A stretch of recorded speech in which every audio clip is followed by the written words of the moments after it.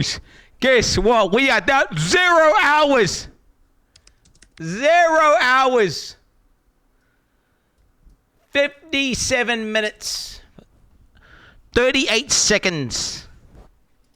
It is coming, my brothers. It is coming, my brothers. Okay, we need to make sure we turn off ads, by the way, for this fucking thing. How do I do this? I gotta figure out how to turn off ads. I think I have a thing at ads. Help. My ads button doesn't work. My ads doesn't. Wait, Samisia, maybe he knows how to do it. I clicked ads and it just takes me to my partner onboarding page, bro. This is what I had saved. I have this one here, bro, and it just takes me here. Maybe we don't turn it off yet. I mean, yeah, just spam infinity ads, and then turn it off for the whole part of Exile. We can't have ads going during the PoE launch. We cannot have ads going during the PoE live stream. Okay, cannot have that because holy shit. I mean, oh yeah, chirpo. Path of Exile. Oh shit, Path of Exile's typing fucking or whatever the fuck emote that is, bro. Are they live now, by the way? Path of Exile. Oh shit, bitch. Ooh, Vario's fucking drops, bro. They got drops. Down for maintenance. What a great link. What a great link.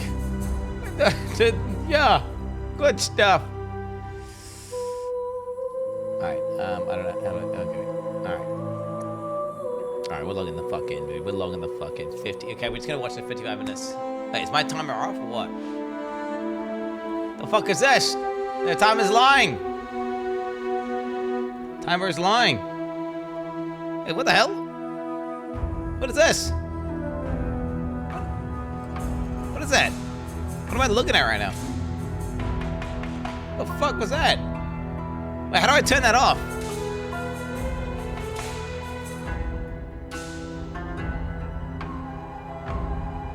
Wait, how do I turn that shit off? Wait, are you telling me that people are gonna be able to spam emojis over the fucking screen during the reveal?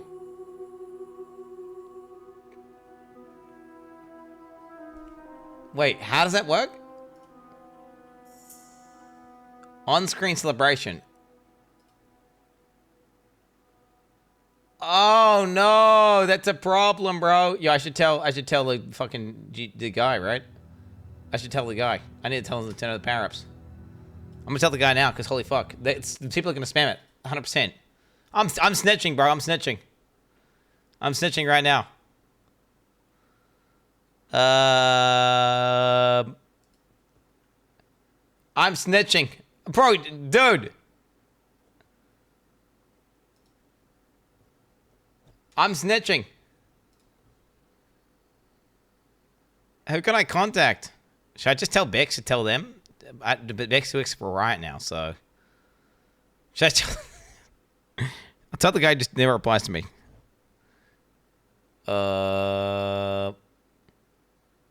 He's not. Last thing I sent to them was this. More feedback. With the new Call to Arms gem, the war cry going off incessantly in your base drives people crazy. It'd be cool if you could players could use invisible MTX on war cries to mute it, etc. That's what I'd said. Fuck. Who do I have in contact? I could just DM Chris Wilson. That's too much. That's too far. I normally would message Bix because she would actually reply, bro.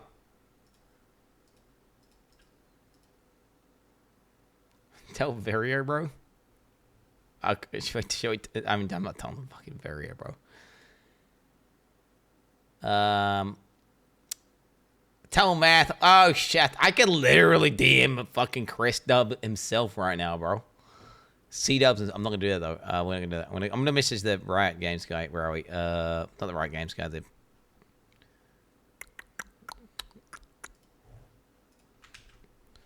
Yo, dude.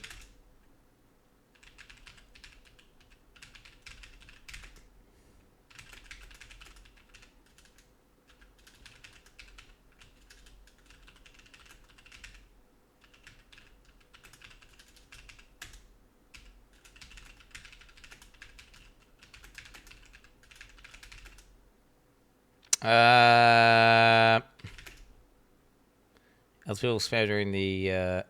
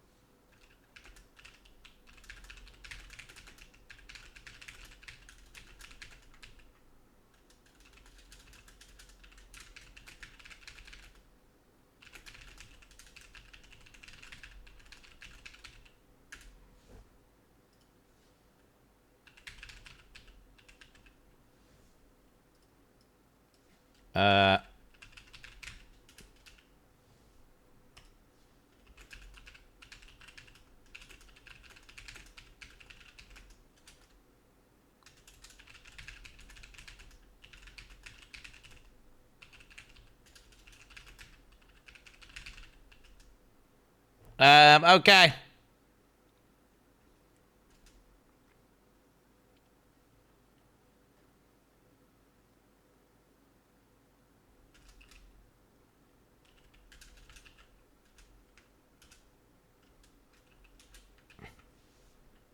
Okay. All right. I've done my job. I've communicated. I've communicated.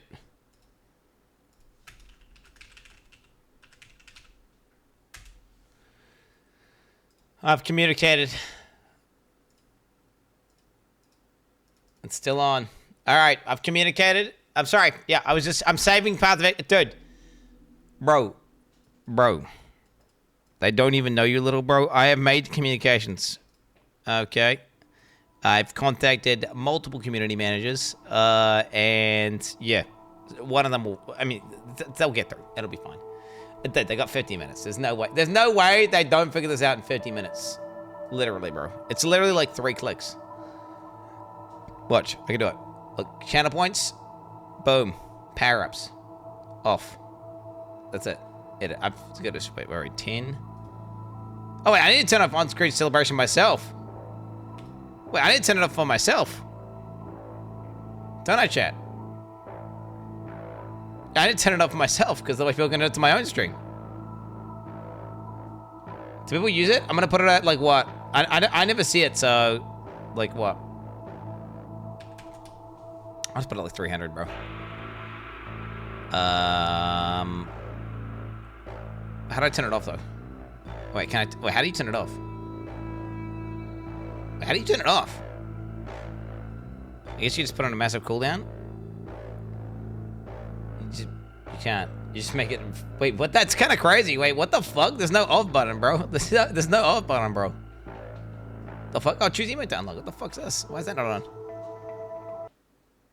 Huh? What is 10k? Bro, there is no off button. But you could just do this, right? You could say... You could go 10,000... And then just go cooldown, and then go like 9999. 7 days. Okay. Well, yeah. All you do is this. You just put it on like 9,000 minutes and put it to 1 bit, and then do it right now, and then bang. Then no one else can do it. There you go. I'm gonna wait. Should I put mine on? I'll just put like a massive cooldown on mine right now. There you go, 9,000 minutes. Someone has to remind me to fix that later, but yeah. I'm putting a 9,000 single in. Chat's they'll spam it just to make a point. They're just gonna be like, well, I can't spam Path of Exile. Well, I'll do it to you. You know they'll do that. All right. GG. Thanks, Bex.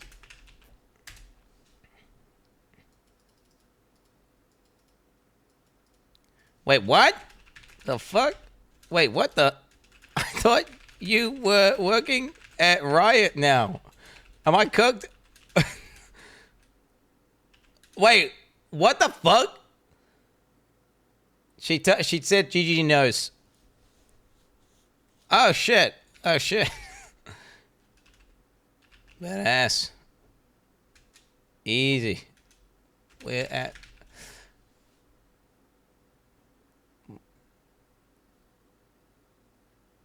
Wait, that's not leaked, right? Oh, wait, what? Oh, no! Oh, shit! Oh, fuck! Don't tell me that's not public, right? Oh, bro, wait, what the fuck? Why would... No, dude! No, wait, what the fuck? That's... what? Oh, shit! I thought it was public! No, it was must be public. Dude, shut up. Okay, anyway, guys, anyway. Oh, my God, bro. Oh, I'm fucking dumb, bro. Bro, oh, my... Bro, wait, what the fuck? Okay, no, dude, I was just role-playing myself. None of that is real. None of everything I said is real. None of it is real. Oh, my God. Oh, shit, what the fuck?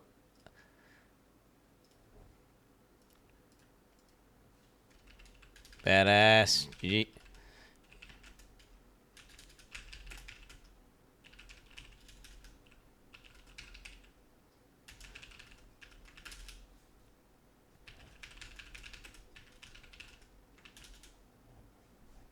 Okay, I'm closing that shit down, bro.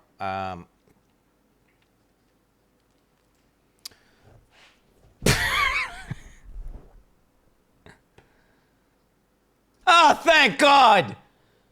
Oh, thank God! Oh my God! Thank Jesus Christ! I thought you guys gaslit me to think I leaked something. Okay. Oh, thank you, fucking cunts! You motherfuckers, bro! Oh my God! No, she's publicly tweeted about it, mate. Jesus Christ! Like I said a few months ago, why, I can do that if I want to. I can do that if I want to. I didn't see that. Now I saw it now, so I can like it. I'm allowed to be it's only weird if you like a tweet from months ago and it's like a picture, like, right? Because then it's like, oh, this guy's scrolling down my feed and he's like liking pictures of me, bro. Like, that's when it's fucking weird, bro. Fake friend? Oh, I'm not a fucking fake friend, bitch. I'm not a fucking fake friend, okay? It's not like, the reality is, we're not like, it's not like I'm fucking... You know, people in New Zealand aren't like just living right next to each other and can just like chilling out every day. Okay, that's how it works. All right, buddy. Okay. That's not how it works. All right, GG, bro. GG. Look at that. GG fixed. GG fixed. Very, very potent. Very focused. Fixed. Well, you can't turn it off. You gotta like, fucking, yeah. That Gracie Lyra girl is hot from NZ. I have no idea you talked about. That's kind of creepy. Whatever you're saying, bro. The only chick that wait, we got, who's just famous people from New Zealand who are chicks? We got, okay, we got Lord A, Jacinda Ardern. Ban that guy in chat, please. Ban that guy in chat. Go ahead and ban him. Take him out.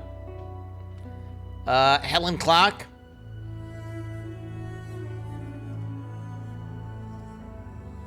It's because of Bandy Vader, by the way. He's gonna perma his ass. He's gonna perma ban his ass. June 20. When was that? How long has he been Bandy Vading for? He's been, yeah, I'm just perma his ass, bro. Perma his ass. Fucking weirdo. My most famous thing about NZ is the scenery. All right. What do we chat? The question is this. All right. What do we want from this new league? I know what I want, chat. Okay. Loads of balance changes.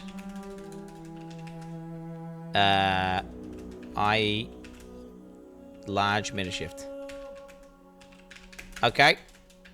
Static end game. New bosses. Okay, could even just be the pin ultimate bosses. being made static. But hopefully even a new boss. Key. Needs to be static, else vomit. Okay. What I mean, okay, static is, okay. My boss is the same as your boss. That's what it is. It's my boss is the same as your boss. It's fucking, I beat Uber Awakener, right? You beat Uber Awakener, and we both know what Uber Awakener is, and we be like, oh, dude, that's badass. Congrats on beating Uber Awakener. Not, oh, yeah, I did a penultimate boss, and it had like 300% damage, fucking increased to as lightning with 20% pin, and they had 200% monster life with some shit where if you kill one, it like buffs the guy next to him, so then he's like stronger or whatever, you know, like not that shit. No, it's the same boss. I'm saying it's like, okay, there's a bar. It's set at this point. It could be easy. It could be hard, but we know where the bar is. It's static. It don't go up. It don't go down. There's no fucking mods rolling or going on. It's just, there's the boss. Have you beat the boss? Yes. Cool. Have you not beat the boss? No. Hey, maybe you should beat the boss. And then what that is that's a goal to aim at. You know, it's not going anywhere. You know where it is, and you want to try and beat it. That's what I would love to see. Melee reworks / buffs. Significant. Okay. This probably spelled horribly wrong, isn't it, chat? Is it? What do you guys think? It is. I can't, do you know what? That looks exactly the same to me, but apparently it's different. Something. I can't. Wait, I can't. Wait, that's how you spell significant, dude? Holy shit, bro. That's crazy. All right. So I want, yeah, loads of balance changes, a large meta shift. Melee reworks / buffs. Okay, significant. And what do I mean by that? I'm talking... maybe... Oh, I just see too much. What? See too much. What do I add that in? New skills. Min equals 3. And 1 is melee. Okay. Oh, 3? Min is 3. 3 new skills, 1 at least melee. Yeah. Okay. No, I'm not doing the little fucking emoji, mate.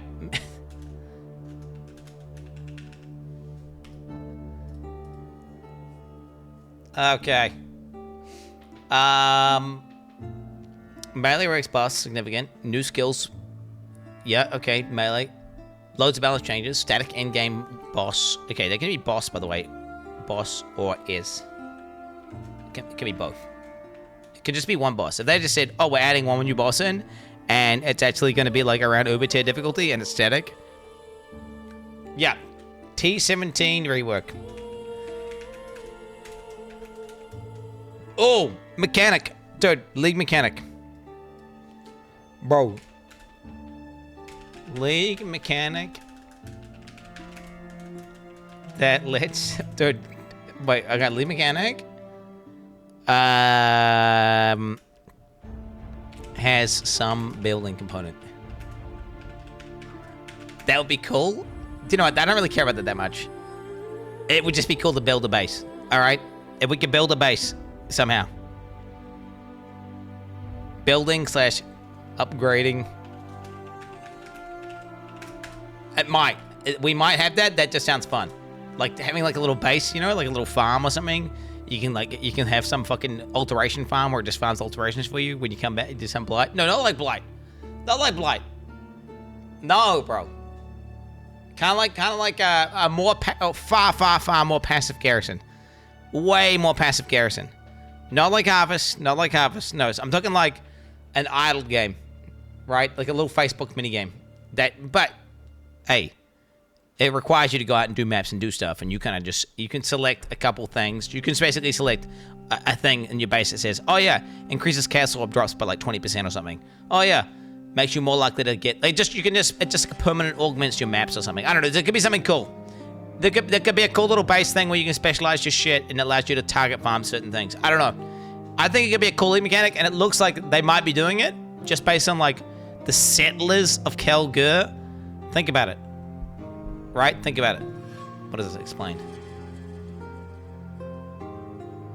Quin69 just leaked Bex's back to GGG. I did not leak that. Are you retarded? That's not even what she said.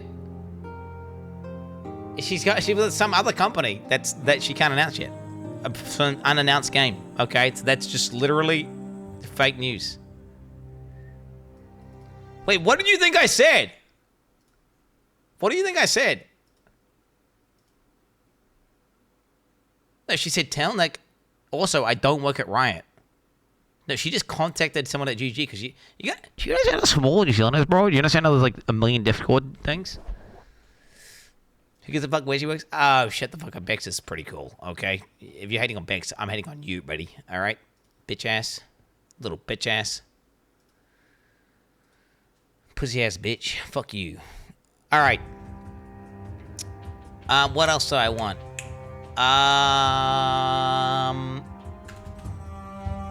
I mean, stacking game bosses, balance changes, melee. I mean, some new cool shit that I was never expecting, right? Some new cool ass shit that I don't even know that I want, but now want it. Okay. That's what they paid for. Wait, didn't. Yeah, that's what yeah. I'm talking like just some new crazy shit. Like some weird shit. Like T18s. I don't know what it'll be. It'll be something crazy. Something crazy, bro. Fishing boat MTX. Why the fuck would we want a fishing boat MTX? A 16? I don't know about a 16. Group greater rifts? Yeah, I don't know about that. Nerfing magic find? True. Nerfing dog shit ass gameplay. Where you just run around doing low tier shit or stacking a single guy full of magic find, then you kill him and so many items drop that you can't even loot them all before your portals run out. Yeah. Yeah. Let me change this. Dog shit ass. Alright, there we go. Yeah, fuck that shit. I hate that. Yeah, also, MF gear. MF quant gear deleted from game. Alright. That's good. That's a good one. Alright. What other quality I think that I want? I mean, the pickup changes to something that I wanted quite a lot. Make a bingo card. Wait, voice crack? I didn't have a voice crack. What are you even talking? I didn't even have a voice crack. What are you even talking about? Ascendancy reworks? Dude. Buffing shit ascendancies. See, reworks. AKA glad.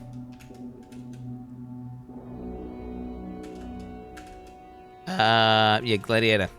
Yeah. Yeah. Totem's deleted from the game. I don't necessarily care too much. Totem rework. We'll put Totem rework in there as well. Totem rework.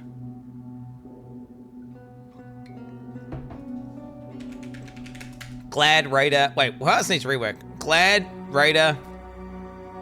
Jug could, I mean, honestly, Jug could use changes. I think Jug could use changes. Assassin. I mean, yes. Put Assassin there as well. I don't know, Berserker's getting a lot. People are using a Berserker quite a lot for all the rage builds. I feel like Berserker has like a niche. Jug is good, but like it's kind of good for the wrong reasons. It's good because if you build it an insanely specific way, it becomes very, very, very hard to kill. But then everything else about it is shit. Like I wouldn't mind if they took a bit of power out of those bottom nodes, basically, and then they put more power into the other nodes to make it more of a compelling choice. Because right now, you know, you basically never pick the top end of the tree, which would be kind of cool. We Horiori drop. Oh yeah, dude, buffing more Horiori. Yeah, true. Or giving SSF gamers a way to target uniques. Wait, target farm items better. Also, fucking just not. Wait. Oh, wait, how about this? Not balancing the mechanic around Trade League. Cooks. That would be cool. What am I saying? What does that mean? What that means is like, okay, during like Crucible League, they deliberately made the drop rate of all these fucking cool things 0. Because guess what? If you got like certain combinations, so you could just combine them and make insane items. So they had to make these good ones super fucking rare to the point where you'd never see them if you're playing solo. And the only way you're gonna get them is if you fucking play Trade League and then you just buy the exact Crucible bases that you need to make the item. So basically, everyone who plays SSF gets cucked because of the fact that people can trade. Now, I would prefer a game state where they balance the game around the average Joe or the average SSF gamer. You know?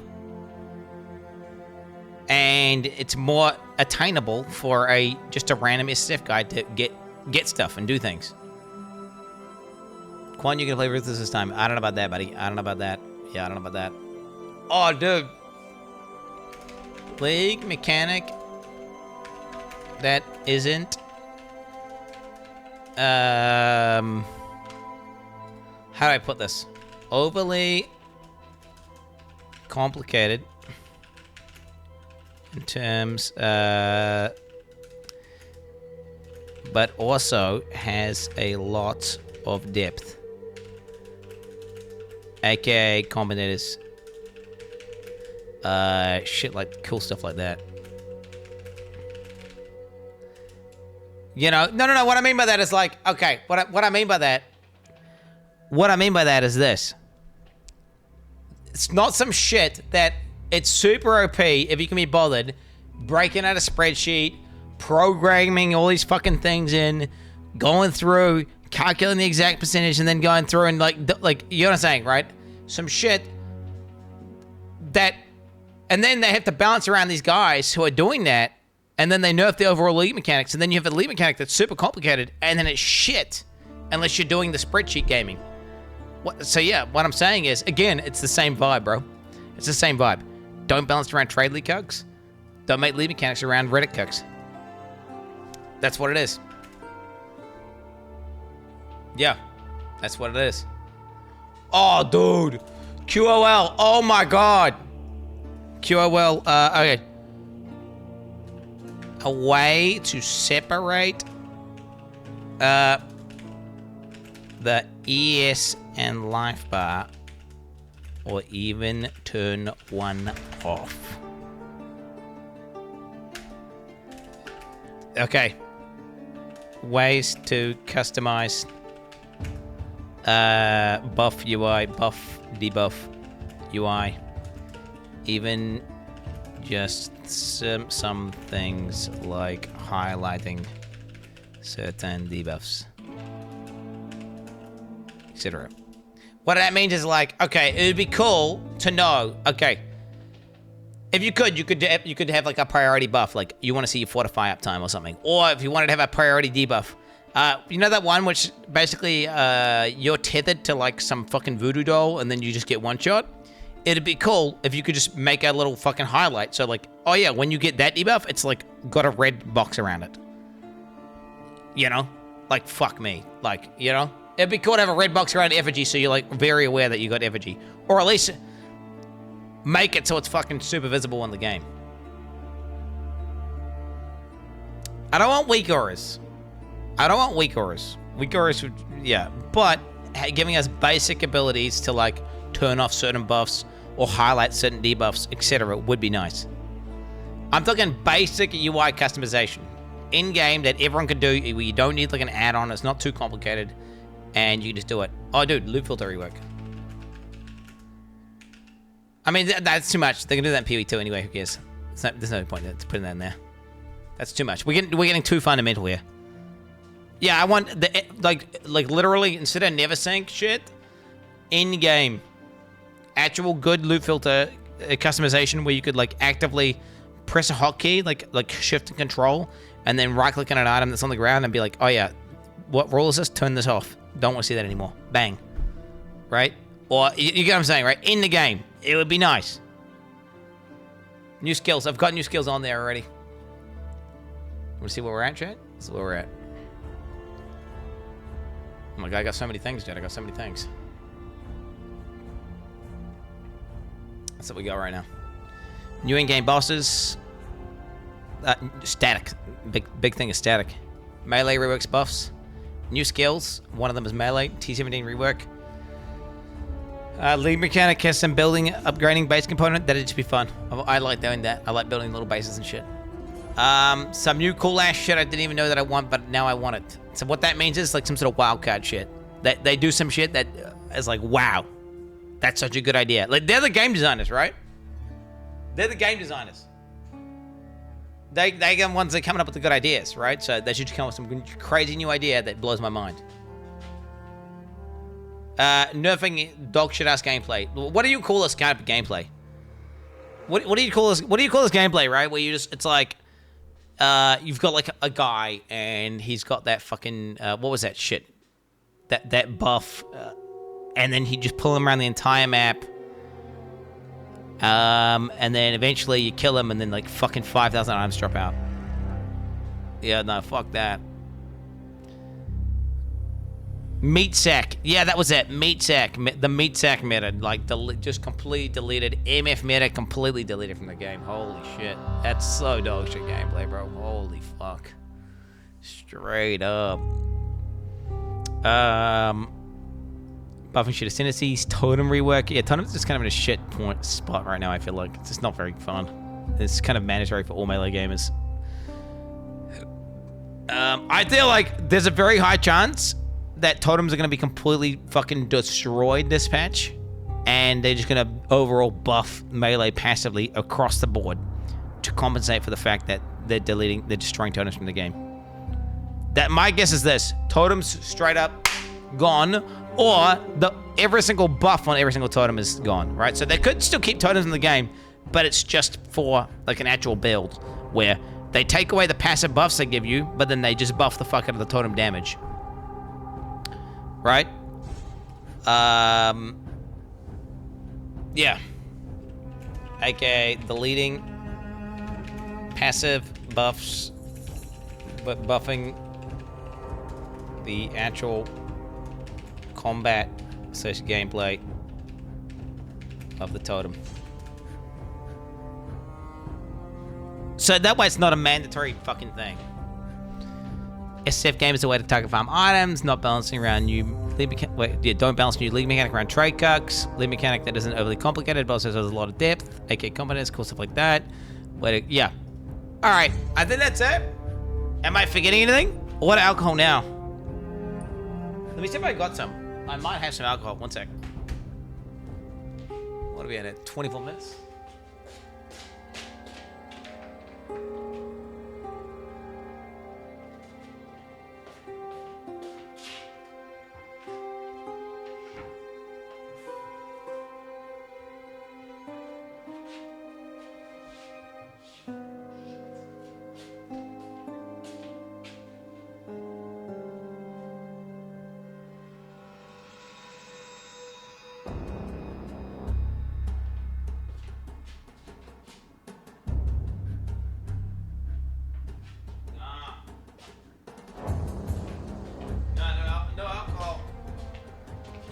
No alcohol.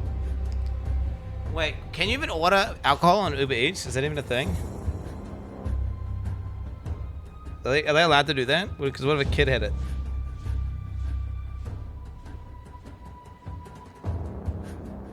Baggy Asian.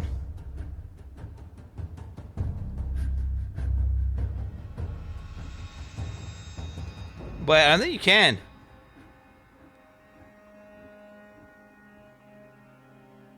I don't think you can buy alcohol.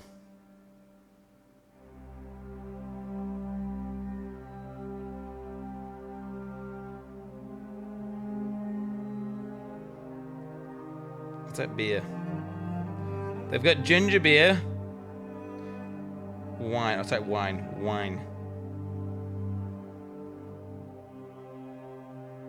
They got wine, super wine, Griffin biscuits. No, you can't buy alcohol.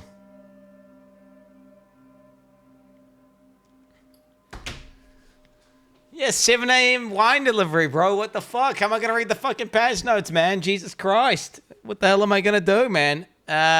Drops enabled. You got drops enabled. Of course I'm going to have drops enabled, dude. Let me check when that's on. Let me check. Path of Exile. Announcements. Enabled. Friday 19th of June. 8 a.m. Okay, that's in 20 minutes. Okay, so it's on. Drops on. Alright, I'll put drops in the title. That way chat doesn't fucking spurg out saying, why have you got drops on? Have you got drops on? Have you got drops on? Drops are on, chat. I repeat, drops are on. You get some sort of back attachment. What is this? What is this? Corsair back attachment. Dude, so sick, bro. So sick. So sick. Oh my god. We have to watch for 45 minutes to claim the fucking, to claim the thing. I'll type exclamation. Look, you can do the drops command, chat. There you go. There you go, bro. Sell out? Shut the fuck. I didn't even know there was drops until some guy just asked if there was drops, and then I just clicked the drops and then typed Path of Exile. This is literally my entire research I've done on drops. Okay, and I click here, and then I'm like, okay, it's on. That's literally it. Do you really think I would not watch this? In what world? In what world, bro?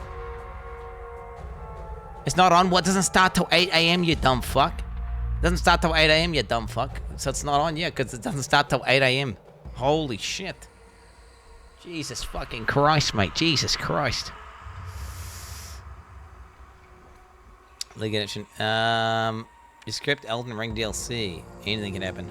The reason why I did that is because I'm waiting, because I appreciate the game. Okay, and I want to, like, savor it and play it whenever I have enough time. I'm probably going to do an entirely new, brand new, full, big dick Elden Ring run. In the future here, at the right place, at the right time. Okay? I'm not waiting for nerfs. I might even do it all, the whole thing, Soul Level 1. With only naked. I might, we'll have to see.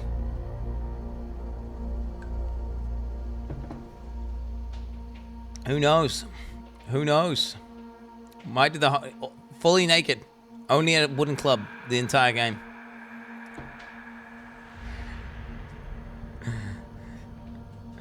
That's right, bitch.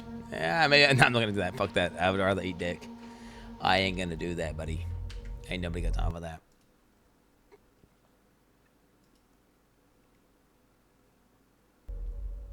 Alright, what do we got? Delirium 10k heist. 8k. What it is it's gonna be just a massive Citadel Calder. There's gonna be a huge fucking I mean, Jesus Christ. I'm gonna have to ask Abby. Wait, what's the best alcohol to drink? Yo, Abby. I need some wine for the patch notes.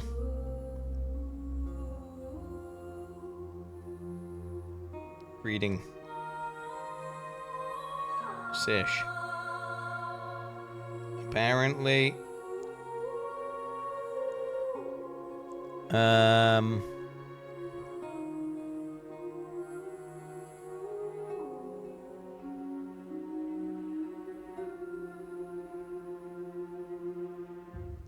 I think red wine, right? Red wine's the best shit.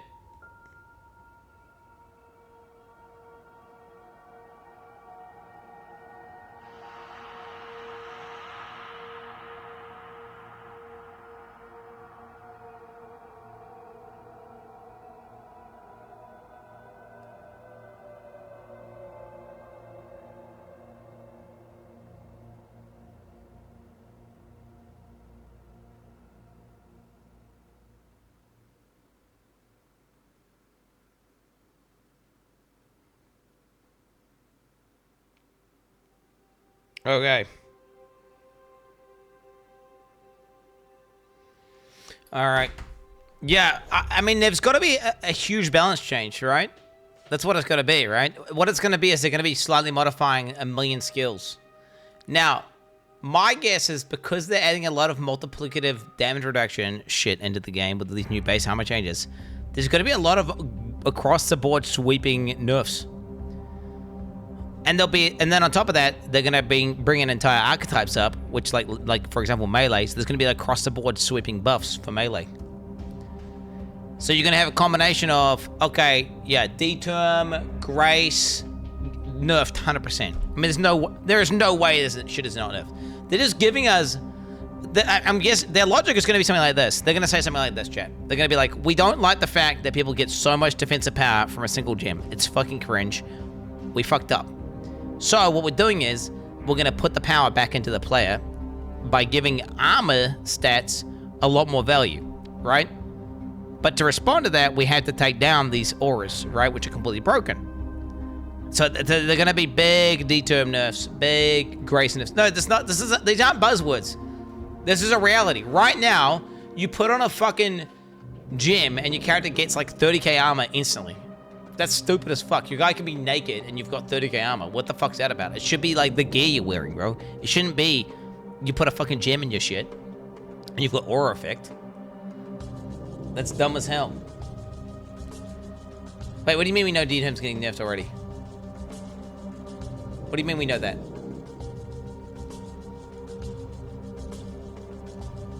Did they announce it?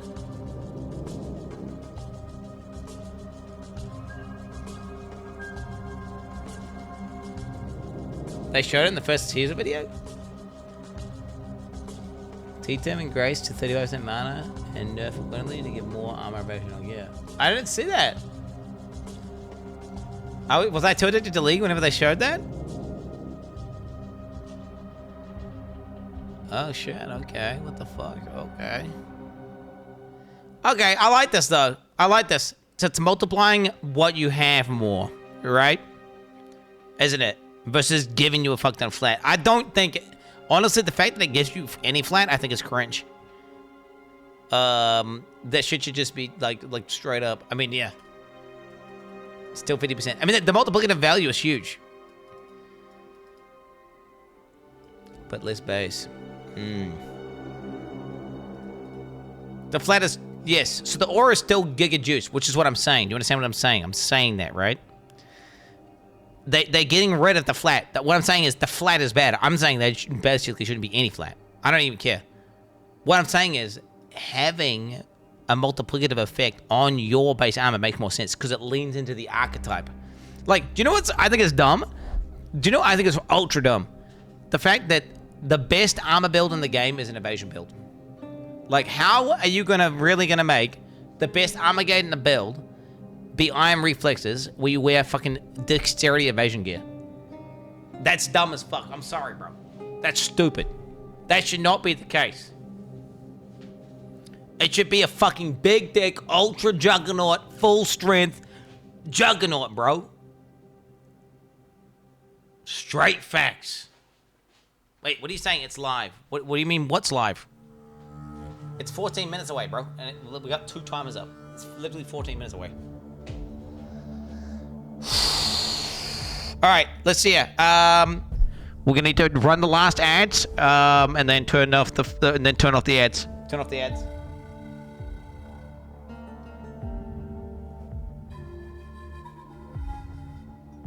Turn off the ads. I don't know. We got that ad still running. We're gonna turn off the ads. Okay, channel points. Let's look to make sure channel points are off, chat. Okay, that shit is turned on to like a 9,000 year cooldown, so people can't spam that. Message infection, that's fine. This is fine. This is all fine. This doesn't go through. Yep, that's all fine, isn't it? This is all fine. Is there anything else I'm forgetting, chat? Let me disable this Path of Exile countdown now, because we don't need this shit anymore. Turn that shit off.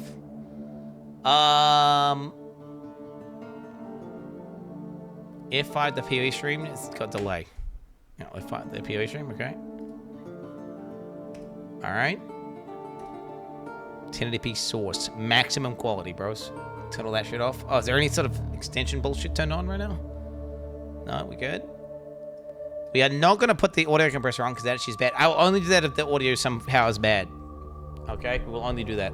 TTS? Oh, we can unpause it for now, but we'll pause it afterwards. Clown. What the fuck is this? That was the most Are you exciting fucking event serious to right now, happen bro? in New Zealand for the Fuck is this? past 20 years. Hi, sir. Tab targeting combat sucks ass objectively, and the only Yeah, people true. that want it in other games are World of Warcraft Nerf DD. Andes. Hey Quinn, I can't wait for the next Pro League. Can't wait for you to pop off and destroy next league just like this league arc. All your supporters know your skills improved drastically and Let's are go. basically at gold rank if stream snipers weren't a thing. True. Sad stream snipers spend so much time to stop you, but such is life. Anyways, good luck on next league, God Gamer all the way. D4 bad. D4. Basic. Fuck ads. Court D4 good. Pop. Fat. Me no understand what Spirit Realm is. They are saying Spirit Realm a lot. Can I get one of those 6 Spirit Realm shirts? There's an arrow. D4 still bad. D4 bad. Sup homie. Melee alright. Boat League Incorporated. Are you still poor lil bro Joe? Yeah. Login. D4 bed. Po let's go. Sure. Blah. RuneScape when? Finally Boat League. Last league before Po 2. Play chat SF with Steel and the boys. Cheers mate, let's hope for a league that's actually enjoyable to play. World of Warcraft. Hike 1. Sending hate from Florida. Login. Always remember chat. D4 bad. Bleedic 96. 26 months. Po time. Been in hospital for 3 months. Just got out in time for new Po. Thank God I missed the league arc. Was worth almost dying to miss it.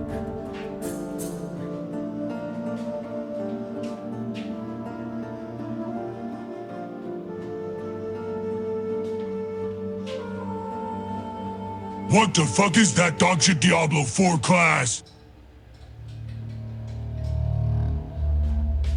Spirit Boy, bro. What are you talking about? It's totally new and really cool, dude. What are you talking about, bro?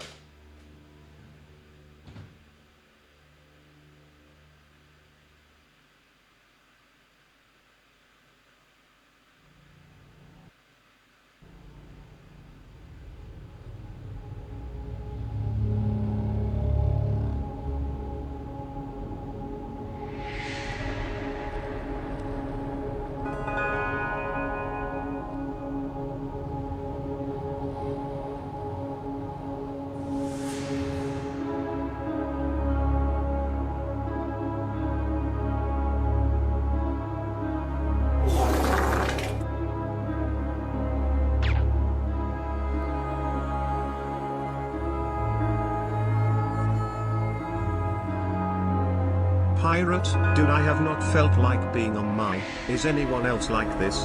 Like the past like 2 months, man, I don't wanna be on my computer ever. Like I'm so over the computer. I think Corona, they can't take me serious if you look at me like that. Nails! Nails! I'm having sex with a Fee Stables bar.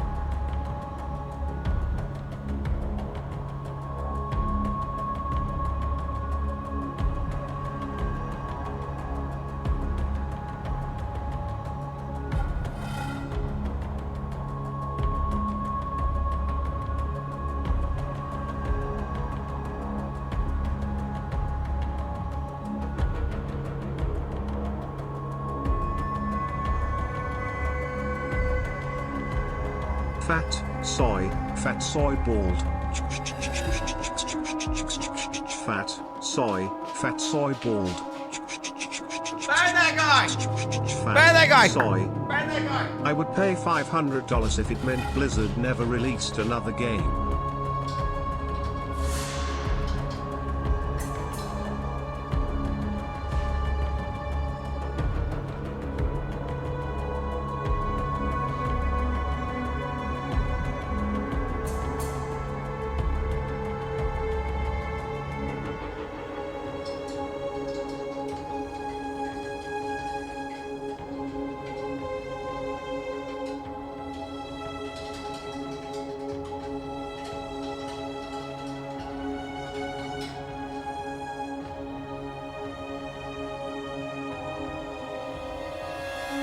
Quin69. I love Diablo 4. I wish Path of Exile could learn a few things from the best company in the world, which is Blizzard. Hello, welcome to Queen's Brain Cavity. It's so dust and milk, nails, fat, EA.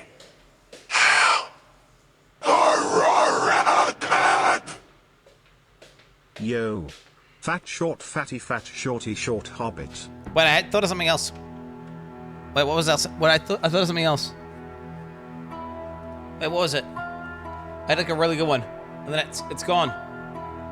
What was it? No, it was something else. I'm Chris Wilson from Grinding Gear Game. No, I already got T70 maps. Our first T70 map rework. announcement for 3.5 is that we're nerfing all melee builds across the board. We found that last league, even dog tamers like Quin69 were somehow able to defeat Act 5 Kitava. This was a bug in the game and has now been fixed. There was something else. What was it? No, it came to me, and then it disappeared.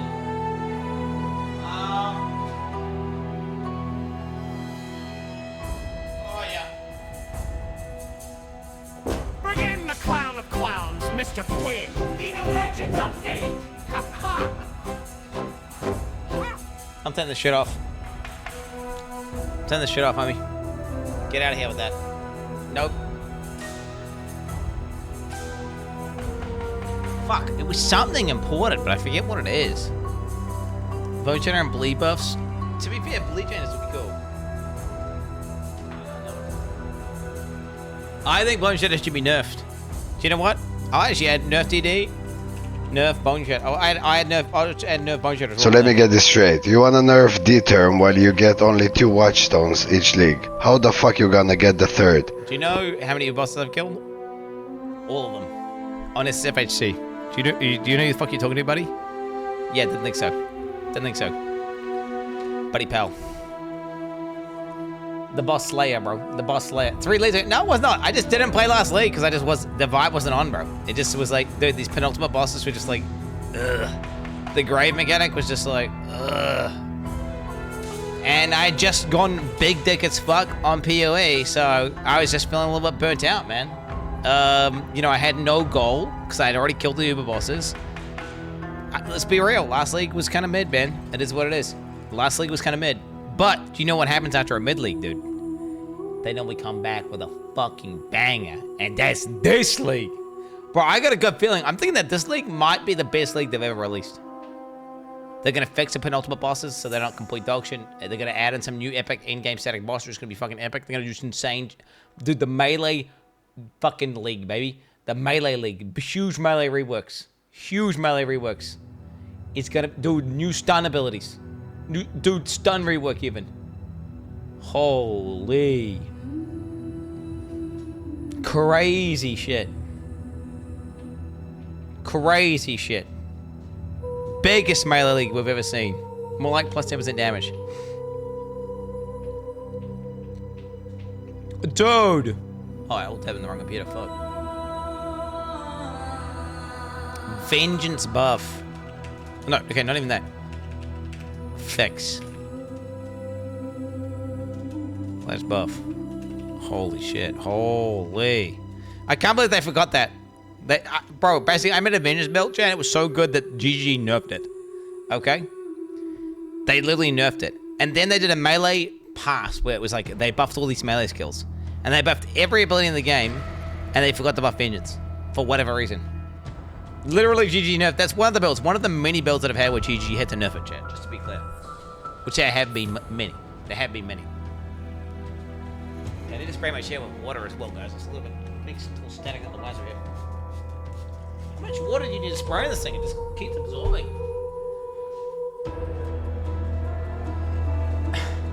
I did not wake up after that, bro. All right, TDS off, ads off,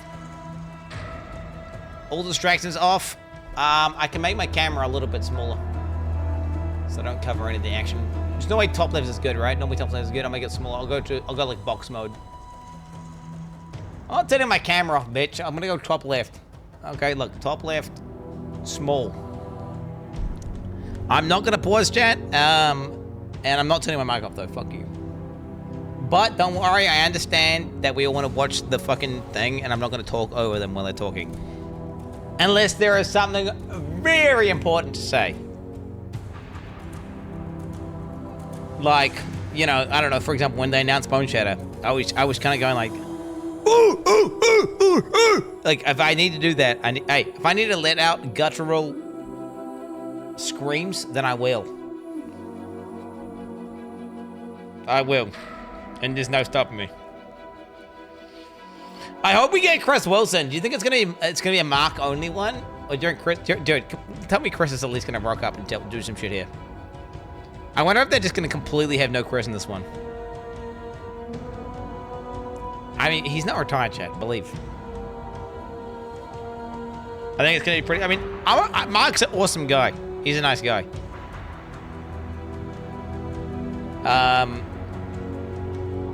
Yeah, I would just like to see Chris on there for a bit at least, bro. Just a bit.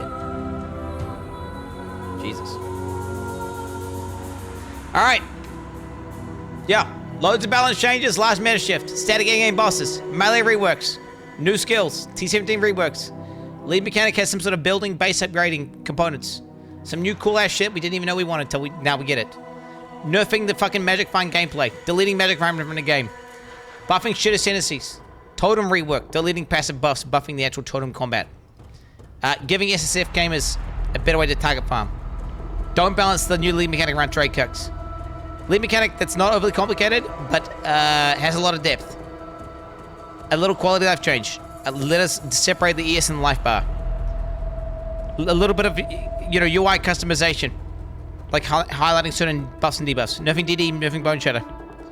Nerf all builds where you just run around spamming one button with 0 gear, instantly destroying the entire game with 0 investment. Okay? Fuck those builds.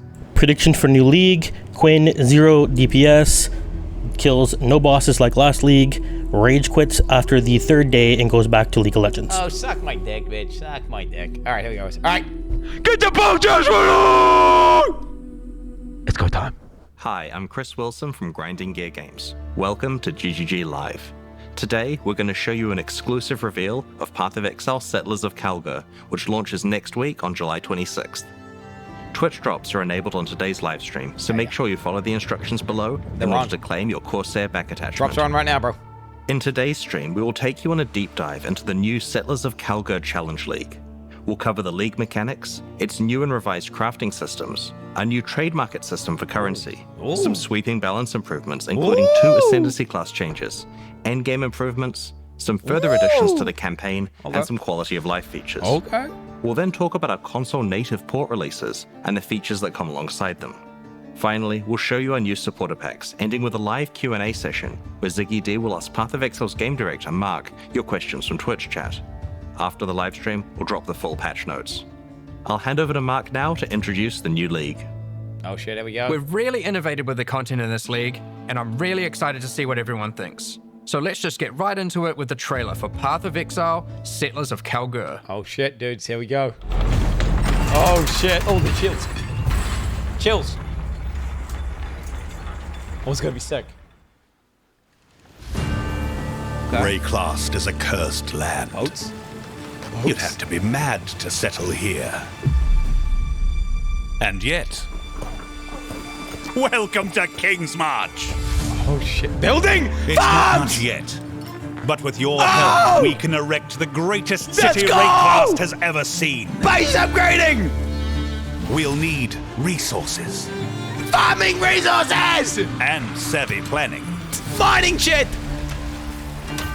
Bro!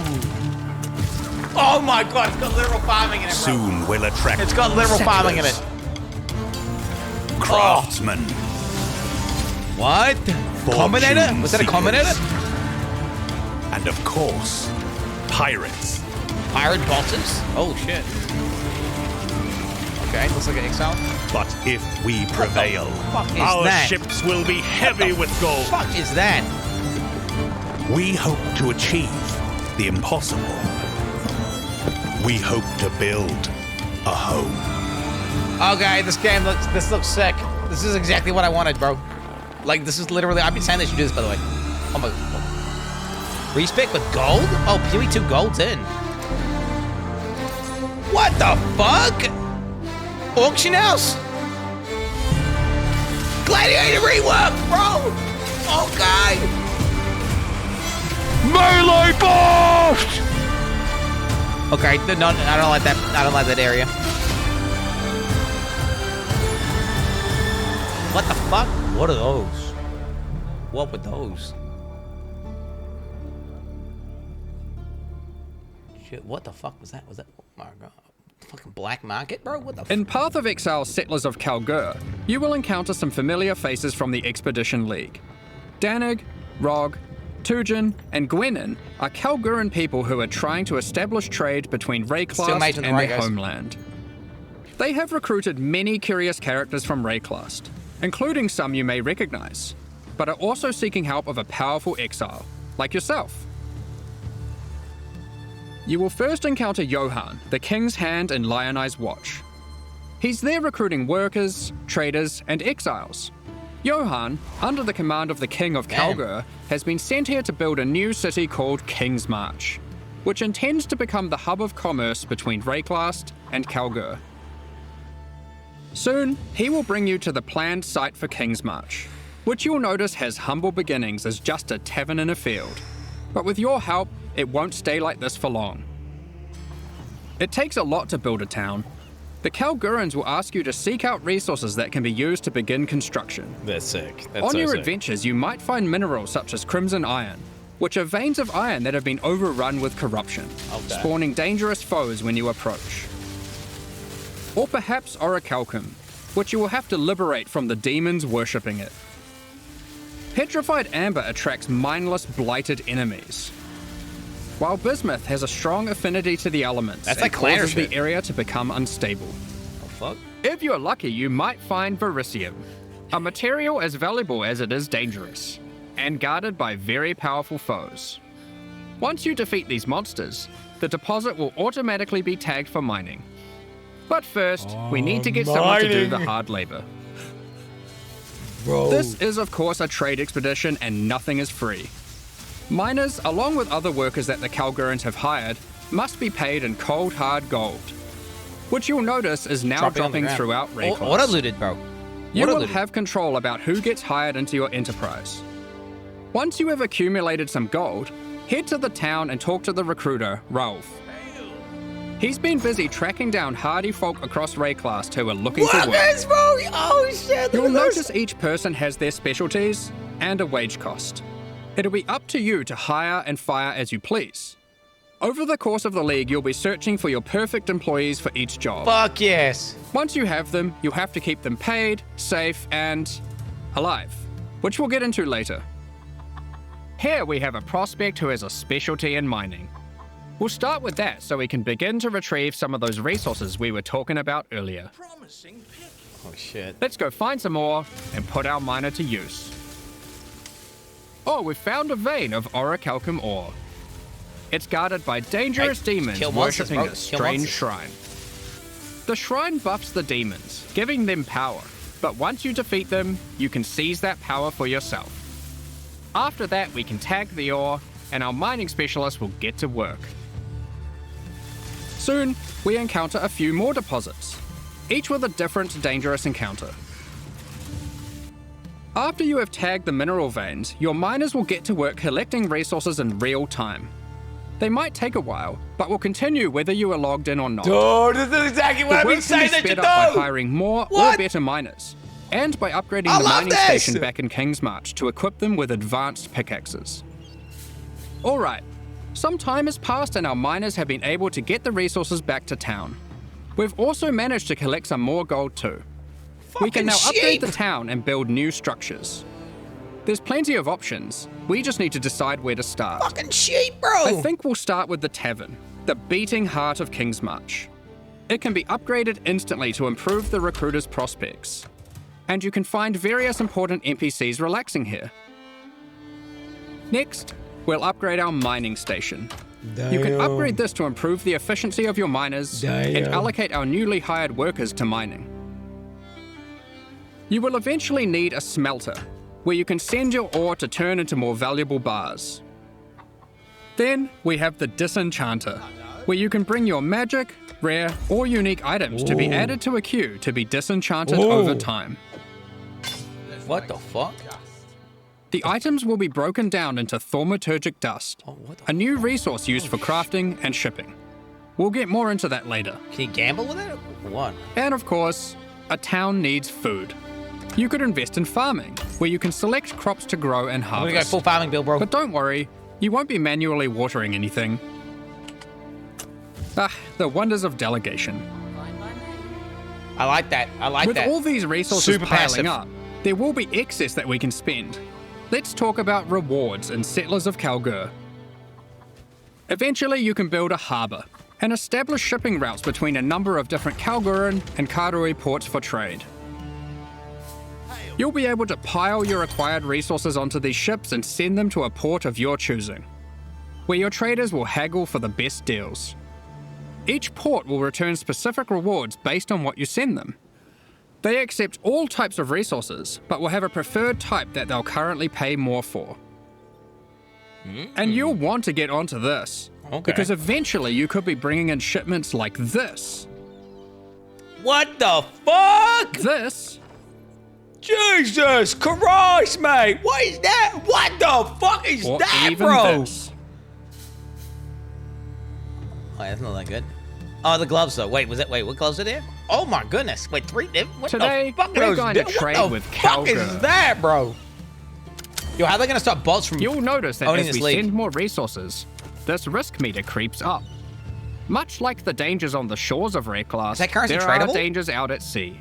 Monsters, pirates, environmental hazards. You'll want to try keep your shipment safe. You can do this by hiring workers that specialize in shipping. Ooh. The more of them you add to the ship, the less risk there will be. Okay. Like this gentleman, who's famous for fending off even the most dangerous of pirates.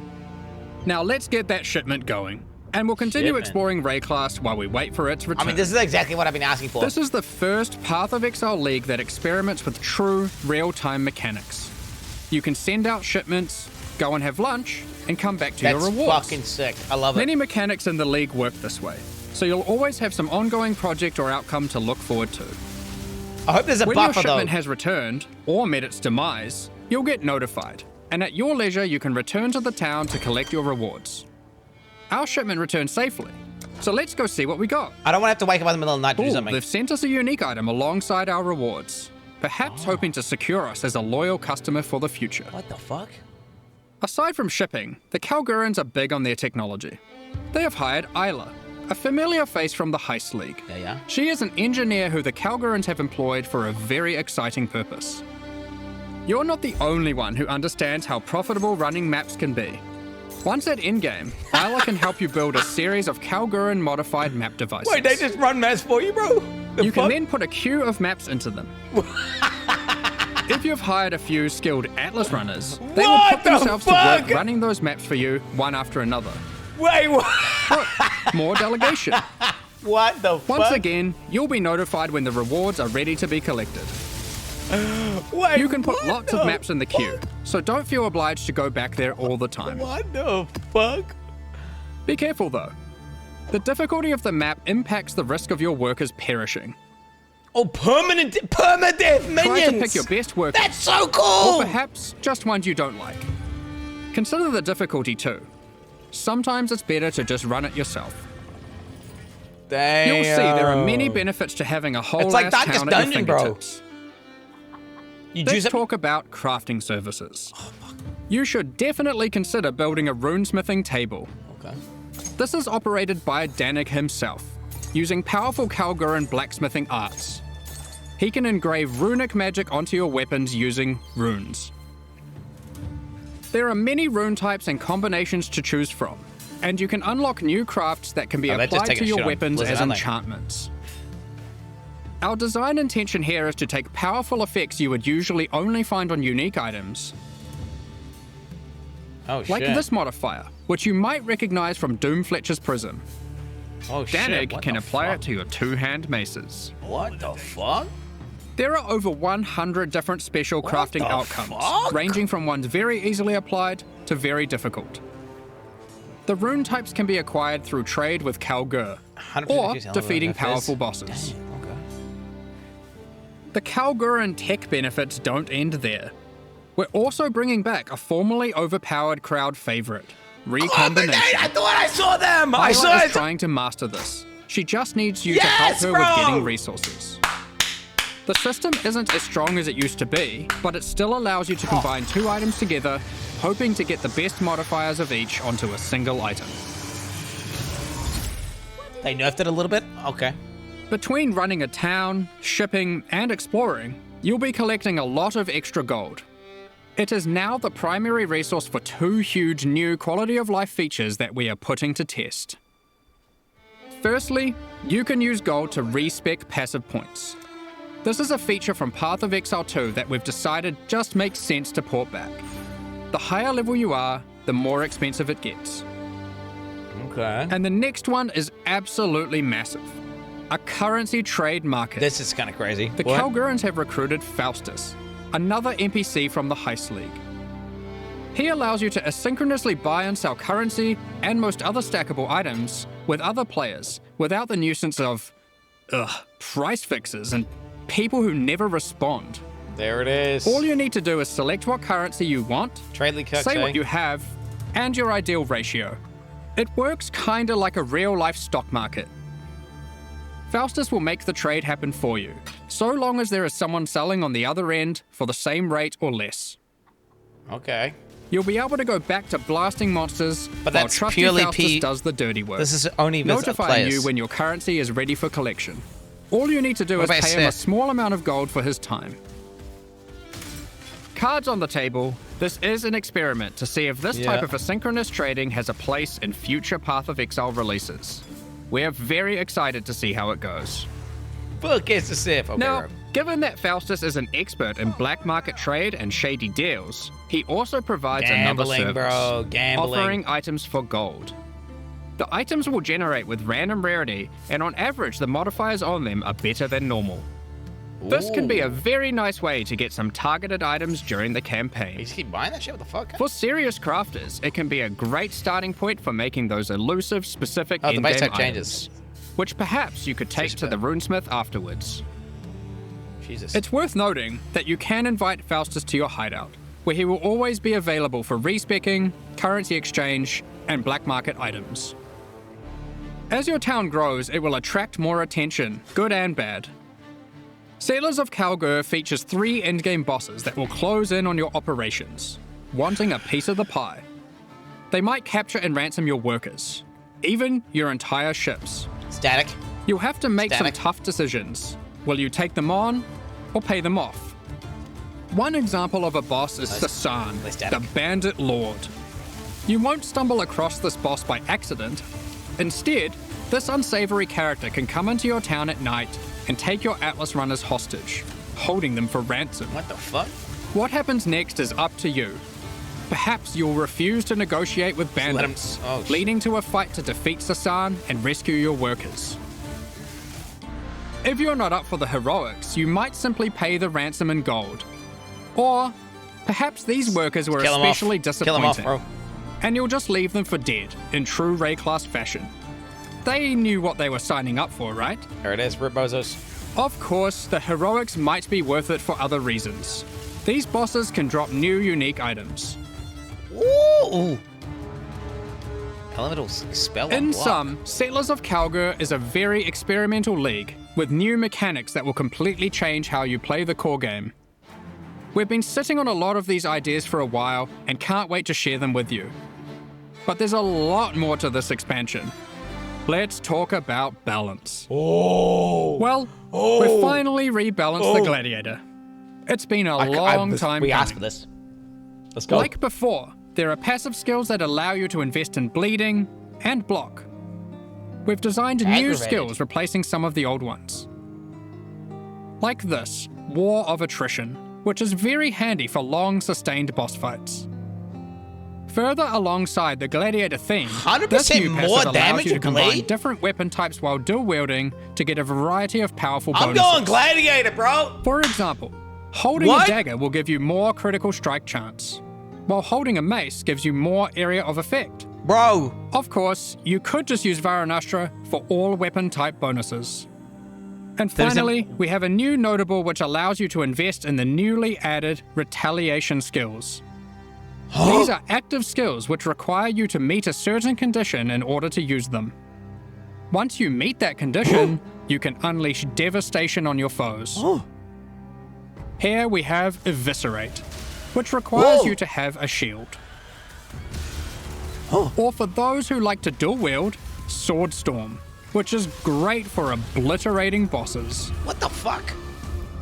Here we have the Divine Retribution skill. This one has the condition requiring you to block. You can then unleash a devastating spell, causing lightning bolts to strike the ground in an X shape around your target location, doing huge amounts of damage.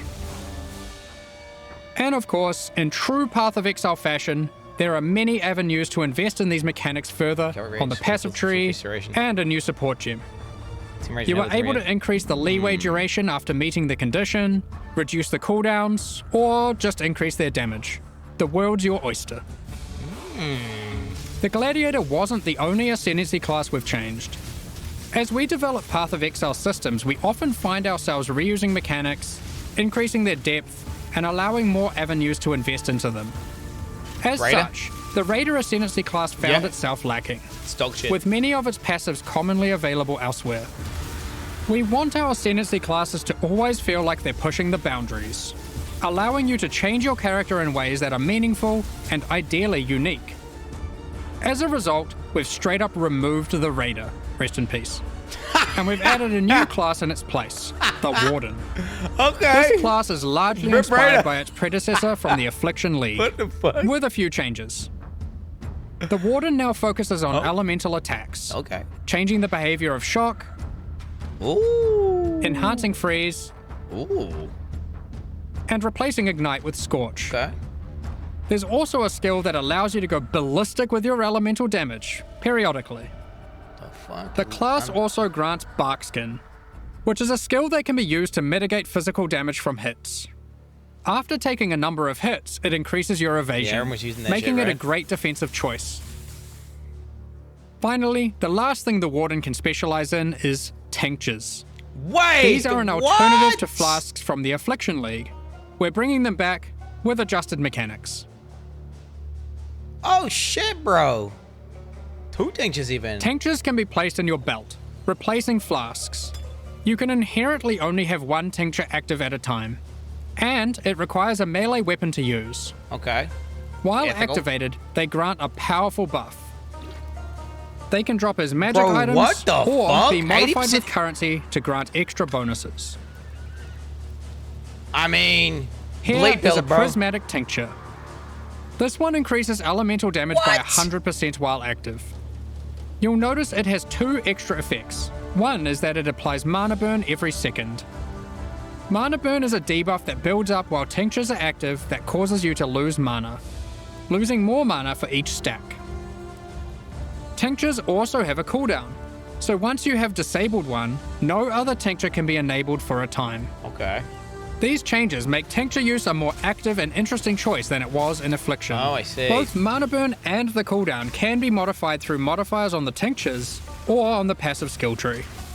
Players will want to maximize their tincture uptime for sure. Here we have a couple other tinctures. The Poisonberry tincture is excellent for poison builds. The Rosethorn tincture is the choice for those wanting to deal critical strikes. You might be wondering, with the removal of the Raider, where has the Frenzy Charge investment gone? We've added a Frenzy Charge passive skill to the Deadeye, replacing the Rupture passive skill. Oh yeah, Gladiator main now, I guess. On top of Ascendancy classes, we have revisited a number of core mechanics. This time taking pains to ensure easy access through the passive tree, skill gems, and simple items. We don't want all the powerful mechanics to be hidden behind layers of complexity. Let's just rapid fire through the key points. If you want more detail later, you can read the patch notes, I'll be reading which those. will be dropped after the live stream. Be sure to let us know what you think. There's a lot of changes, so be prepared for a bit of a shock to the system. I expect it will take several days for the dust to settle on this one. Reddit's gonna be mad. We've made some drastic Totems are dead, alterations bro. to melee skills. Oh shit. Let me just rip this They band-aid removed off. all the buffs and totems. Melee totem skill gems have been removed. There it is. There it is. We're trying to adopt a philosophy with Melee going forward that, unlike other builds, it will be far less oriented around set and forget gameplay. You will deal the damage yourself, and you should be rewarded for doing so. There it is. Goddamn right. To compensate, we have buffed the damage on almost every single melee skill. There it is. As the majority of this damage growth comes from gem levels, we have also made them cost more mana as they level, Ew. but it's nothing like the mana costs on spells. Okay. Here are some examples of the damage and costs before and after. Heavy Strike has gone from dealing 313% attack damage at gem level 20 to a massive 552% attack damage. It's also worth noting, it no longer knocks enemies back. What the And fuck? Sweep has gone from dealing 281% attack damage to now dealing 664% attack damage at gem level 20. What? These are just two examples. Are you kidding But me, the majority though? of melee skills are now dealing approximately 75% more damage at level 20. What the Of actual course, with fuck? melee comes close proximity combat, so you need some good defensive options. Oh, New base shit. types with higher defensive values will now drop throughout Bro, the endgame. the game's gonna be so easy now. As you reach yellow, red, and purple maps, you can expect to find higher tier base types in each. For example, Val Regalia and Hubris Circlet are no longer the best in slot items for Energy Shield. There are new base types that hunch? surpass them. 3 Combined hunch. with some quality changes, which we'll talk about soon, you can now get better items than ever before in these slots. To compensate, we have reduced the amount of flat evasion and armor from the Grace and Determination auras. Base. But overall, Fair you're enough. I getting like it. more defenses I like than it. before. I like it. On top of this, we have buffed life modifiers on magic and rare equipment. You can now get as high as 189 additional maximum life from a single modifier on body armors. What's and Combs more look on like? other slots too. 1,000 life? What's Combs at? 1,000? Calm's Heart has also finally been restored to its former glory and once again grants plus 1,000 to maximum life. I mentioned quality. Quality on weapons and What armors the is being changed to fuck? apply multiplicatively.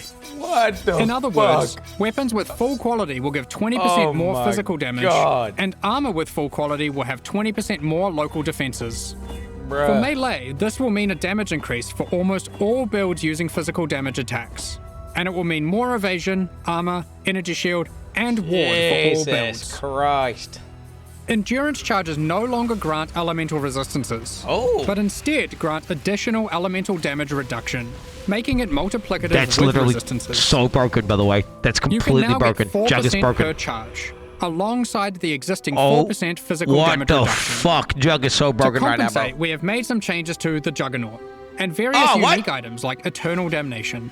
Ah, yeah, You can get more 90% DAP maximum instantly resistances from with the it. tree, specifically around the Marauder class start. Yeah, so they thought These, about of it. course, can stack with the They thought new about it. elemental mitigation from endurance charges. Okay. On top of this, duels can now roll maximum elemental resistances as modifiers. Whoa! Since we're making elemental What? mitigation more accessible, we've heavily reduced accessibility to physical damage taken as chaos or elemental damage. Those stats are still around, but you should not expect to be getting full conversion anymore. Ooh. Get fucked. All block passives have been buffed, so you can now more easily achieve block cap from just the passive tree. Okay. The Keystone Versatile Combatant has been improved to have less of a penalty to maximum block.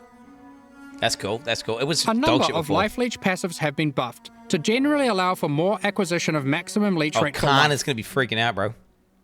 He's going to be like, oh, Slayer, beam, Val oh, Pact has Slayer. been reinstated to its former glory for instant life leech. What? But only for melee.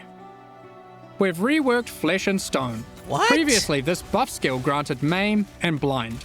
depending on the stance of our character. Isn't that completely broken? Now, while in Sand stance, the skill simply provides damage mitigation, becoming more effective the closer you are Are they to just enemies. breaking the game? I think they're just breaking the game. While in Blood stance, enemies will take more physical damage the closer you are to them. This skill will now greatly favor melee or close-range gameplay. Okay. Given we're doing a Kalgurin League, Ward has also received a bit of attention. Wait, I feel like they're breaking the game, chat. There are new uniques that grant Ward, and the base restoration of Ward is now faster. To compensate, Olroth's Resolve has been nerfed, but Ward loop builds will still be possible. Okay. Anyway, that was most of the purely defensive changes. Now let's look at some of the offensive and utility-based ones. There are more and better ways to deal with mana as an attacker on the southern hemisphere of the passive tree. Oh, nice, bro. Oh, dude, I gotta write a note here. Dude, Wands, daggers, scepters, claws, and staves now have higher critical strike chance values than ever. Wands What? can go as 9%? high as 10% without modifiers. 10! Sandstorm Visage has been made rarer to compensate, instead of reducing its power. For you wand attackers, wands now have higher attack speed than ever to compensate for their low damage. Wand exclusive skills such as Power Siphon, Kinetic Bolt, Mathil's freaking and out right now. Kinetic Blast now have faster attack Mathil's times. freaking out right now. Impale passives have been revised and in general buffed. One additional hit, your champion's gonna be broken, bro. What the fuck? The buffs granted by Warcries are now simpler, but more significant, and more universal to builds. They also now apply to allies by default. Banners have been reworked. Instead of having a reservation cost, they are now free. What? However, they don't grant a permanent buff. Banners now need to be placed for the effect to be active. Oh, fair enough. That's cool, though. However, That's like a totem once button. placed, they are far more powerful than before. Additionally, there are new ways to prolong the effects and more ways to invest in them than ever before. Yeah, fair enough. Rage It's free. has been made more fundamental and discoverable. Rage is now One rage on multiplicative hit. attack damage, but no longer inherently grants attack speed or movement speed. It Why has are a they doing new cap, and you can find many new passive clusters Well, that they're allow you breaking to the game invest right now. into the mechanic. The goal is to make Rage more powerful as a baseline, and less gated behind the use of It's too much specific damage, unique bro. items and ascendancy classes. Berserk has been nerfed, just so you're aware. We have changed how Rage bleed Vortex works though, bro. too. You can now find aggravated bleed on the passive tree. When applied, all bleeds on the enemy will deal damage as if the enemy is moving my for the God. remainder of their duration. It's so stupid, dude. What the fuck? The skill I'm going Ensnaring bleed. Arrow no longer interacts with bleed, so no more will you have to apply bleeds and swap to a bow. That's what I was You doing. can now achieve the same result using aggravated bleed passives without the annoyance. Jesus. Rupture from the Deadeye has been turned into a support gem. Oh. We've added the new Overexertion support gem, which highly favors slam builds. Oh, fucking hell, mate. Fucking Now, hell. Too much it's time to multipliers, look though. at a hot topic, Magic Find. Delete In the it. Settlers of Kalgur expansion, we are going to be removing item quantity bonuses from all character items. This will not affect existing items in standard leagues. Working at GGG right Magic now. Find is intended to be another access on your gear you can scale once you have achieved the Oh power my you want. God, bro. With item quantity being only available on unique items, this meant if you wanted to get the most out of it, you had to be playing a very specific build. We still want people to be able to invest into Magic Find, but now only through item rarity. This can be obtained on Is a there number anything of they rare haven't item done? slots, and by a much larger number of builds. What about Ventor's Gamble, you might ask? Here it is now. Mana efficiency, bro. This is one of the biggest balance patches we've ever done. done. I can't promise that existing builds will all be safe. Even we aren't able to predict all the outcomes here, I mean, nor balance have we broken. even gone into every single change, just the major ones. I don't know, man. Balance is hard. But the sheer number of new, viable options is exciting. That's sick. That's awesome. Especially for melee. And we're determined to drag the game in a better direction. Be sure to read the patch notes after this. It's going to be a ruckus. That's his In favorite word, by the way. 3.24, we overhauled the in-game experience by introducing a new TCMD tier rework. of maps and reworking scarabs. We want to continue to improve these systems and introduce more exciting in-game content every league. 325 is no exception. Oh? Let's check out the myriad of changes coming in Settlers of Kalgur. Oh? First up, we are changing many scarabs. Okay, fair We enough. won't go into too much detail here to avoid getting lost in the weeds, but here's a few new ones.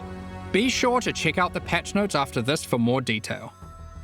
We've also added an additional map device slot, which will be unlocked upon completing your first 10-way Maven encounter. This simply allows for more combinations of scarabs in maps, resulting in more difficulty and more rewards. This is on top of the existing additional slot that can be unlocked by completing your first Tier 17 map. There are now 6 map device slots in total. You might have seen our teaser, where we revealed we'll be adding new special encounters to the endgame. One such encounter is the Nameless Seer, lurking in Tier 16 and 17 maps. This NPC will give you a selection of unique items, and you can pick one for free. In Tier 16 maps, he now has an additional feature, where you can scry a map. This allows you to swap the divination card drops of the current map with another map on your atlas. Just one caveat. You cannot have the same map be in multiple swaps at the same time. If you want to undo your choice, you can use a scouring orb on either map on your atlas. We've also made some updates to a couple of leagues. Blight League! Blight has been updated with some atlas passive skill changes. And nerfing the minion damage? Wait. I think I nerfed minion and damage. double anointed amulets can now drop in Blight Ravaged maps. Oh, what the fuck? We've also introduced a new type of oil that can only drop from Blighted and Blight Ravaged maps. Really, bro? They're putting the return back in? Ritual has also been updated. You can now find one new and many reworked base types, +2 Saga skill gems, new unique items. Oh, I can't read them all fast enough, man! Penance Mark, OP. Corpses you can use to raise as specters. Oh, shit.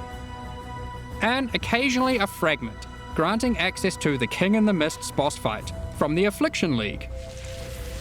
He will drop a number of unique items that were familiar from the league. Okay, Affliction. Oh, you can get the shields and stuff? Okay. But not that which was taken, as it is now that which was taken away.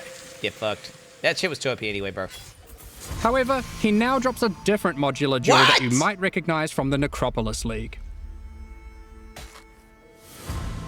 Okay, it's that one that I never got because he quit league in like a day or something. In Tier 16 and Tier 17 maps, you can now encounter the Wildwood, also from the Affliction League. In case you missed it, the Wildwood is a mysterious forest fraught with danger. In the darkness, you will find magical wisps yearning for freedom.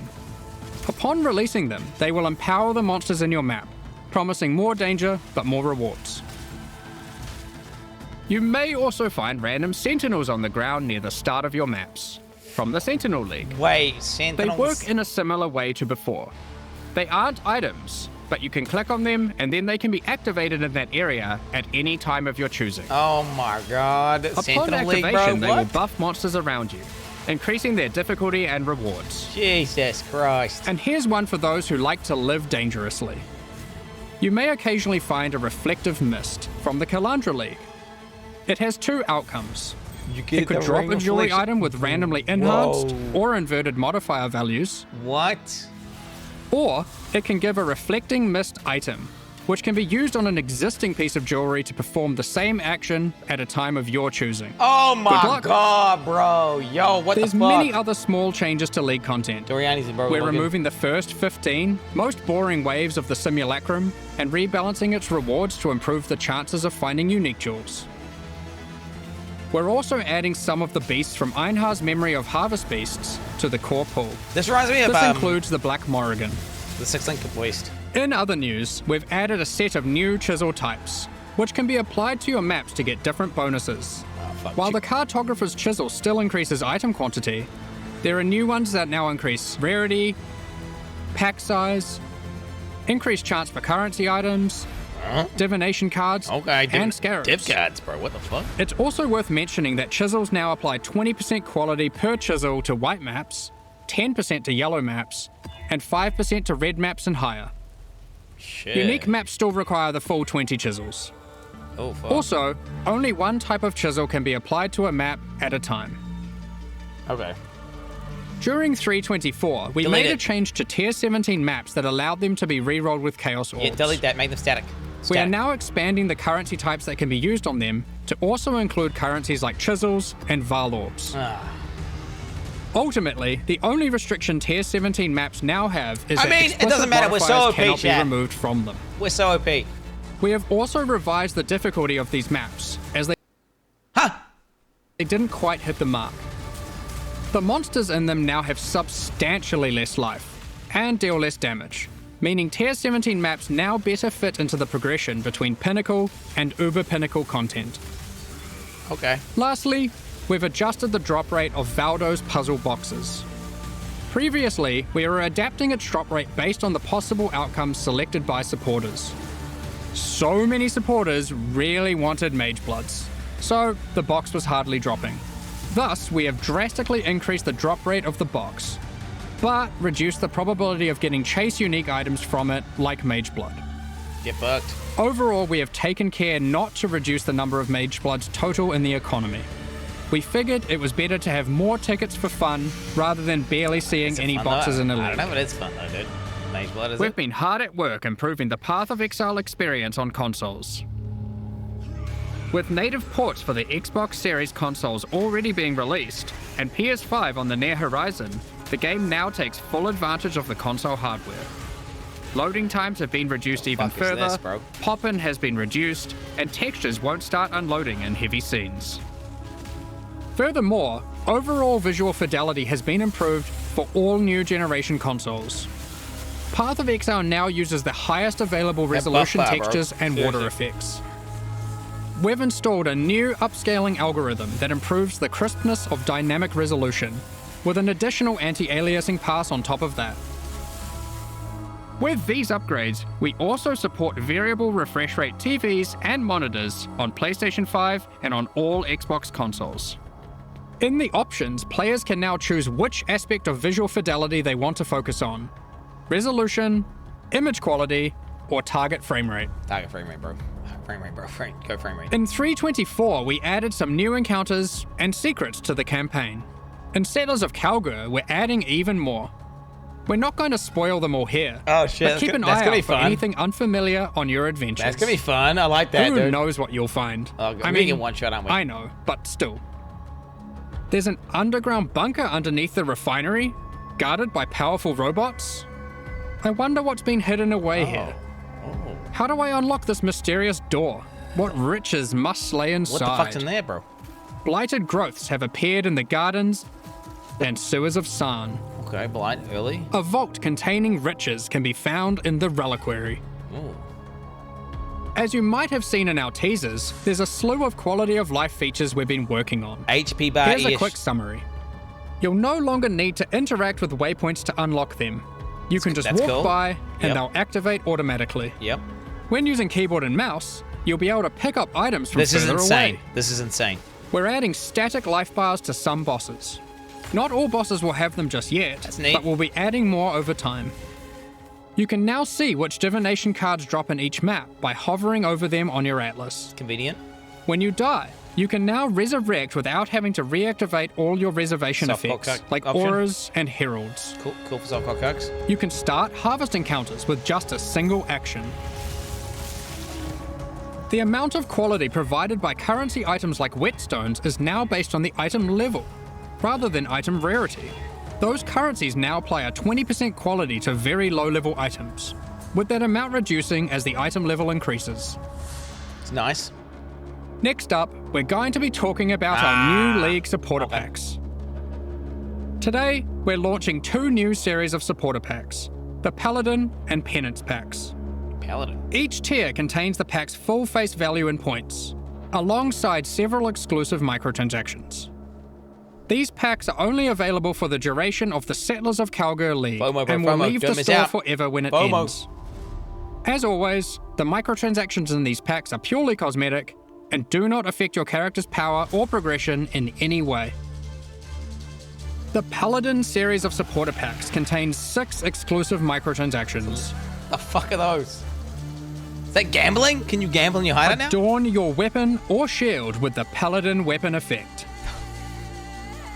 Make a show of leveling up with the Harpy Flyover level up effect. That's cool. I'm gonna do that one. Equipping the Divine Paladin armor set will periodically cause slain enemies to be consecrated and laid to rest. This set also comes with a matching back attachment. Both the helmet and back attachment have options to display the radiant glow, or not. You pick. Okay.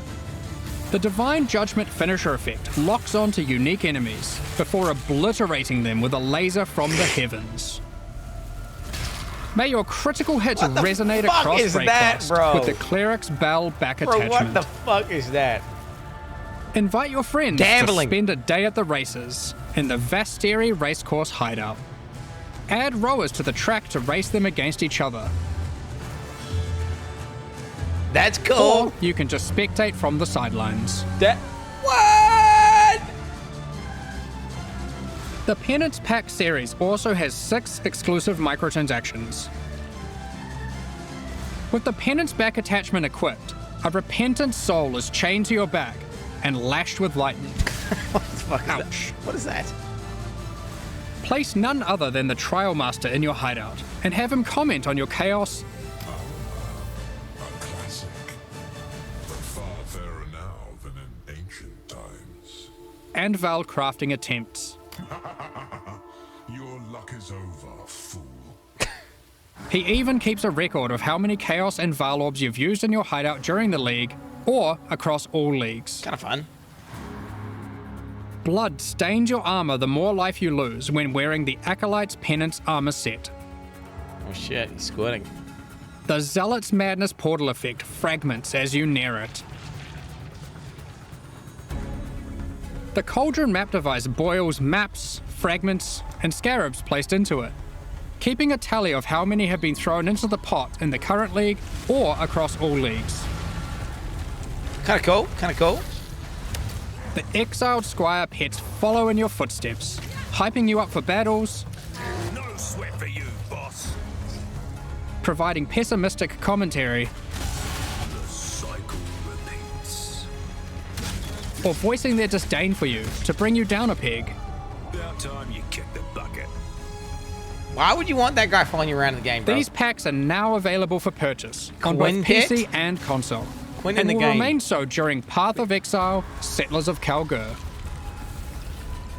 Meanwhile, the Solar and Eldritch packs leave the store forever at the launch of Settlers of you better Kalgur buy League. everything right now, chat. So You're gonna now's lose your it all. last chance to purchase them. Thank you so much for your ongoing support.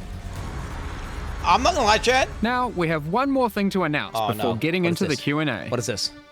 We are soon going to be running a small closed beta test for Path of Exile 2. Can't stream it. Close We beta. have been taking signups for the Path of Exile 2 beta tests over at pathofexile2.com.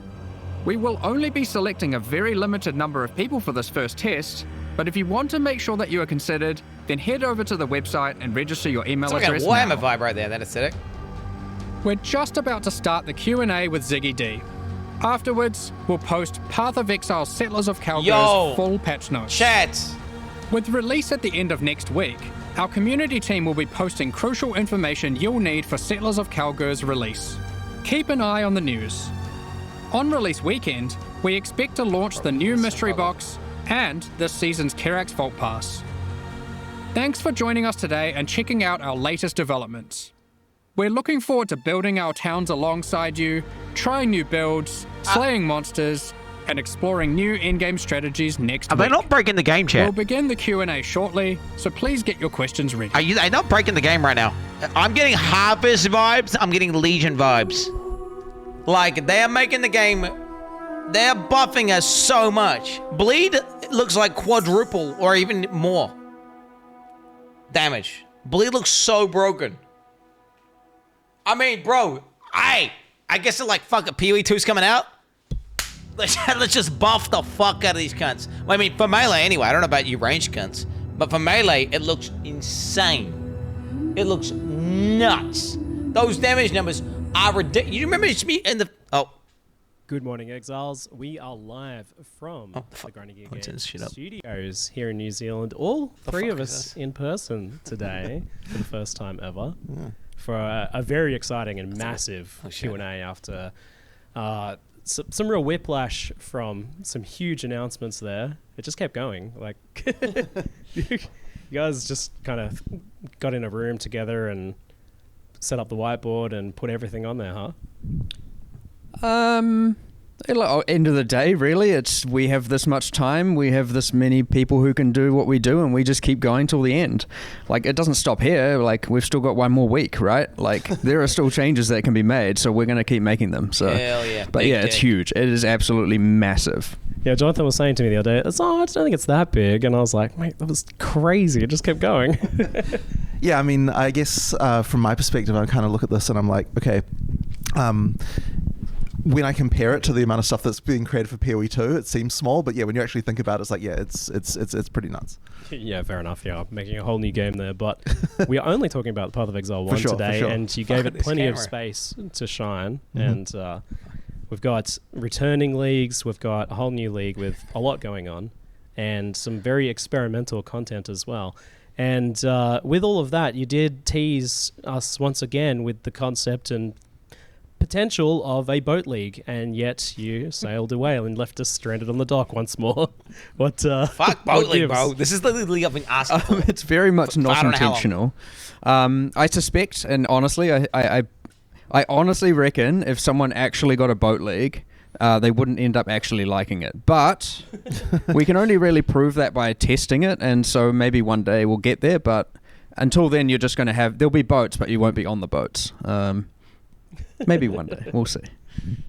All right. We'll have to keep dangling that just out of reach for us. So, the camera always cracks me up. Does this feel like to you guys, and I've seen this theory floated around a lot, of a bit of a send-off league for Path of Exile 1, in a sense that we've got the Path of Exile 2 beta kind of just around the corner now? I guess I don't really see it that way because, we intend to keep on making PoE 1 leagues. We're going to, it really is just, the standard lead cycle, it is hard as a studio making two things at the same time, for sure.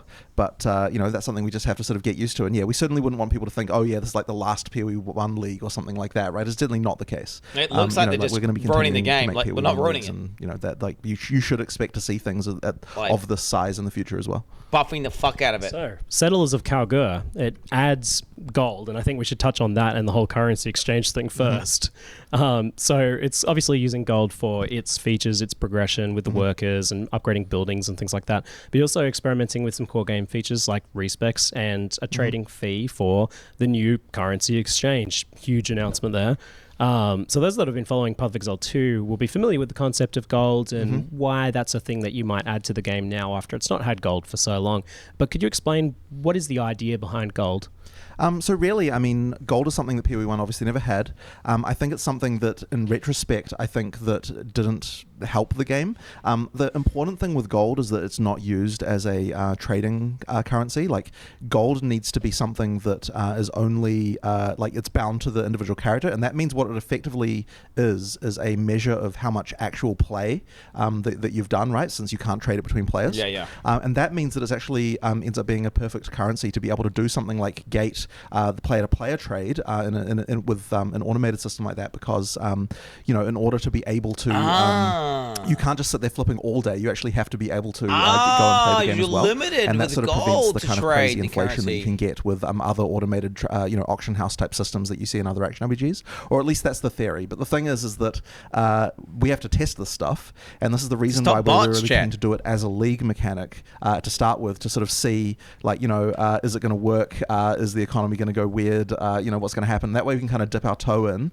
see what happens, test this. Because, the thing with this trade stuff is you really cannot test it, like in the office, right? Like it is simply, we don't have thousands and thousands of people that you would need to be able to actually see how that goes. We're So beta testing on some level, for PoE2. we kind of need our community to see what happens with the economy to be able to test something like We that. are And beta that's just, testing for PoE2. one of the few areas where that's like that. What we're hoping is that everything just goes fine. It's just way better. We can then immediately put it in, the core game as soon as we've done with that, ideally without too many tweaks, and then that'll be good. But we really have to see by putting it in a league first. The thing I really like about this gold idea is that it allows you to effectively be converting this idea of friction in the user experience of like physically trading into actual gameplay. Right. The stuff we like doing. For sure. Yeah, I mean, that really helps. And as I said, like this system, it'll be also really nice to be able to see how it works before we ship PoE 2 as well. Like it's really nice to to be able to do that. And we may be able to go further than this. The intention is to go further, and so this is effectively our first the first part. We'll see how it goes. I don't know if you're gonna know. There is also one thing about this, and just because it maybe wasn't clear, is that despite being in the league, gold is just dropping as items from killing everything in the game. You kill monsters, you play the game, you're getting gold. You don't actually need to engage with the league to use the gambling, use the respecking, or use the currency exchange. So despite being in the league, and the gold is only dropping in the league due to us being more experimental with it and seeing how it goes, like if you don't like the league's mechanics, it's not like those are gated behind that as well. I just wanted to clarify that just in case anyone was thinking, I don't want to. You can just invite Faustus into your hideout and then just use them for that, and and that can be the only thing you do if you want. So all that currency exchange, the item gambling and stuff is all like fully accessible, even if you basically don't do any of the other stuff. For sure. Which means, of course, if it is successful, it can port into the core game very, very easily. You just turn gold drops on, put Faustus in. Done. I mean, there's a little bit more than that, but that's generally the summary of it. It doesn't have to come with the whole kind of city building element and all of that. That comes alongside. I want to try the city building. Put it in the game. Something that's likely to stick around then, and that's kind of the intention. That is certainly our intention. It's just that we want to be able to still have an out if things go horribly wrong, or if we feel like we need to change some stuff. So it is certainly our intention to keep it in if we can. It's a nice little safety net being part of the league for you then. Safety probabilities are high, and I suspect also no one's going to let us remove it, right? So let's be realistic here. It would have to go horrifically wrong for everyone to be like, okay, you were right, don't do this. Yeah. I can't imagine. So there's also this gambling thing with Faustus where you can buy these un-ID'd items and actually look pretty powerful from what I saw. Like the items it was producing were like those really well rolled rares. What's the idea behind the gold-based gambles? Why is that a part of it? Ultimately, it's a sink. You don't want gold to just be accumulated forever. But the awesome thing is that it's a way to target specific base types. And that's ultimately the luxury. So obviously when you're going through the campaign and you're looking for specific targeted gear upgrades, very, very useful for that. And it, as you get higher and higher level, I guess as you upgrade your tavern, I guess technically sort of, but also as you just get higher level, it upgrades the modifier tier rating, which was a term some people might not know, but it was used in Necropolis League, which effectively cuts off the bottom X tiers that can generate. So the items by endgame will be generating with a minimum tier higher than something, and thus they are pretty powerful items. It's worth mentioning that there's quite a lot of changes in this league around the idea of how can we make rares more viable than uniques. Like quite a lot of the balance things are actually around this idea, and that extends to things like adding more base types higher up and so on to make it so that there's like that they can compete with uniques more. The higher tier life mods, all of this sort of stuff, and the gambling and the ability to get rares this way as well is like once again another part of this. So we really want to try and make it so that and the reason why that's important is because if like Mark said in the video with the item quants problem as well, that was one of the other things that sort of meant that you had to be tied to specific uniques, like for sure. And so we just wanted to remove more of the barriers that allow people to just be able to use rares, and then that opens up for more different build types. Like if less uniques become mandatory. And it's like the opposite of D4 logic, by the way. It's just another one of those things that kind of affects that. So with that being an attractive expenditure of gold, how much do you want players to be able to trade currency freely between each other with this very fast and asynchronous currency exchange system? Like, obviously, gold is your ability to control how much of that's happening in terms of volume. How liquid do you want any currency orb drop to be? So for currency in particular, we're fine with like a very high amount of liquidity. Later on, we've talked about how in PoE 2 we're going to be doing asynchronous trade for items as well. For that, we need to have a bit less liquidity, and the reason why is because currency can sync itself, like there is its own currency sync. So effectively, that means that we don't have to like worry too much about fast trade there. Like the relative value should establish, and everything should be okay, and it shouldn't matter too much about that being highly liquid. That said, there is still a gold price to do it because we don't want people literally just sitting there just doing only that forever. But this is something that It's just for bots, bro. It certainly They should shouldn't feel mind like about that. if you're just playing regularly, that you can get all the currency you want from the trade market and you don't feel restricted by the gold price. Like, it's not intended to be just for something bots, that bro. a normal player would run into, assuming that they're just doing normal things with currency. Don't get it twisted. Of course, it is still meant to have high friction early game. You don't want to demean the leveling experience and the new play experience where they think the right answer is to go and just trade all of the stuff away. You want it to be that you're more finding items there and getting things organically, and only later in the game does it become... So the gold prices late in the game are like not a roadblock at all. The gold prices early in the game are a roadblock. So that's kind of preventing that early game kind of issue. Yeah, because you want an ALC when you're leveling your first character to feel like an ALC. Yeah, exactly. Not to be like, you oh, don't this want should to be chaos. Yeah, exactly. Yeah, okay. But that honestly sounds like a relief that you're not worried about that sort of thing too much, because that kind of incentive to hoard currency and not spend it all while leveling is always a bit of a bummer. Right. This feels like a bit of a momentous occasion, the the currency exchange. This because you've had this whole system of like the currency that syncs itself and stuff for so long, and now finally blending that with gold and this system. Huge. Yeah, for sure. I mean, it's also just a mental block as well, right? Because it's like, how can you add gold to PoE? It's like, it's just one of those. It's one of those things. The date is 7 days from now, by the way. This was one of the key components that was part of like designing the league.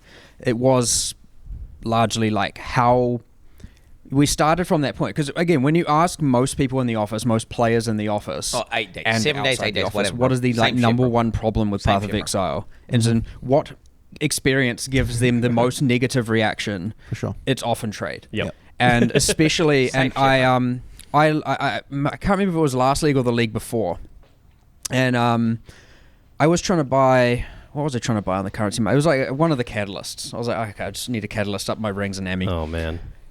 And you get 100 people on the trade website. Yep. I just went spam. I got 100 people. Guess how many replied? 0. None. 0 people replied to me. Now, It's I know you're meant to scroll down because all the top people are just bad actors.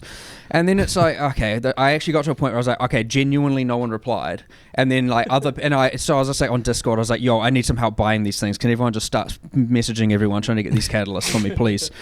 And so, yes, it is actually one of, or was hopefully to be no longer soon, the most frustrating experience you can have as a player at endgame. It was something else. And yes, so when we're designing the league, we're like, okay, if this is the number one problem, how are we not taking some sort of stride to solve it? And so that's kind of where, well, it almost acted as the basis of how can we build something around that. Because then it's gold, and then it's like, what can you do with gold? And then we just extrapolated from there into all kinds of things. So... yeah, I like that a lot of what we're developing now is coming from a how can we solve actual problems first, as opposed to just, but as opposed to entirely like how can we add cool content. It's like how can we do both these things at the same time. And I feel like a lot of what's going on in this patch is with that philosophy, as opposed to just here's cool stuff. It's solving problems and adding cool stuff at the same time. I love this trend of you just doing the thing we do and being like, this is awful, just like you said. There it is. Like, actually awful. Like, I tried to, in that live stream, I tried to voice my disgust at when I talked about price fixes and people who don't reply. But like, if you had got my actual emotional reaction, I would have probably been screaming a little bit and raging like a little bit more. Yeah, most infuriating thing. And it was one of the things that ground me down last league that stopped me from enjoying as much as I could. So it's huge, and it really pairs in with like the Scarab changes and stuff recently as well. So, we'll talk more about that later. But the currency exchange includes fragments, scarabs, anything that's homogenized. Exactly, that's the word. So yeah, so obviously it can't work with things like maps and so on because they don't log in they're not SSF, all identical. It's just anything that where they're exactly the same. No one item can be distinguished from another. It has to be able to stack, is ultimately the goal, So yes, use the existing trade system for the things that can't. So that's like beasts can't be, maps can't be, incubators can't be because they have a level, things like that. They can't because they cannot guaranteed stack on a single thing. And it's not like you don't want to have a tab of incubators where it's got every incubator level 1, every incubator level 2, every incubator level 3, in this giant mega eternal list. So things like that you'll be trading using the existing way, and all stackables you'll trade hopefully using the new way. All right. But div cards? Yes, div cards are in there. Yep. Wow. Yep. Holy Anything that is shit. stackable. Oh, that just totally cucks those so fucking many of those, prize yeah. pictures, right? Anything that's stackable and has no other Holy variable. shit. Wow. That's so And, big. you were telling me that like it will list like the 13 most common trade pairs for each item, and Yeah, so this is the thing, because with this trade system, you can technically trade any item for any other item, you know, because Yeah. that's how PoE works. So we have to have some kind of way to basically tell players, okay, so here's the actual thing that like people are trading this with.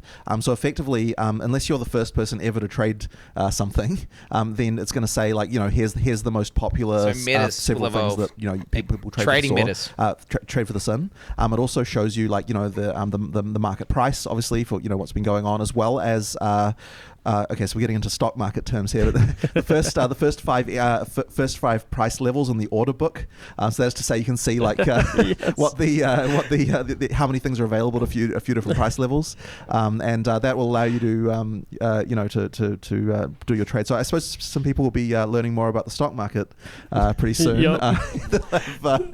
You know, I guess we'll have you know. I mean, some people are going to love that. Yeah, for sure. But one thing just to make sure people understand is like, this is still player to player trade. Like you don't know who you're trading with, and like it will be instant if there's like liquidity in the market, but it is coming from someone else's actual stash. Yeah, it's a physical trade still. Yeah. So you know, just that's worth being, because some people, when they see the video, they're like, oh, okay, it's just like you're trading with the system somehow, or there's some kind of like market thing where the system like determines a price or something. No, it's not that. You're actually buying off someone else. So any trade you do where you've got like, you know, I'm buying this, I'm selling this, someone else has entered a trade on the other end of I'm selling this, I'm buying that. Imagine how good it's going to be for buying niche divination niche divination cards. There's a few other things I'll just mention as well that are adjacent, or, you know, got implemented as a result. So like when you're adding them, it will pull from your stashes. It won't. You don't have to move everything to your inventory first and then do it. So you can, because if people might be wondering, okay, if I want to sell or, you know, trade away 5,000 chaos or some number of chaos that won't fit in their inventory, as long as it is in their stash, you can do it. You can do up to 65,000 of a given currency in a single exchange. If you have that much. What else? There are shortcut binds for moving all of them to your inventory, so you don't have to like control click spam 1,000 times. It is, I believe, control right click will move all of them to your inventory. And Fucking also as a hell. bonus, we have implemented that to and from the stash with all stackables as well. So you can control right click on a thing in your inventory to move all of that type into your stash. and vice versa. My 35-year-old hands are falling apart. Thank you. You can't do handouts, by the way, because someone will snipe the item before you could ever get the handout. Best change. Very good. So if this is successful, do you see it being something you expand to being able to do Unless other I saw things a really that niche. aren't homogenous? So No, it wouldn't maps work. and gear and things like that. Well, that's certainly the plan for PoE 2, and it would be nice to be able to do that in PoE 1 as well. We just have to work out how it can work exactly. So, well, I believe that we will get there, and that's certainly our intention. So, you know, we'll see how it goes. But yeah, that's the intention. Like this part, I think though is like solving quite a large amount of the problem, because I think this is the currency is what you're doing all the time. You know, you need that to be easy. So like we figured that you know, we needed to get this part out there first. Yeah, historic for the first time ever. That's been we want to do this. They should let us set players have access to this. Amazing, perfect. All right, Just trading currency we'll leave only. the currency exchange there. Thanks for the extra insight. That could be on fun. Did you have to resist the temptation to go like full? No candle trading graphs items or any unique things. I mean, but just currency. I'm sure I at bet some you wanted point. to. I'm sure at some point the you know It's step plus. this will start to happen. We'll have like you know, community like websites of like all the technical plugins. indicators and like all that sort of stuff. Mad Money YouTube channel. Yeah. It is worth noting also on the currency exchange, I will be posting a video on Monday just for anyone who's unclear, or Monday or Tuesday, New Zealand, for anyone who's unclear on how it works. It's a little bit of a like currency market for dummies kind of thing. It's just goes over the basics and hopefully, you know, it's room for either feedback on UX if they see anything that wants to change, or of course just better understanding of how to use it. It is very easy for someone to get very scared looking at it and go, I don't quite know what to do. But it is pretty straightforward. You just, you know, it can be easy to fare yourself out of buying or selling stuff because you may be like, I don't know what the best ratio is, and it provides all that stuff for you. It's pretty straightforward, but still. So hence putting out a video to try and help people out, you know, in terms of understanding when they're going into it, and we'll see how it goes. Mate, I'm definitely signing up for your trading tips newsletter. Can't wait. My trading tips currently is like spam everyone and get really angry. So hopefully it's no longer that afterwards. That's all of our strategy currently. Jesus Christ. Excellent. So returning to Settlers of Kalgur, how did this very cozy concept for the Settlers come about of this town building thing? I know what you pitched me on first was Pal World League. Yeah, I'm not gonna lie. I hit them up. I remember your initial I literally response, told I think, this was, then, but I'm just saying. Hold on, that could mean many things. Does that mean we have guns? I'm saying. And I was like, well, maybe. I'm just saying. I was there. Yeah, so it kind of like it moved around a little bit from the initial pitch. I know, like, 'cause I mean, the first pitch was definitely too complicated with all sorts of, like, it had like way more stages of different products and all sorts of stuff going on. Like, it was pretty crazy, and so it kind of got put into a more sort of like PoE applicable like way. But yeah, that was the initial one at least. But I don't know if you've got a yeah, it was coming from, again, the philosophy of wanting to solve problems. So I wrote down all the problems, and I was like, how can we solve all these problems? And it was like, well, if you had an NPC for each, and then it's like an NPC, well, that would mean a town for each. And then you want to make some game mechanic out of it, so you have some level of automation and stuff like that. And yes, there was a very, very, very long list at the start. And we ended up just refining it down to, like, here are the actual important things that we can do and want to do. But yeah, and then obviously how the rest of it came about, the coziness and using Kalgur and all of that stuff, ultimately just comes from the fact that it's like, well, one thing that takes a long time in development, like a very, very long time, is art, right? It takes a long time. You got your concept, you got research, you got, you know, all the way through to the actual modeling and everything. It is a long process. So all of a sudden, when you can be like, well, we've got all this art from this other game here. Andy. Yeah. So we actually thought it would be pretty cool, basically, because in Act 4 and PoE 2, we've got this whole thing of like the Kalgur and making a settlement on Rayclast. We thought it would be just cool to sort of tell that story of how that happened here, and we've got some of the stuff like that. It would be quite nice to do that. Yeah, that's kind of ended up how that being. But the theme that we got there came after the initial concept of we want to make some kind of settlement town thing, and we're like, okay, what can we do with that? And then we realized, hey, like we've already got this sort of storyline we've got going on here in PoE 2. Might as well connect it up and kind of have like an interesting thing there. It definitely feels like increasing the scope of the world a little bit, because this is a distant civilization 1,500 kilometers away. I saw on the map, and those are people who have not been involved in the storyline of PoE 1. So this is a new expansion there. World-wise. I mean, they always sort of technically existed. Like there was lore written for that when we did the previous expansion with them, Expedition. But like in PoE 2 we kind of expanded on that because we had that location and everything, and so we that just meant that we've got the stuff, and I think it adds a little bit to the flavor to have to do that stuff. But yeah, it is very, very rare for us to talk about or go outside of Rayclast ever. Yeah, there's presumably a whole world out there, but we've not really heard too much about it, right? Well, it's not just like, here's a planet of water with this like tiny little island, right? Like the Star Wars planets. So all just one thing. What we're saying is Boat League is possible. It's not like it's just land everywhere. Confirmed. Damn, that was I could have used that as an excuse for no Boat League, was to have it. Aside from this little bit of water, there's just land. The rest of it, Or you drive on a boat and you encounter there's lots of water.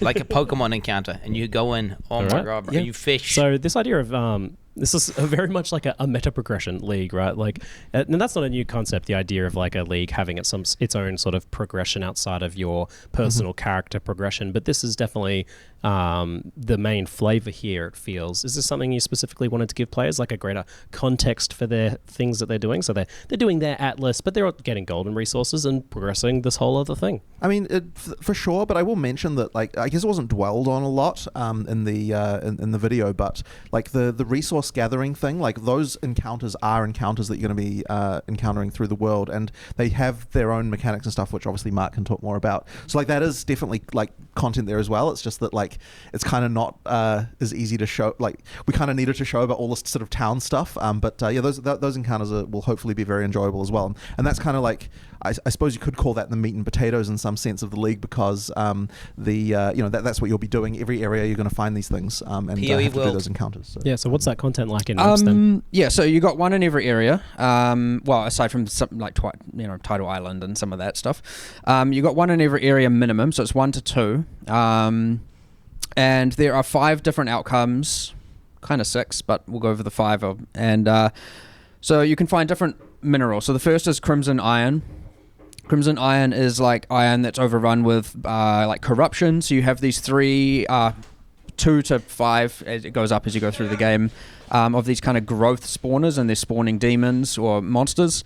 And then as you kill each growth, the other growths heal, like surge, spawn more monsters, and they accelerate. So they get slightly harder over time.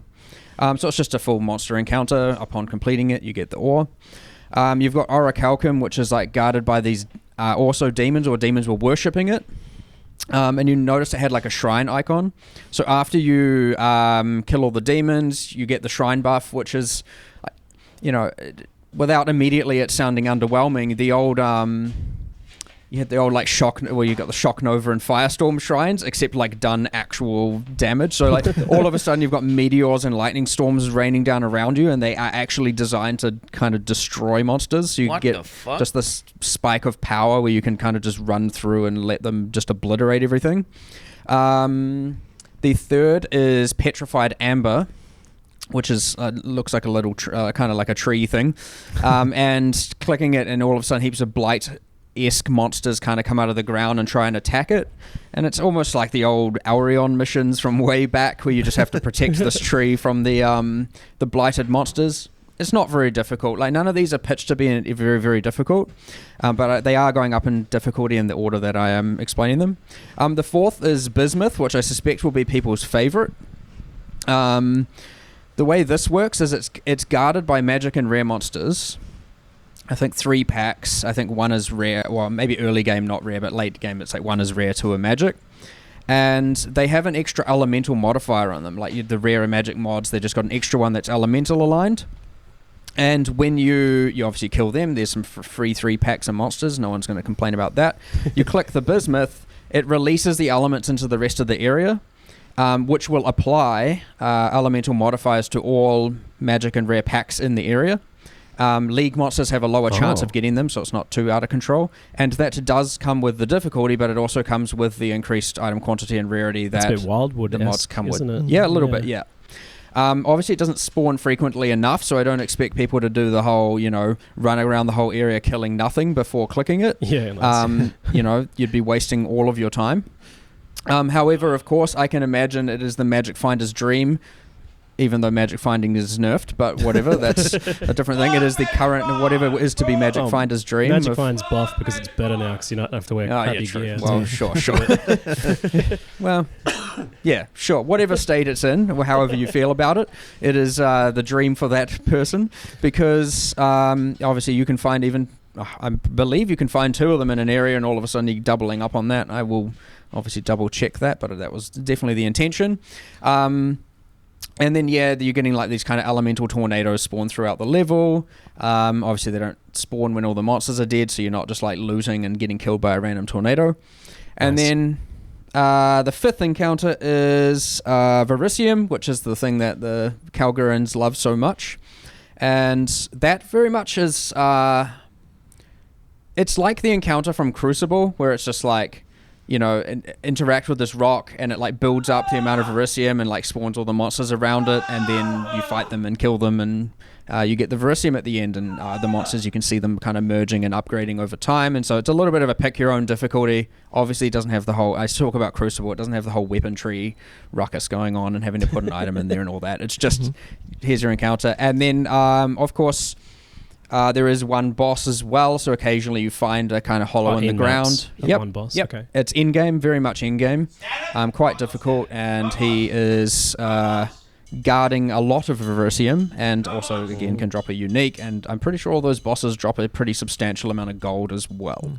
So you've kind of got like 5 micro league mechanics kind of just there also, like on top of all that stuff. But as I said, it wasn't really covered like that extensively in the video. So I guess that was something that people, like that's your kind of like main combat stuff that you're kind of doing, that's in area. And you've got the bosses like attacking your town and boats there's a couple and of things too. like that. So there's kind of other things. So there's actually a lot going on with that, that more so than what was kind of explained. But all that to say, there's a lot of words to say that it seems like a classic fight monster in circle. For sure. Fight monster in circle. It's 1, 2, it's 2, 3, 5. So 4 encounters fight monsters in circle, and 1 is fight monsters in whole area. Perfect. Yeah, that's everybody's favorite. Classics. So even if you're not that into the meta progression side of things, it's still a fight monster in circle league. It all comes back to that. It is, and again, there's no real harm in like just doing that for as long as you want, accumulating as much gold as you want, and then if you want to engage with the town later or something, that's always something you can do. End of the day, the gold is going to be your primary restriction, so being able to just farm for ages and get a whole bunch of gold isn't going to and while not necessarily engaging with the town, is not going to set you back that far. Yeah, this is very much a take it at your own leisure.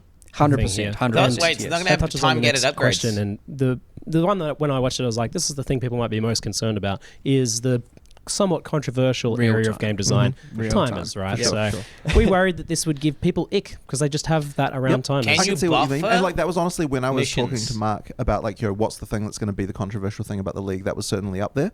One thing that we're wanting to make sure that's really clear though is that you can stack a lot of work like on like in your town that can be done in a queue without you having to come back. So it's not like you have to come back every freaking hour to like check on anything, right? Like you can queue days of work. What about the boat missions?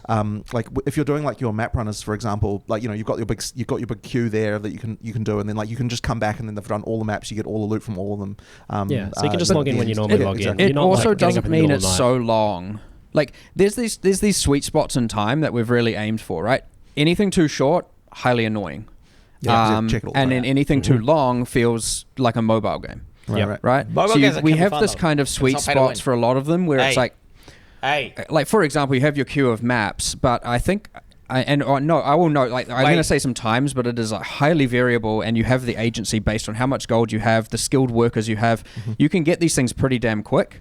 I love AFK farming. But you can also have them take a bit longer, and it's not necessarily the right or wrong answer to go either way. So if you want faster turnaround on your rewards, you do have some agency on that. It'll just cost more gold to do so. And if you want to have like a slower turnaround, and focus your gold somewhere else, that is entirely up to you if you want to do that. So it's got a lot of agency. However, we have been experimenting with numbers like a lot. It has been discussed constantly. And for example, with the shipping, you had the port of Calgary. That's the one that has the longest distance, or the 1,500 kilometers. That does take the longest. And I currently believe it's towards even 10 hours. But there are ones that are going to take less than 1 hour.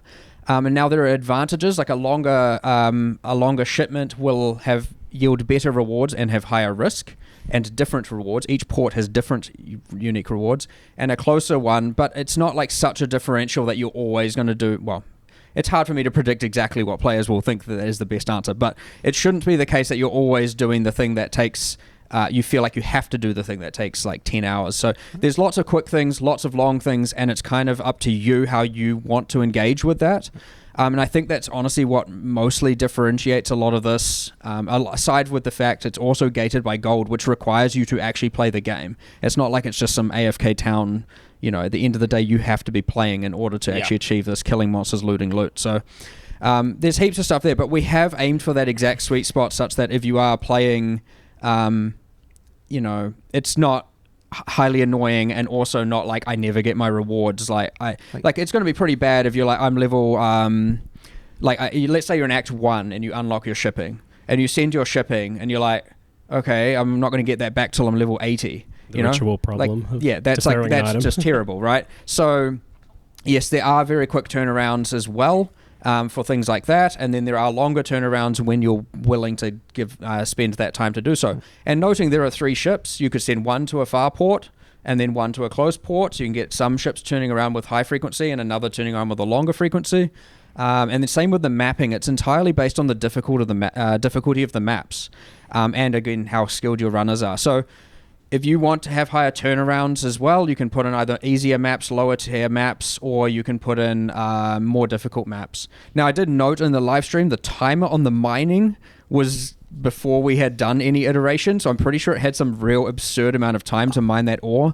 That was just a straight mistake. Does not take that long. It is much quicker. It's also worth mentioning with the stuff is that, yeah, like as I was saying with the queues, like, okay, you can just put as many, like when you find resources and there's that sort of mining queue, it's not like you have to like manually reassign your things every time. Like they just move on to the next task. Yeah. So effectively what that means is that, yeah, you're not having to come back every, like, you know, and refresh them. You just play, and then the only stuff you have to come back, anything where you'd have to come back and reset them, like for example with the mapping, the queue is long enough that you can just like jam a bunch of stuff in there. I'm worried. Like what I don't want is you to feel like you have to like wake up in the middle of the night and like freaking, you know, put more stuff in there and then come I'm back. worried that I'm what going to I love wanna this avoid. league too It much. should be that and you're they're still gonna coming prove back it. at the normal time that you would play.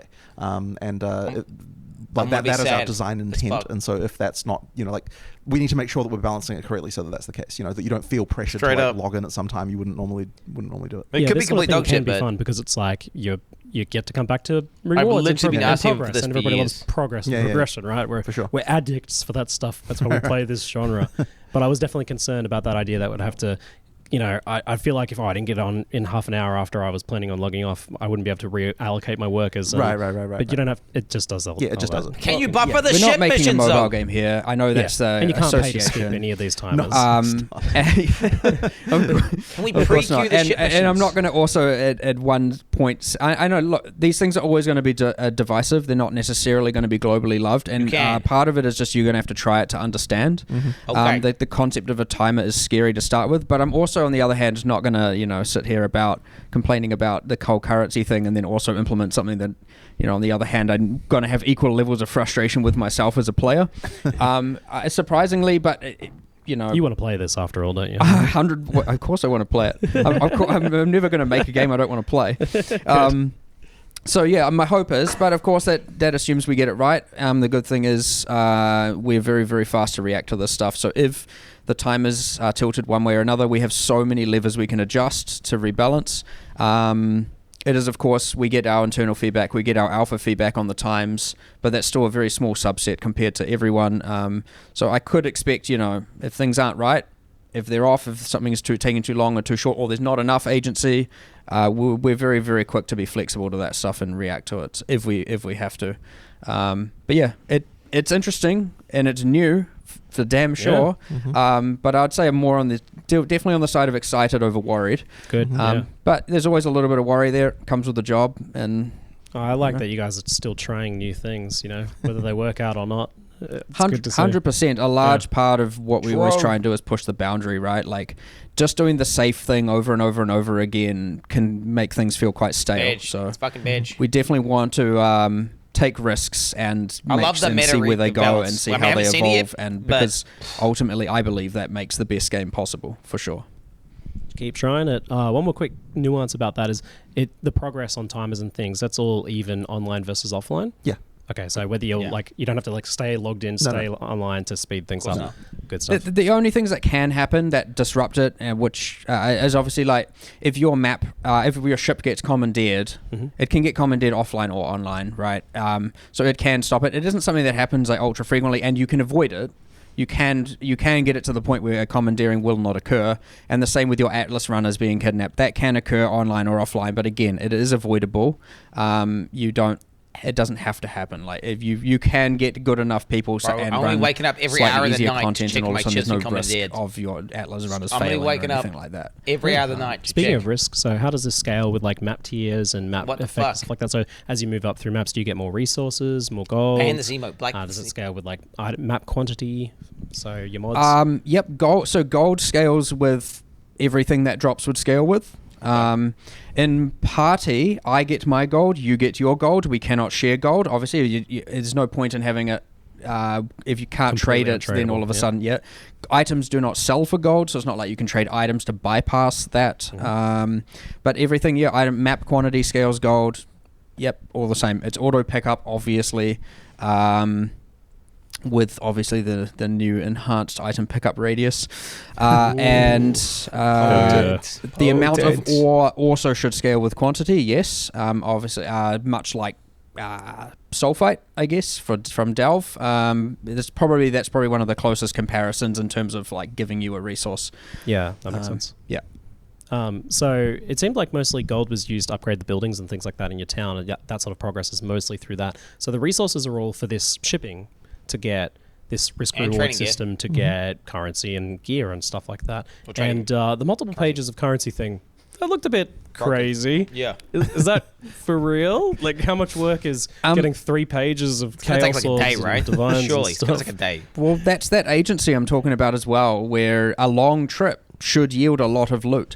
Now, we have made some changes since then where what we're doing is, instead of, because we were scaling rewards on quite a quantitative axis, and we've moved a lot of that into more qualitative, so that like instead of getting so much more currency linearly, you're getting better currency instead of more, just so it's less of that. Alts roll up into chaos and whatnot. Yeah, if you save up, like you can just be like, I'm just going to play, get all the gold and acquire as many resources as I can and send a shipment that's like maxed out in value, and then put the best possible ship workers on there because you don't want to lose that shipment, I'll tell you that, and send it to the farthest thing. Like, you'll get back a ton of loot, but of course you have to. You're now getting 1 week of loot all in one go. Do you know what I like, mean? Chad? Yeah.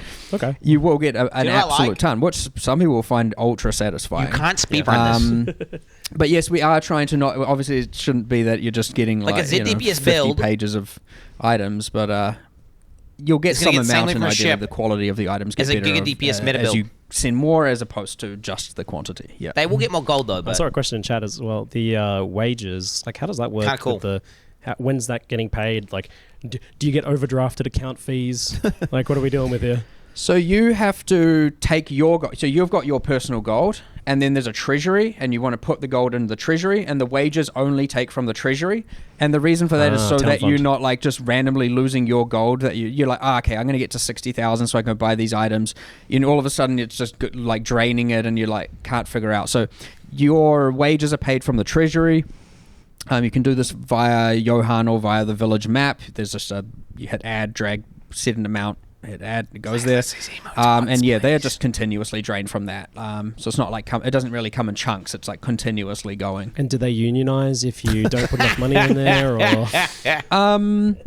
Not in Rayclast, no.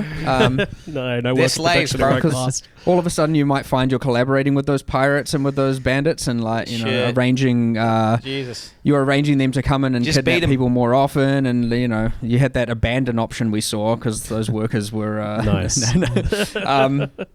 No, they don't. It's all very much a.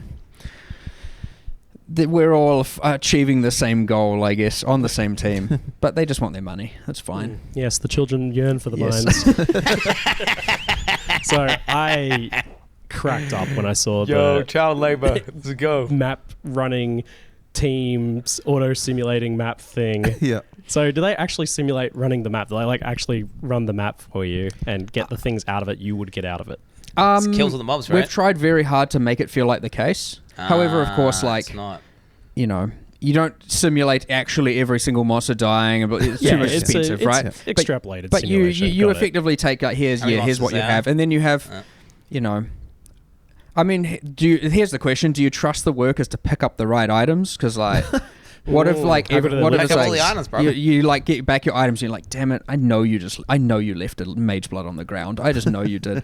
But yeah, anyway, you're not going to think about that, obviously. I mean, you can if you want, but yes, you do get it back. So if you send them to I can't remember which maps. We've shuffled all the div cards around, so I'm not sure which maps drop what. Now but we whatever, can too. Whatever one drops mage blood, if you put that base type in, the mage blood card, you will get that card out. That is the way to get that. Of course, generally people like running that themselves. So, and you're telling me that like if it's a Hydra map, they'll bring a Hydra fragment back for you. Yep, if you put in a Hydra map and they clear it successfully, it's worth noting they have a percentage amount of clear. And you can get that as high as you possibly can, but sometimes they get through like 50% of it and die because you put the map in as too hard. Yeah, You'll get 50% are they burning of the 6 items. portals halfway through a Hydra map? Yeah. Some of the, if you're not sending elite people, they're kind of bad. There's different quality of map runners, just as there is in Path of Exile players. I mean, if you're sending your miners into the mapping, they don't know what to do. They're just like, it's not too complicated to customize. I tried mining the monsters and I failed on the first pack. I'm talking high itemization. They'll bring that back. You truck in a map with 5 delirium orbs, they'll probably all die, but if they don't, they'll bring you back some splinters and some delirium rewards. So what's like the most sketch, like juiced up map that they can run here if you get the best of the best? I mean, the same as the player, right? Fully a prop corrupted T17 with whatever else is bloody on it. I mean, or 16. Right. I mean, they'll probably they might get. Sometimes you actually. It's not mistake proof. You can put it in and it can be like they have a 1% chance of 1% of the map will be cleared. Good luck, guys. And you put it in and you see the timer count down like 2 seconds and then they fail and you're like, oh, they just died. Portals gone in 2 seconds. They just died to the first monster. Damn, that's almost as bad as me. So you don't want to do that. But I mean, you technically can. You can just send them to die. All the brick mats, dude. Log in. Now they don't. In that case, they don't actually permanently die. That can happen. And you actually can lose the worker. Oh, wow. There is a sync on that, so you are constantly trying to find more, but it doesn't happen that often. And again, it is mostly avoidable by playing a little bit more safe instead of just sending them to their demise all the time. This whole thing blows my mind. I just love the idea that we can just have like a bunch of plebs now to farm our fragments for it, so we can focus on bossing, like kings, while they do the peasant work in the fields.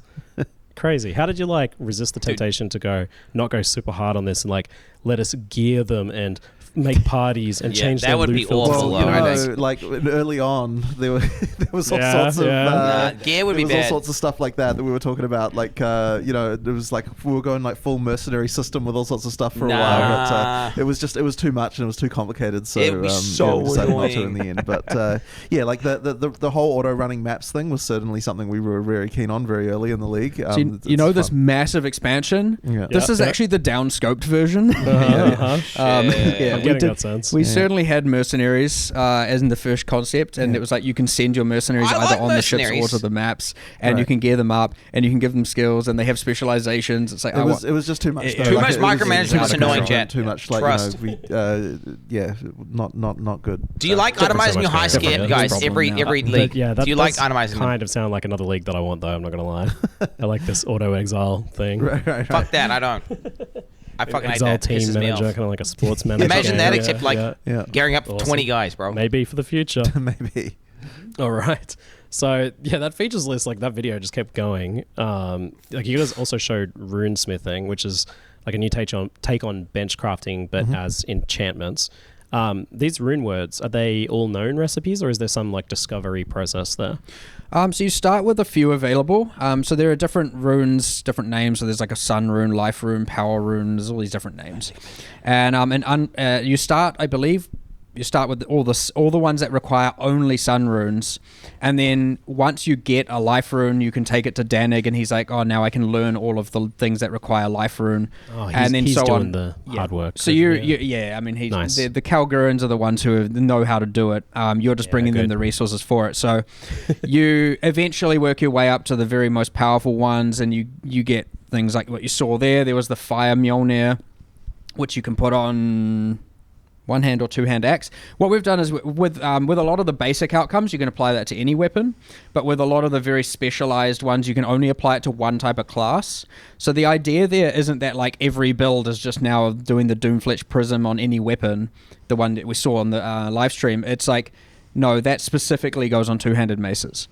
And then I think the Fire Mjolnir one that was there goes on, I think it's one-handed axes. And each thing goes on specifically one weapon, and what it allows you to do is we've taken an interesting bow unique mechanic, and now you can put it on some dagger or something like that. New builds, cool. Mm-hmm.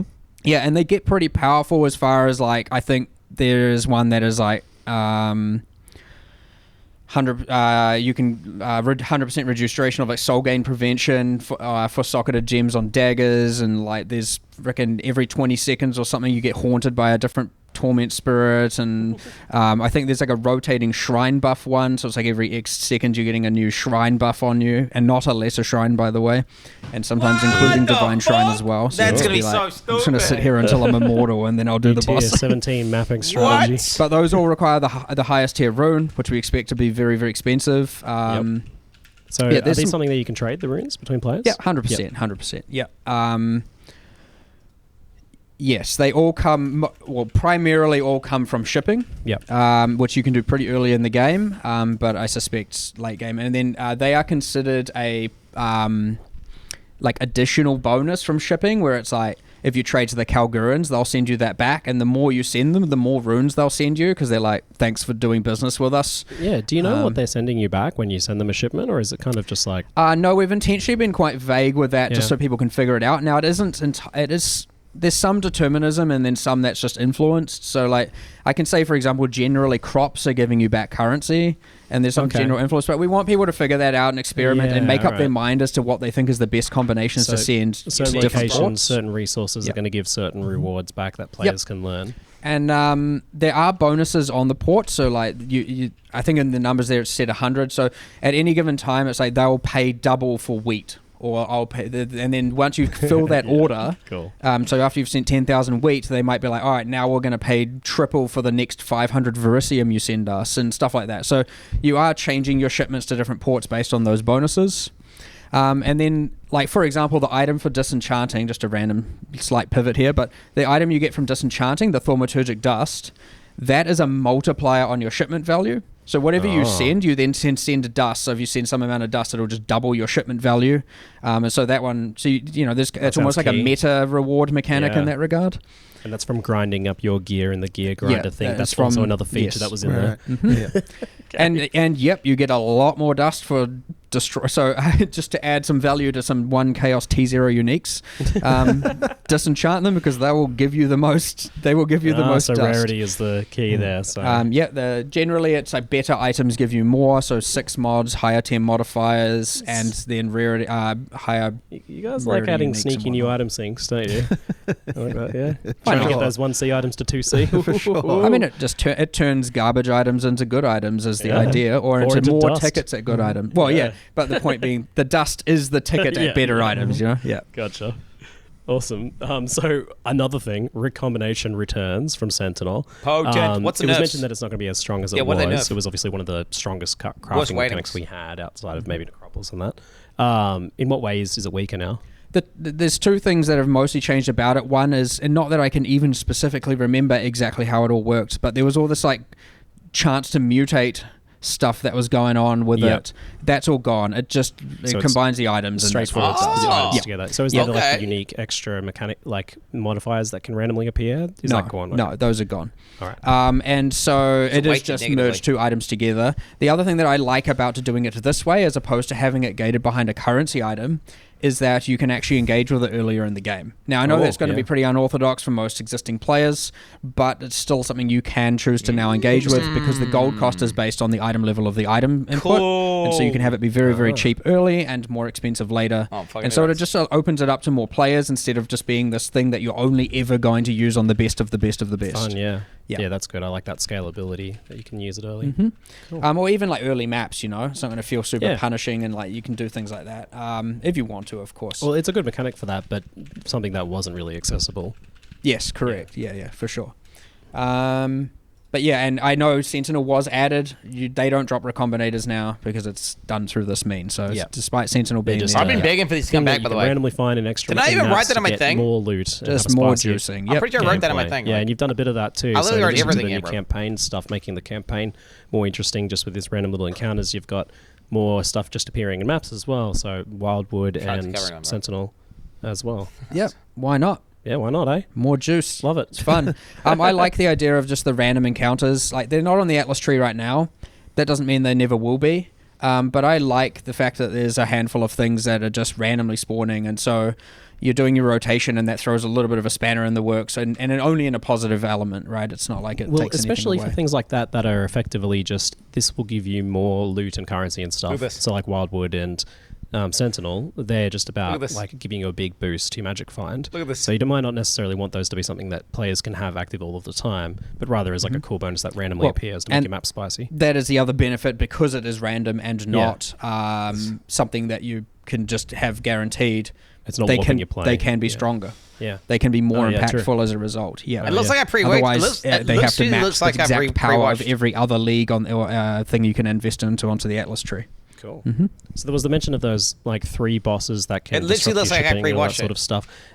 When they take something hostage, is just talking about like this gameplay. What is that gameplay like? Are you going into like random fights, or is it always a boss fight that you're going into when you're? It's always a boss fight. Your Atlas runners will always be taken by the Bandit Lord. Your shipment will always be commandeered by the Admiral, whatever his name is, I forgot. Internal name by Pirate Boss. Fuck law, bro. We're about gameplay, bro. They get named and I don't remember them all the time. That's important. And then the one you find in the world is always the same one as well. And then you pretty much just go, it'll notify you, and then you go back to the town, to King's March, and the NPC will just be like, here's a portal, go there, kill this person, or don't. If you don't want to. Like if you feel like you're going to fail, you shouldn't go and do it, right? And you can bring your party members, but you can only enter it once. Like once you die, you cannot re-enter. So one shot only. Okay, let's take a little bit of a turn now, looking backwards at Necropolis and reflecting on some of the changes that happened in it. First, the overall endgame overhaul, such as the removal of sextants and the massive Scarab rework. How do you just feel about that overall, both of you first? How that went, the endgame overhaul? I do think overall good, but it's very easy for that to get, the gameplay was dumb. Looked at from a perspective of a few things that are bad and then looking at it badly. Like there are certainly some things that were imperfect. Yeah. And we are making some measures to change that. But I do think overall the shake-up was pretty healthy. And when I talk about the bad things, I'm talking like the T17 maps being too hard, right? Yep. And that kind of it's overshadows a lot of what's good about it because there's these few things that aren't right. And then I'm also talking like, okay, we remove Wandering Path, great, and then we added Back to Basics, which is also gone now, by the way, just to clarify, which wasn't mentioned there. Like Back to Basics was even more unhealthy than Wandering Path, or equally unhealthy, depending. But both of them not good, not achieving the philosophy we want. So we didn't, because of that, and because Back to Basics became the meta, it ended up like not even evolving that much, and so. I'm hoping with this now set of changes, but all of that ultimately comes about with, because what's going to happen is when you are releasing content on this scale, and I am certainly a risk taker, I like to push the boundaries and all that, you are going to have these things happen. It is borderline impossible for us to test everything, and that's where you see a lot of the reactionary patches that we did early in the league to try and fix and improve everything. It looks like Harvest. Was something that was really hard, just for the team as well, and like it's also very hard just decision making about is this something that should be fixed or is it not. Like it was pretty rough at the start there, and I think. That is something we're trying to improve this time around by looking more at the extremes and like really zeroing in. So there's definitely a mandate to QA now of like, okay, we need to really work out like what is the actual maximum possible thing for this, and like like what is the difficulty of what that results in. Like is it okay? Like is the difficulty versus reward correct for what the players can do here? This kind of thing, and it's something obviously that we should have been like thinking more about before, and like it's something that we're really making sure this time we'll try and do better. But it's tough because like even thinking about what the most extreme case is can be really hard. Like so many things took us by surprise in terms of like particular combinations of things. Like there's so many just ways to combine stuff, and like from so much content from the past as well, that like it's like it's hard to find. Like the fact that there were people finding new ways to abuse stuff even weeks after the it came out just sort of shows you that like there's just it was kind of nuts. Yeah, you guys asked me an interesting question yesterday when I first came in. It was like, how does 150 uniques from a single boss sound to you? I'm like, that sounds crazy. What are you talking about? So I guess we'll talk about some of the things that were happening that people weren't aware of. So there was a Reddit thread in I can't remember how far into the league, that was pretty much like, what the heck has happened to the prices of T0 uniques? Yep. And you had like Defiance of Destiny at like 4C. It was like actual craziness. And Jesus. Yeah, upon looking at this, and oh no, none of this was anyone abusing or exploiting anything. Not a bug or anything, yeah. In fact, I think, mate, did we tell you the value of how many unique items were dropping in some of these? I told him. I was going to ask you to guess, but we were getting over 100,000 unique items in some instances, and I'm not even talking in a map. In a single map. What? And I'm not talking a 6-man group. I'm talking solo players who are able to achieve this. Fucking MF. And this is where a lot of those things, so for example, the Shaper Touched rarity, there were just so many layers of multipliers that, if used correctly altogether, but you ended up with less than 100 people on the entire realm acquiring over 99% of all T0 uniques. And so we have gone and looked at all that and been like, okay, with this, that is highly compromising the economy and the integrity of the economy. It's like real life. And we fixed some of this last league, but we are doing more of it this time to make sure that your average and above average player isn't like having the economy ruined as their experience, but we're just really, really controlling that like high top end. And I'm talking like most people would never have known this was happening. They would have just been like, where are all these uniques coming from? It's not a bug. It's just the math of it's just correct. Exactly. Yeah. There's technically legal stuff, and like there's always a question with stuff like that, because generally speaking, we have the policy of no mid-act nerfs, and yet there were certain cases, and that was really tough the last league, just because like we did do some changes to certain mechanics, which we wouldn't normally do because it was just so ridiculous. Like there was stuff going on there that just was not okay.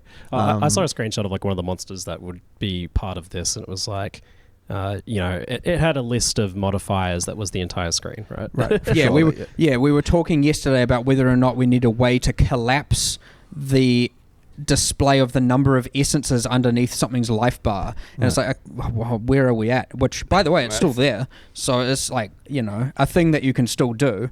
But yeah, it's and I'm not talking like we're getting rid of all the uniques. Like that's what I'm saying. I'm asking you, is 150 all right? And you're like, that sounds excessive, and I'm like, well, it's like several hundred times less than what it was, but it's still top off-screen, bottom off-screen of unique items just nerfing everywhere. the ultra OP shit. And that's just like a single mod, so you get the whole res in the area. So we want it to be extreme. Like, don't get me wrong, but it shouldn't be that the entire economy is ruined by 100 people who aren't, or a few people even, who aren't even abusing anything or exploiting anything or doing anything illegitimate. Like, and the problem is, that's where we got into that state where it was like, all right, do we have to nerf X, A, B, C, and D as we kind of discovering and figuring out these strategies? And it's like, let alone the fact that this stuff absolutely rams the performance of the instances, right? Like, I don't know if people saw it when those meat sacks were dying and you'd get like 6-second lag spikes while it's generating the unique items. And so anyway, a lot of it's much more controlled now. We've actually assessed exactly where all that was coming from. We've taken a lot of caution to not nerf the average, above average, even further than that. A normal player should not see any change. Yeah.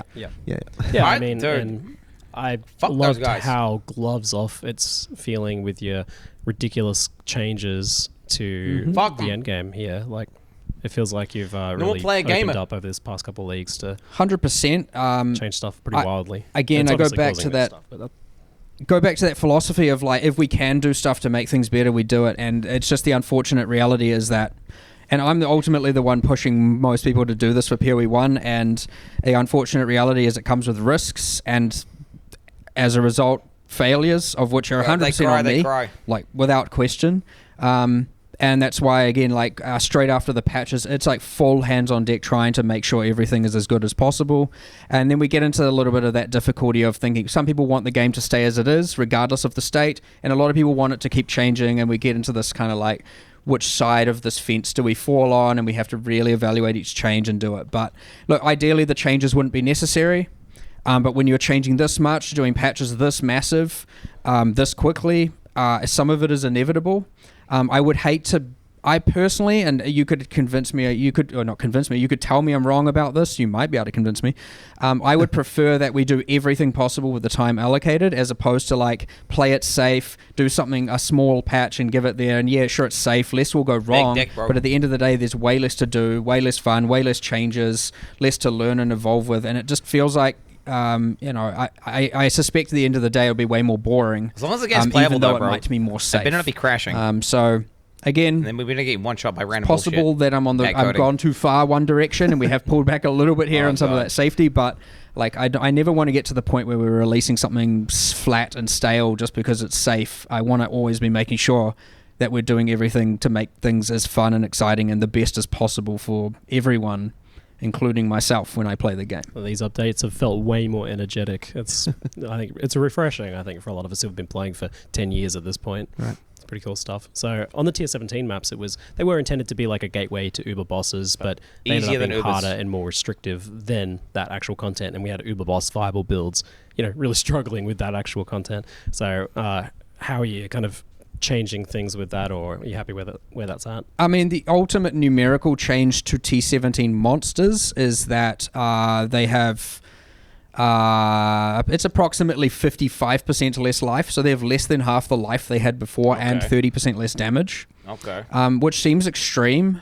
And I will just note that was like actually not intended. I see Mathel's about that. Yeah, it's kind of unfortunate that two different designers did the life change to T17 without realizing the other person had already done it. That's so funny. So that was kind of like an unintended side effect. They can still undo it if when they you want come down to. to, oh, so why the hell are these monsters so damn tough? And then we're like, oh crap, there's someone, there were two people who made this change independent of each other. We have counted that on the bosses to some degree, so they are, not just like an absolute joke now. Mm-hmm. But yeah, just the monsters themselves, which it did compound with back to basics and the mod scaling, like the thing.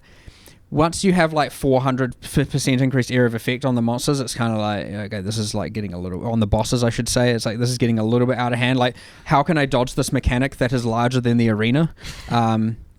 You could argue they're signing themselves up for it, but then it's like you want that for the rest of the map, which then means the bosses are pretty much like impossible. Strong word to use because everything's always possible with enough, build ruckus going on. But anyway, it wasn't right. Like, these things weren't right. So hopefully with back to basics removed and, the changes to T17s, implicitly it should be more approachable to more players. Less you have to play like a subset of 10, 12 builds in order to achieve them. Like, it should be way more open.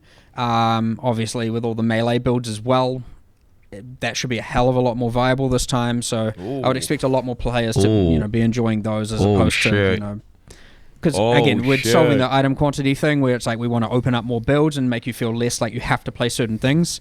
So then T17's being that hard resulted in the exact same thing. These are not intentional things. When you get to Uber Pinnacle, it's all right for the number of builds to reduce drastically because it's like you want to be a boss killer at that point, or that's fine. But when we're just talking about like the top tier of maps, it's not okay to have it be so constrained there. So just mistakes were made, honestly, and they hopefully are now fixed. Yeah. So the main design of the modifiers on these maps is these build bricking modifiers, ones that are just basically not doable for certain builds or thereabouts. Why is this the method that you went with for these modifiers? I personally just think it is important that you actually are investing in rolling your map and finding the maps that you can do, or choosing how you can overcome the modifiers. And I know that's probably not a popular opinion. I very much understand that a lot of people are just like, I can go, and that's all I want to do. But I think especially with the upper tier like that and the extra layer of rewards that they're giving, I think you should have to invest more currency into it and more thought into it, or be like, oh, this is a real good map. It's got like some specific reward modifiers you want, but there's this one bad thing I'm going to have to deal with, and then you actually do commit to dealing with it. It again, hopefully adds more ebbs and flows to the process, as opposed to it, again, just being like out, go and run, and that can be quite, where some people like that, and that's okay. You can still obviously do that with 16s. I do like these things having an impact on your build, just not to either one, it should be avoidable and or not to the extent it was before, and again, investing into them, rolling them, like it's certainly not something I'd want to stray away from. I actually consider it a success when you have to re-roll your maps. Again, probably a controversial take, but I think it is a much better thing getting an actual... Like, it feels more like an actual game mechanic as opposed to like, well, at the point it's just Alk and Go, and Alks are worth so little. Why you just drop them rare, and like why are you even engaging with the currency on maps system? Why have mods if the mods don't matter? Do you take like some consideration to how many chaos, for example, you expect someone to put into a map to produce mods that are on average viable for their build that they're doing? We do, yes. So I mean, what? Not in the context of a build here, but like for example, we were like, okay, if we want to make T17s able to be easier, like should we reduce it back to 4 to 6 modifiers? Yep. But then you just the argument, the reason why we never did that just this league is because, well, now it's even more chaos you have to invest to get 6 modifiers, because the right answer is probably to run 6 modifiers because it gives the best rewards. And so it's like, well, that's just going to massively increase the amount of chaos orbing someone has to do on those maps. So let's not do it that way. Let's find a different way to do it. So we're definitely considering how many you're having to. From a like hyper build specific, it's like if I'm playing this exact specific build, how many chaos on average do I need to avoid it? No, not like hyper specific, but in terms of like broad mechanics, we do generally try and consider that. Yeah, I imagine you'd be taking like a range of builds and saying, oh, on average, it's going to take about 10, 20 rerolls to produce a map you want to run on this character. But my hope is that some people at least look at it and go, okay, if I just change this one thing, then I can still run it. So it's not always just like, I know this is probably the preferred strategy. In fact, I'll do it myself probably most of the time. You just avoid anything that's going to cause any friction to your character. But like, there are probably a good chunk of players who are just like, I will deal with this bit of friction by either slowing down a little bit or changing something, deleting or swapping 5 something out, or deleting 5 portals. And it's good for those players to be able to do that, because then technically they're having to invest less currency. Whether or not it's worth the payoff, it's up to them really to decide that. But you want the mods to matter, and I get that, and these certainly do matter. But how do you feel about it versus modifiers that do things like, say, this modifier adds these certain sorts of packs of monsters to the map that are very difficult, but also increasing the reward and making the map more interesting by making it more difficult? I like those. As opposed to something like, your energy shield is turned off. Fucking 20% the problem you have with damage. Things that are implicitly adding direct rewards beyond certain other things is obviously the issue of the fact that you now feel like you have to roll for them. And you saw like this with the Shaper is a maze. And with the Shaper Touch modifier earlier this league before it was changed, all of a sudden now all of a sudden you're spending more currency on the maps than you were avoiding the builds, because now you are not only having to get a specific rewarding outcome, you're having to dodge the build things as well. And so it was even more. And as we've removed some mods this league, like I know the barrels was one of them where people were going for the barrels, and it's a couple of, we've removed a few of those, like, sink currency into this. I would actually expect the amount of chaos you're sinking into these is less this league because we've removed those. But we have kept some, but like we've also then made them rarer, so you're like less likely. But then which I know you could say is counterintuitive to investing currency, because now you have to invest more if you have to get them. But there is a point beyond where you're now no longer expecting to get it, and thus you are just like, okay, getting it as a surprise, as opposed to when it's kind of within reach, you will just sink currency until it's there.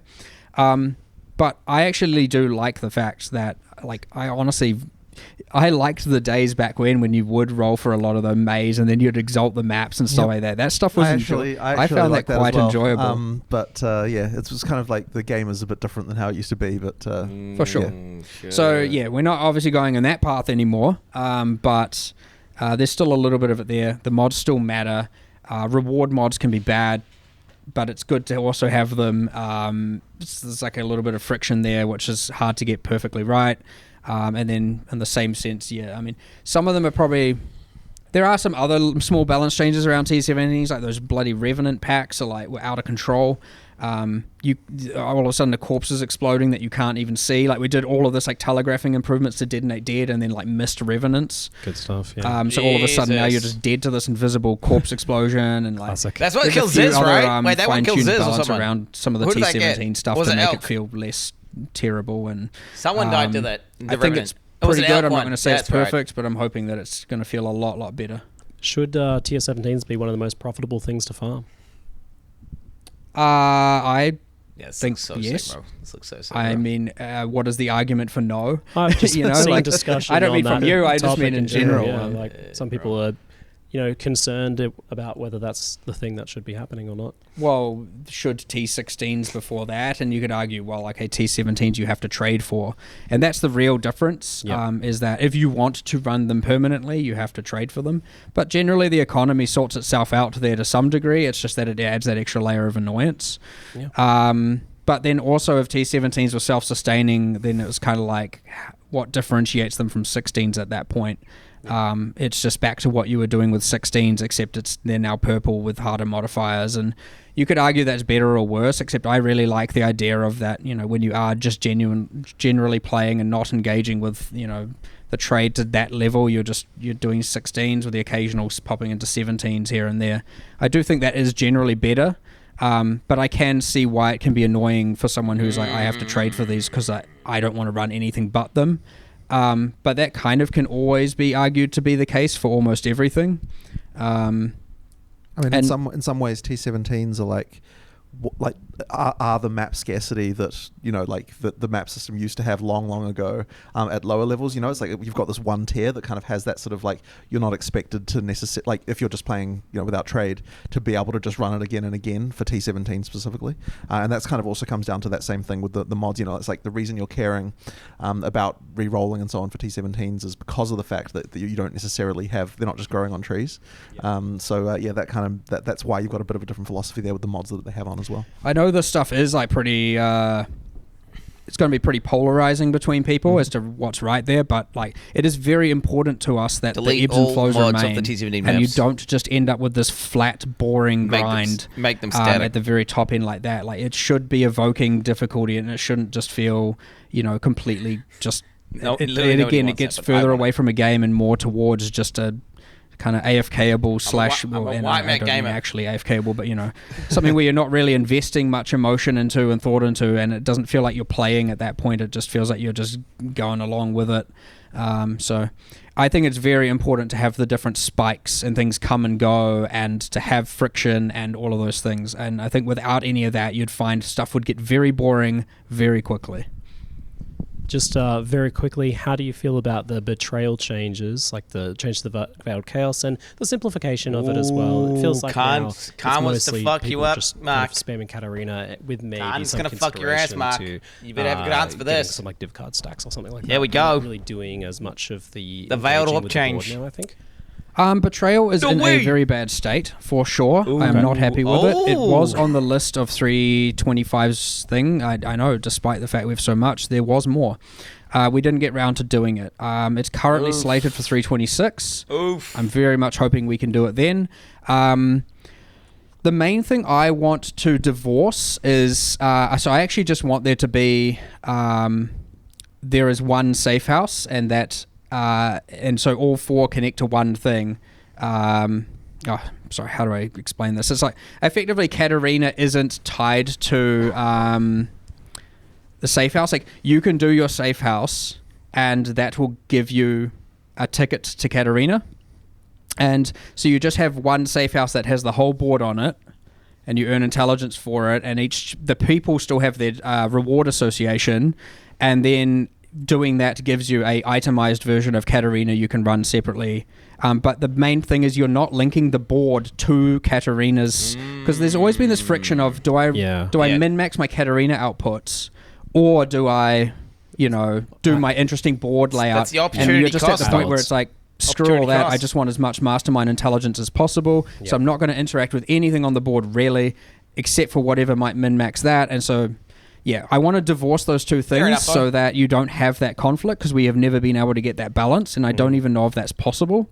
You're always either going to want to never run Katarina because it destroys your board state, or you'll always run Katarina because the Veiled Orb. Yep. And so I want to divorce those two things such that one doesn't destroy the other. Because it hasn't been right the whole time. So, and I think that will just be a much, much better if we do that. And then Katarina is just there as a thing you can do. You do the boss fight and you can trade for it. You can buy the tickets to it if you want. Or, and then you can do all the board interaction, separately. You'll still have I want to min-max my safe house running to get tickets to Katarina, but what we can do is have a correlation of the chance of getting it or the number of the tickets you get to Katarina correlate to the state of the board somehow. But at least I don't ever want it to be like I'm not going to fight Katarina because I don't want to reset the board. I don't think those two frictions should ever occur. It hasn't been right, honestly, since we released it, to be honest. All right, so. let's let him cook, hey? Let's let him cook. Let him cook. So we should talk just a little bit about Necropolis itself. I know you were pretty excited for the mechanic. I was too, because I love a good, thick crafting league. And it certainly ended up very powerful, but ultimately the crafting mechanic not that popular, I think, due to the friction of engaging with it, the corpses, managing all of that. Yep. But how do you feel about Necropolis in hindsight now? Unless you're rated, Andy. Yeah, definitely that part is, well, we kind of knew going in that it was more on the complicated side, for sure. Some things just kind of, it's not necessarily a problem for something to be a little bit more complicated like that, but it probably went a little bit too far. That being said, it was pretty damn powerful, especially after our changes we made very early into the league. In terms of getting like full T1 modded items, probably went a little bit too far, to be honest. But yeah, that being said, understood. It was a bit too computer sciencey, I like to call it, in terms of like lots of figuring out what to do and kind of uncertainty to the point where it overwhelmed a lot of people. And that's where you see, even recombinating and runesmithing coming back way more simple, straightforward. Some things are just very clean cut. Some things are a little bit more complicated, and different users appeal to both.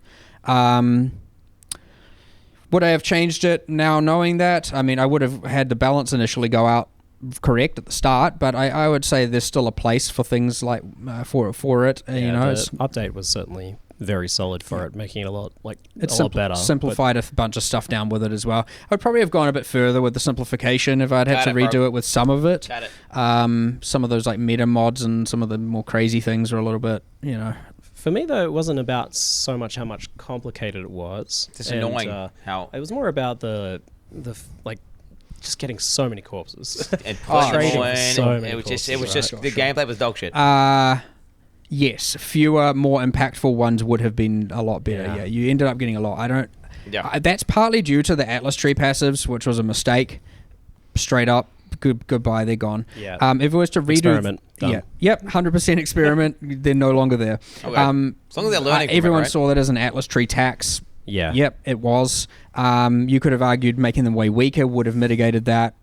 Whatever. Why? The original intention of it was like, okay, we want these keystones because it allows people to change behavior. And I think if we are to see that again, we would have that. We'd have introduce ways for people to change the behavior, but not invest into the increases and more corpses and all of that, because it felt mandatory. And it often will when you have the league in every single area. And so, yeah, that was a pretty big contributor towards this problem. It felt like the opposite of what we were talking about with Gold, where Gold allows you to turn like user experience friction into gameplay friction. It was the opposite, where it was all user experience friction, because it was about trading with a ton of non-responding people for corpses. Sure. 40 times per craft. We also obviously made a lot of changes to that early as well in the league, but still it was like, I remember Ziz messaged me at one point and it's just like, oh my god, the amount of quad tabs I need to hold all these corpses, and I'm just like feeling real sad about it. It's not like, that was the intention by any means. I didn't quite hit the mark for sure. Just lessons learned. For sure. The All Flames had a bit more mixed positive and negative. Like, it was definitely a very cool added layer of map customization, but it was not optional, and that was definitely the concern we had going into it. And it also added just that extra layer of work that you have to do before you can start playing, which PoE has a fair bit of. And for sure. And again, we with the the league being like, something you do have to generally engage with before doing areas. It's again that kind of X factor that makes a league different and makes it feel different. But at the end of the day, probably was a little bit too much annoyance to have to do this thing every single area. But it's certainly we try these things out here and there. Some people probably thoroughly enjoyed engaging with that stuff, of course. And I mean, end of the day, leagues are never going to really be for everyone. They're always going to have some amount of people who aren't really into it. But look, we tried something new. We always do like to try something new when it comes to these leagues, and a lot of people did enjoy various elements of it. Some of it doesn't hit. That's all right. We don't do it again, right? That's part of it. And this is a lesson learned every single league, right? There are always elements of leagues that don't work. There are elements we learn from. There are elements we don't repeat. And then we often what we can do is take the stuff that is good, that is fun, and find a way to integrate it into the game later. And now the core game experience is overall better as a result of us, learning from all the stuff. Yeah. Keep the experiments going. Keep going wild with it. We're going to go rapid fire now so people can get their 30,000 patch notes, their record-setting patch notes very soon. Oh my God, here. I got the alcohol ready, bro. We had finally the much-awaited massive melee changes. What was the big thing that was led to you guys pulling the trigger on this issue? Melee needs buffs? Some melee stuff. Ultimately, the community. People wanted it. What was the key change that you kind of needed maybe to get figured out? The one that I remember us walking through was there was kind of we made a document of okay, what are the things that a melee build currently mandatorily needs to know to do in order to be viable, and effectively we had all these multipliers, and if you didn't know to do them, then you just sucked. It's bad. Yeah. And so effectively we needed to do something about that to make it so that just hit things is a more viable path. I think that's just really looking at that, and so that hence why you have the removal of melee totems and so on. Honestly, even I was kind of shocked that Mark was let's just straight up remove them. I know we talked for a little bit about maybe there's some way to make it so that you don't the builds that use them aren't the same as melee builds or something. But in the end, it was just you know what, we'll go clean slate. They were annoying as fuck anyway. Try to make sure let's just get rid of any of these barriers. And I think that was probably the right choice. I just want you to hit things with your weapon, or monsters or the ground with your weapon, and things die, and you're not having don't get me wrong. I want there to be secondary axes of skills that are often skill involved. You do have to use them. I don't just want it to be that you have 1 6-link and every single other gem slot is empty. It should be that there are these other axes, but I also want you to be able to choose whether or not which ones you use, which ones you invest into the tree. Whereas a lot of what was happening before is something is often either too powerful that you feel like you have to use it, and all of a sudden now every single build is using this exact same thing, and every single build feels so similar. Whereas really the way that should ideally work is something is much weaker initially, and you have to invest into the passive tree and stuff like that to make it good enough. But it means that different characters will have different secondary specializations, and you'll find a lot of these, something like tinctures, something like retaliation skills, they're going to be quite polarizing. People are going to love them or hate them, and that's okay. That's good. And it means that you get these differences in builds. I want to see the retaliation where you are actually speccing into and using these secondary things. What the fuck? But the one other main thing is I really want it to be less unique item-driven mandatory things, right? I don't want uniques to suck, don't get me wrong. I just want it to be that it's in order to do X, Y, and Z, I must be using this, and now I'm considered viable by the game's standards, like build checklist thing that we... Yeah, it's gone a little bit too far. And so we're bringing a lot of these mechanics to the forefront on the passive tree, because that is one way place. And of course, by having more...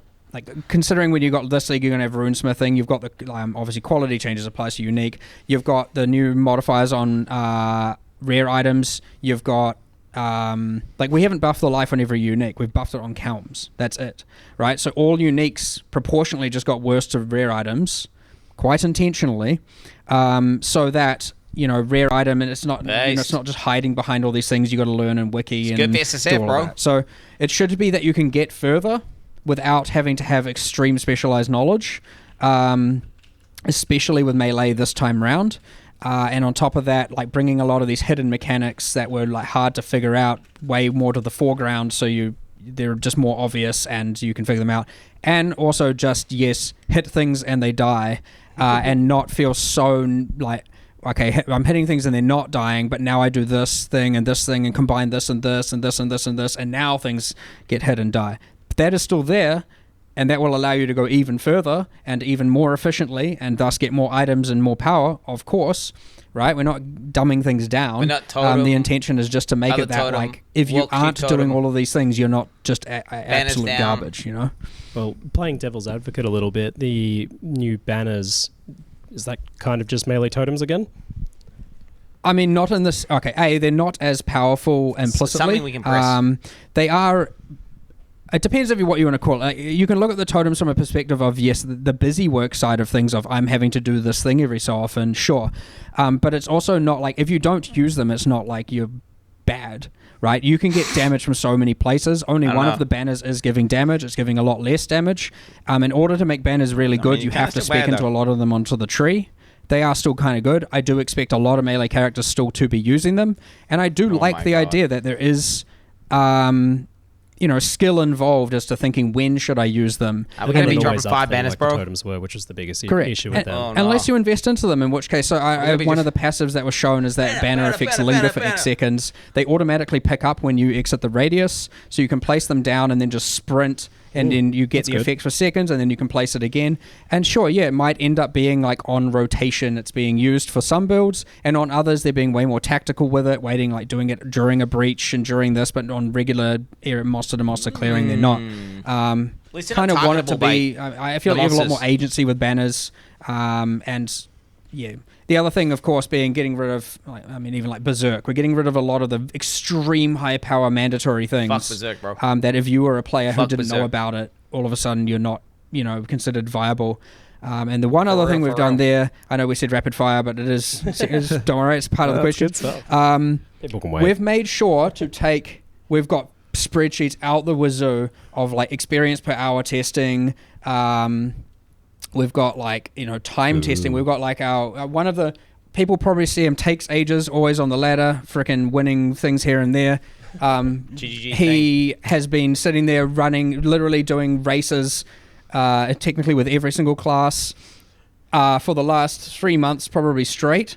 Every single waking minute, he is playing a different character, writing down times to kill Brutus, time to kill this, time to get to this, time to do this, XP per hours everywhere, what variables make the most difference. And we've taken all of that data and gone and been like, all right, these are the outliers on the down, on the bottom, these are the outliers on the top. Let's find out where the thing should sit. And generally, it's now meant to be, if you are a character with a melee character, and let's say you've got 70th percentile gear, and there's a caster next to you that has 70th percentile gear. More damage. If you can maintain... way more damage. A melee character is generally meant to be stronger and more efficient at that point. Yeah. Of course, but it is easier to take damage and harder to maintain damage uptime as a result. So if you can overcome those two axes, a melee character with equivalent gear should be better than any other character. Goddamn right, baby.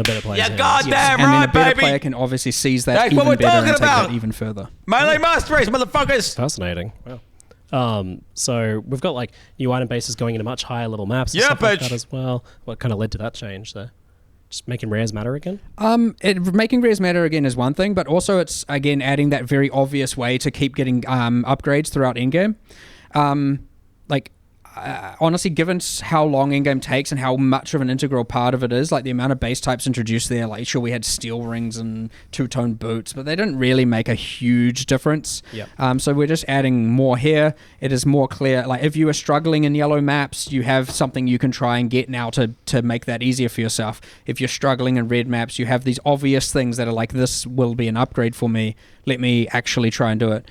Obviously just on the defensive axis for now, so you can maybe focus a little bit more of your passives into damage, along with all the new defensive tools. But yes, primarily it is a more obvious, here's a way that you can upgrade your character. And of course for high-end players, it's a new thing to strive for, to push their character further than ever before.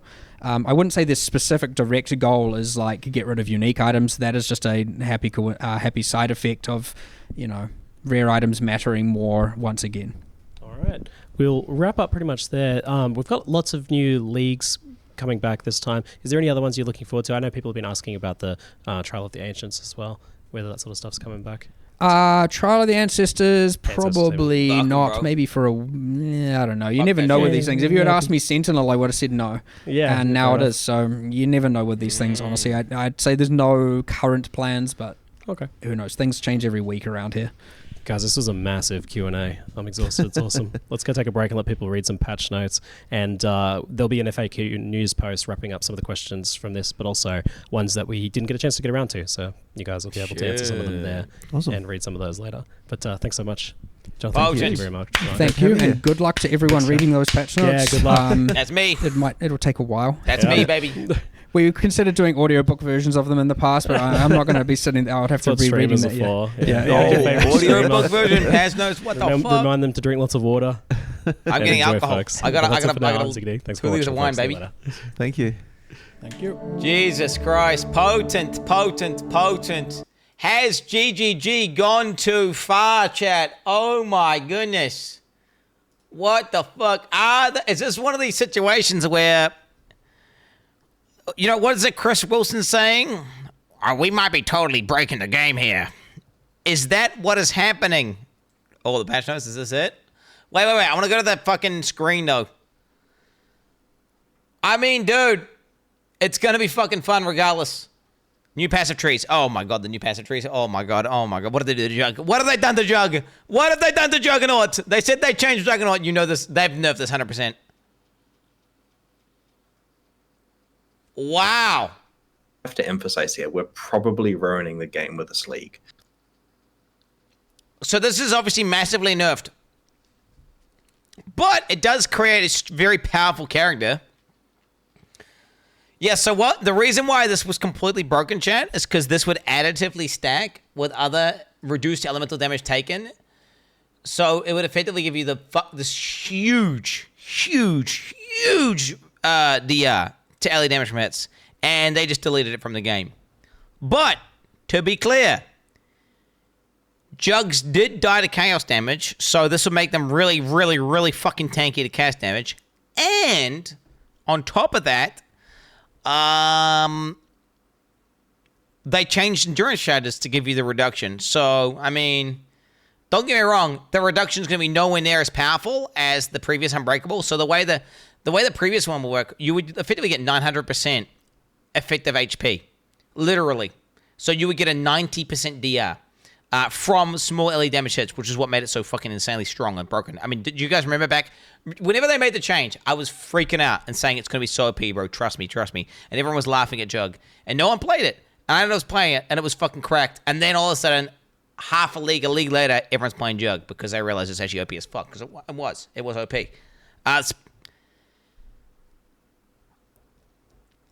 I mean, this plus stacking endurance charges is still going to be really good for bossing, though. I mean, other than, again, you're going to take the shit off anyway. I mean, that's the thing, right? This technically got buffed as well, chat. Why did this also get buffed? So it got nerfed massively, but why is it buffed? Why is it buffed? Armor base increase, exactly. So we get double armor on an armor base increase, which is potent as fuck. All right, 40% life regen rate. Do we see? Wait, can we see like changed versus non-changed path? Path of building. Let me just. That looks the same to me, but yeah, 41.5. Is there a way to see changes? Is there a way to like enable changes here? Can we see it? Changes? Fuck the patch notes. I'm gonna look at the patch notes, chat. We are gonna look at the patch notes. Plus one maximum charge charges. Are they buffing this? This should be buffed. Come on, man. This should be buffed. Yo, you're telling me, bro, you're gonna fucking go into the Jug tree and you're gonna make changes and you're not gonna fuck with Unyielding, dog? You're telling me you're not gonna fuck with Unyielding? Okay, still cracked.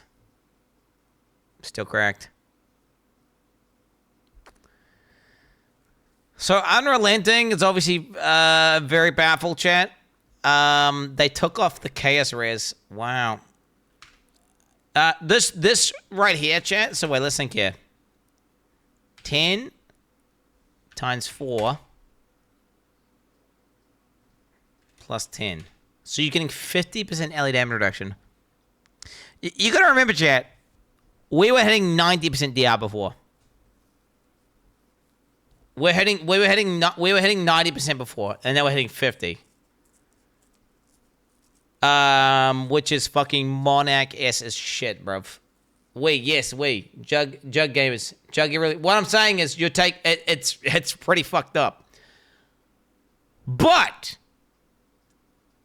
is the necklace from Sanctum unchanged? Because if that is, you can still hit it. Or have they changed it? I would not be surprised if they changed the Sanctum necklace to be a multiplicative reduction that no longer has the same wording. AKA the wording is... This is the wording, right? This is what... A lot of people don't understand this because they don't understand how the fuck this game works. But the OP thing about Jug was the wording. Elemental damage reduction, right?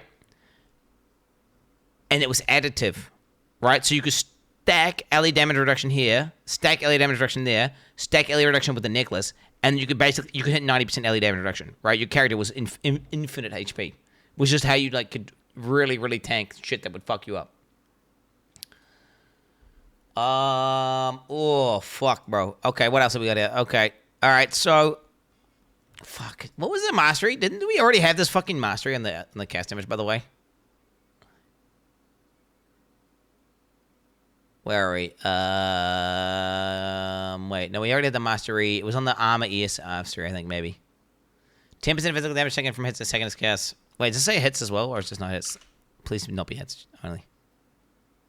From hits only. Man, they really fucked this note up, didn't they, chat? They really fucked this note up. It's complete dog shit now. I mean, they really fucked it up, bro. I mean, what the fuck?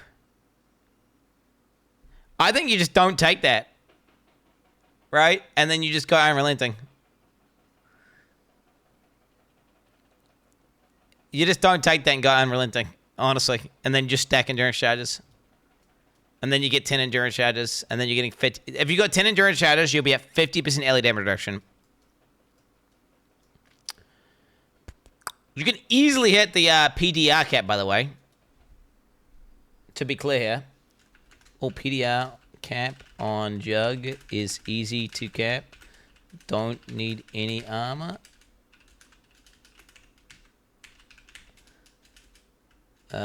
Jug also 50% DR perma all the time.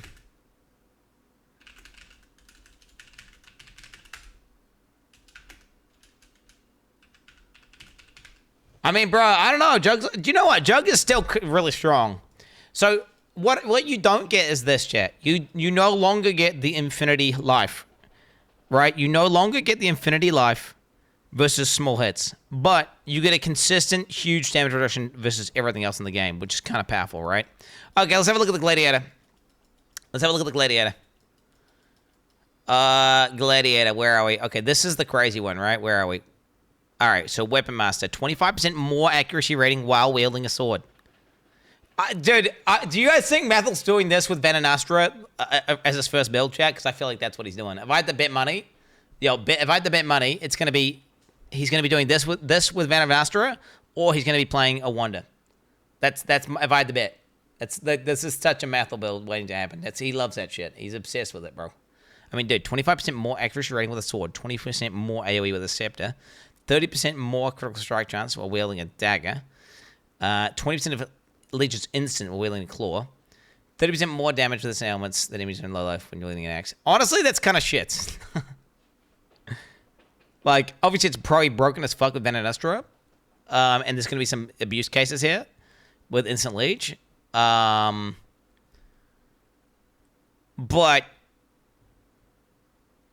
yeah, I don't know, like 30% more. I mean, I'm thinking, like, do I really want to pick another node for like fucking 15% more damage, bro? Because look at that.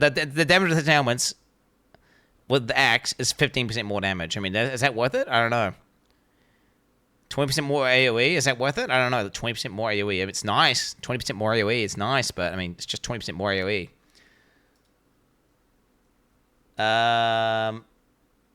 Can't honest opinion about champ changes and jug changes. I haven't even seen the champ changes. Wait, what's the Alcazar? Fucking settlement, gold, markets, gladiator, Venestra, block, water, melee, defenses, all of the penis. I mean, there it is, bro. There it is, bro. There it is. I mean, dude, hey, true. True, big cock, big dick, big dick. Bleeding you inflict is aggravated. Wow. Perma-aggravated. Although we haven't seen how much aggravated we actually get on the tree, right? Aggravated. Wait, how much aggravation chance can we get? 10% aggravation chance. There must be a unique that allows us to get more, right? There must be a unique that allows us to get more. Surely.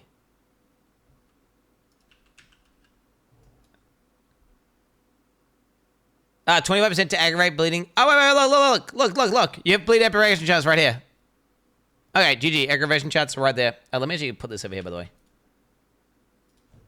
Give me a sec. Notepad. File. No. Let's get my fucking text up here. Yes, you get aggravation chance. 25% chance to aggravate bleeding hits. 50%. So then we're getting 10% over here as well, right? So we're getting 60% aggravation chance. That's all you need. Because of the way it works, because the bleeding works. I mean, don't get me wrong. It would be nice to have perma 100% aggravation, but you know, basically the way it works is it's always going to be ticking on your highest bleed if you're not doing Crimson Dance anyway. So it's irrelevant. 60%. As long as you hit a couple times, it'll be up, bro. You don't necessarily need to be that. Gladiator do that. Oh, let's have a look here. So Gladiator, bleeding enemies you kill explode, dealing 20% of their maximum life as physical damage. OP as fuck, obviously, chat. Super OP. 15% bleed chance. Just perma aggravations, and then you don't need to get aggravation wheel over here. What is this? 30% critical strike multiplier against bleeding enemies. 80% critical strike chance against bleeding enemies. That's not bad. That's not bad. That's actually insane for Rupture as well. Wait, that's insane for that Rupture support, Jim, right? That's cracked.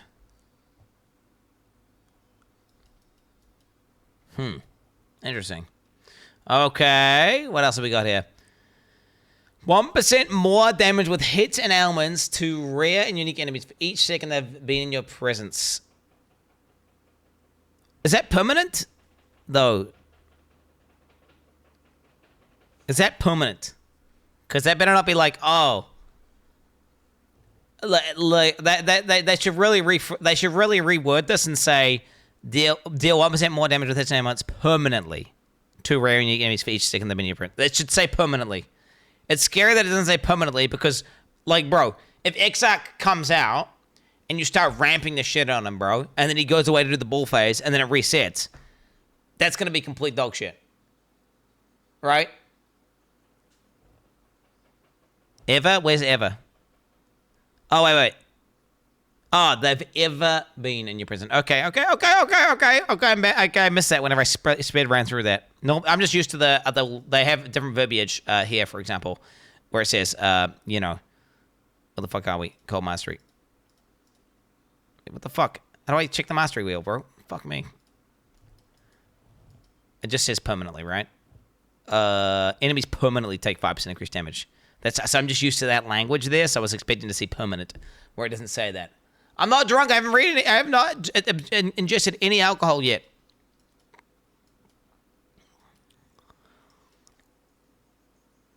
I mean, this is giga damage, right? Giga damage. I mean, giga clear, giga damage, insane damage. But then you just die. But wait, maybe they buff this. Gain 50% base block chance from equipped shield instead of shield's value inherent bonus. Wait, what? Oh, wait, no. Wait. Gain 50% chance to block from equipped shield instead of shield's value. Oh, wow. So you just get 50% block chance inherently. As long as you got a shield. But it's no longer scaling with stabs and shit, right? Which is kind of crazy. Okay, what the fuck? Because the previous one actually did that, right? It just doubled, right? Double damage, 10% block. It was 10 flat, and then you had Cockass, 10%. Oh, they've completely reworked it, actually, with that one change. I mean, that's insane. 50% block chance. Wait, doesn't that scale a million different things? Oh, wait, I need to write this down. Bro. Gladiator. 50% block. Node broken scaling. for many masteries and gems. That's broken as fuck, chat. That's broken as fuck because there's a bunch of shit that says like based on your shield's block chance. For example, fuck me, the website doesn't do it. You have to do it on fucking whatever. This website's kind of. I mean, it's kind of cool that they got it, but like, where are we? Blah, blah, blah. Yep. 1% chance to block attack damage per 5% block chance on equipped shield. So I'm assuming that would override this, right? So you would have a 50% block chance value from that, right?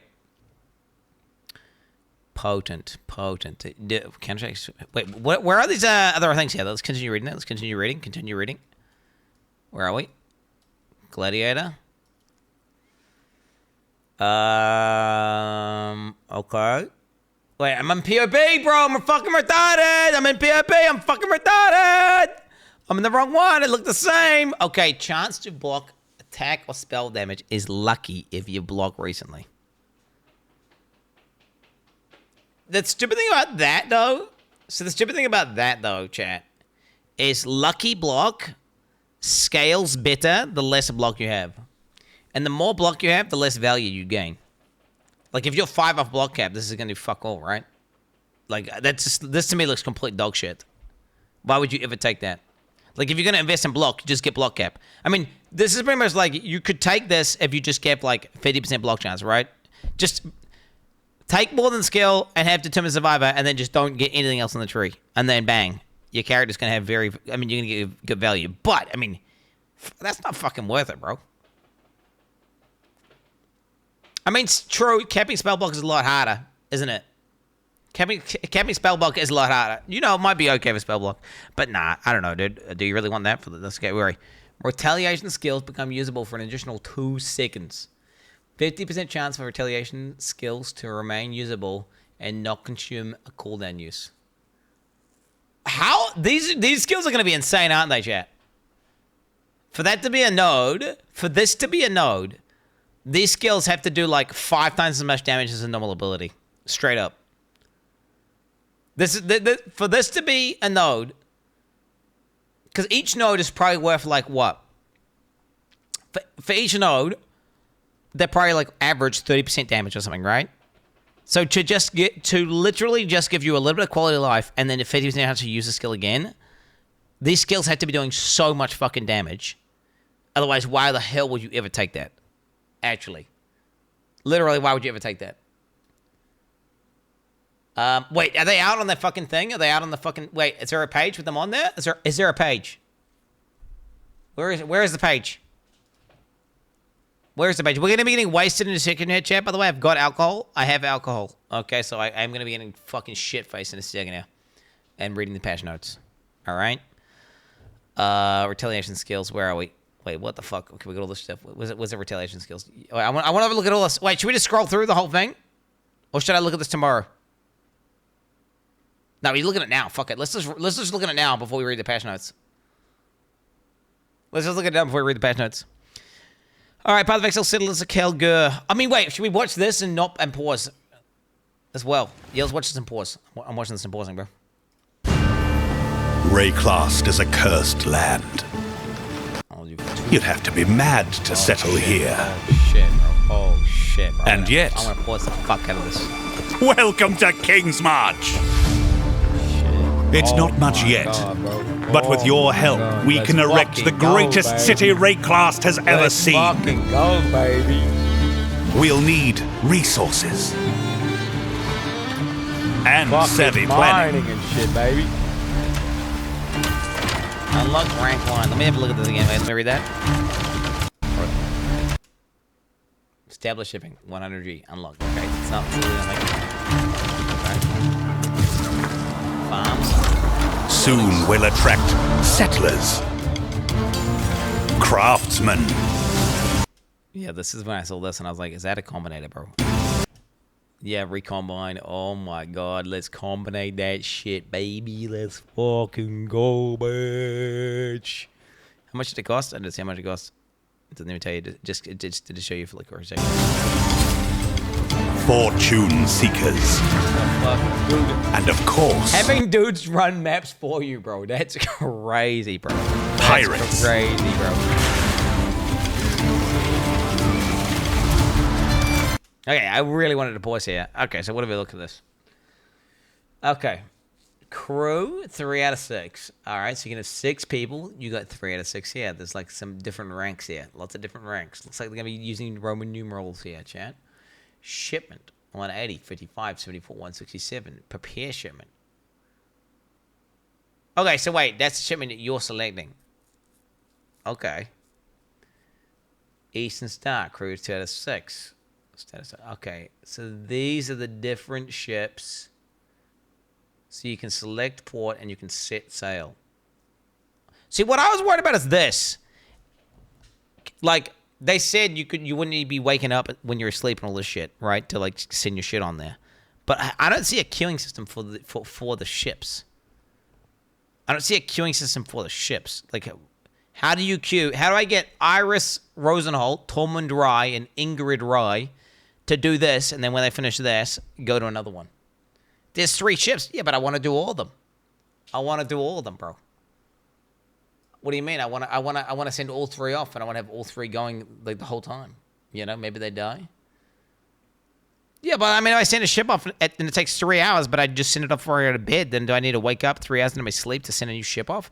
Because that's what I was thinking. Is there a way to buffer these things, right? Can I do some sort of ship buffering where I queue up like, all right, do this, then do that, then do this. And then I can just set it and know that, okay, I don't need to touch this for like 12 hours. PoE mobile app, dude. Log in. PoE mobile app. I mean, yeah. Interesting. But if we prevail. It sounds like, I mean, the map queuing system, you can definitely do that. And the other, like the farming, you can definitely do that. And it seemed like every single thing I saw, you could do that for everything. Although I haven't seen that for shipping. And it seems like shipping is the most important one. But maybe the way, after hearing them talk at the Q&A, they kind of described it like, well, you don't need to be shipping constantly because you're limited in what you can ship based on how many resources you farmed. So it's kind of irrelevant because you could just save up all your mats the entire time, not even do the shipping, and then do it all in one go, right? So then maybe it doesn't matter if you're not shipping while you're asleep, right? Which, okay, log in. Our ships will be heavy with gold. We hope to achieve the impossible. We hope to build a home. And you know what? I think like the only way this could be better, chat. All right, the only way this could be better is if you could actually do this. All this shit could happen in your hideout, and you could have this fucking base. You could build the base in your hideout, bro. And you could be literally running maps, have your stash there, and do everything, and you can still monitor your farms and everything in your hideout. I'm just saying. All right, if this ever goes core, right? If this ever goes core, you could just have your farms in your base. Have your little mini village in your hideout, right? So you go back to your base. Oh shit, I got a couple things here. Let me just quickly do that. That would do it. Okay, which is they probably the reason why they're keeping it separate though, obviously, is because why would they spend all that time doing that, right? If it wasn't going core. So I think if this was to go core, because you know what's funny? My biggest worry about this league, right, is that I'm gonna love it so much because I've been asking for this exact mechanic for years. I'm worried that I'm gonna love it like the most. And then everyone else is going to hate it, and then they're going to remove it from the game, and then it's never going to come back. You know? Because I love the idea of a passive farming little mini sim game. I mean, bro, I've been saying it before I've been saying it for years, bro. I've been pitching it to GGG, bro. I've been telling them they need to do it. They need to do fucking Farmville, homie. We need that shit. We need that, okay? And I'm worried that they're just going to put it, it's going to be awesome and correct, but they're just going to take it out. Okay, you can go back and check. You can literally. Oh, it's fine. All right, it's fine. God, you ever shut up? You're literally tuning into my stream, you dumb fucking moron cunt. I'm actually gonna permaban you now. Shut the fuck up, retard. Okay. Get the fuck out of my stream, dumb cunt. All right, so we're in the Settlers of Calgary. Respect with gold. Shit, homie. I mean, this was crazy, bro. Place order. Fucking hell, bro. Fucking hell. See, this is a little cool. This is badass. I mean, this is amazing for Trade League because it is one of the most annoying things to do. Like, really. It is annoying as fuck. So, I mean, yeah. This does seem really potent. And on top of that, it's going to be so good. It's going to be so insane for... you know when you're, like, wanting to buy a Starforge, but there's no Starforges on the market. And you're like, fuck, I just want a Starforge. Oh, let me buy the Starforge cards. And there's, like, 5 guys who have the cards. And they're all AFK, and you can't get them, and you need to buy fucking 19 cards or whatever to get that shit. So now you can just, you can get this. You can just be like, oh yeah, buy Starforge cards at this price. Bang. Just buys them all. Doesn't matter if they're AFK. Boom. You can get, and it's going to be like that. That is just one example of many, many, many, many specific autistic cards you're never going to want. What's another example? Fuck. There was some other item that I really needed, but it wasn't popular and it was off meta. And you needed like 20 cards to get it or something. And you could never whisper anyone to get it. So now you're going to have to buy that shit. Do you know what's crazy is? That's actually going to raise the price of a lot of cards. That's actually going to raise the price of a lot of cards because of the fact that those cards were actually cheap because of the amount of friction required to get the item. No one could be fucked to do it because it took too much time, right? Whereas now, there's effectively no friction outside of the gold cost, which doesn't seem like it's going to be that much. You're going to be able to just go and buy those things, which is going to mean, okay, there's going to be a lot more divination cards being bought and sold, which means they're going to go up in price because there's going to be more demand. And then on top of that, it's going to make those items actually, because people are going to be creating those items more frequently, those items are actually going to go down in price to just buy, which is interesting. It's not just currency only trade. No. So it's anything that's stackable. The way Mark described it is literally you can trade anything that can be stacked. So any set of item that is completely static and stackable. So divination cards, currencies, anything that's not unique. Like a beast, for example, has a level and all sorts of shit that makes it unique, right? So you can't stack that. Anything that you can stack. So essences, yes, you can stack essences, so you can buy them. Anything that can stack will be traded. Literally.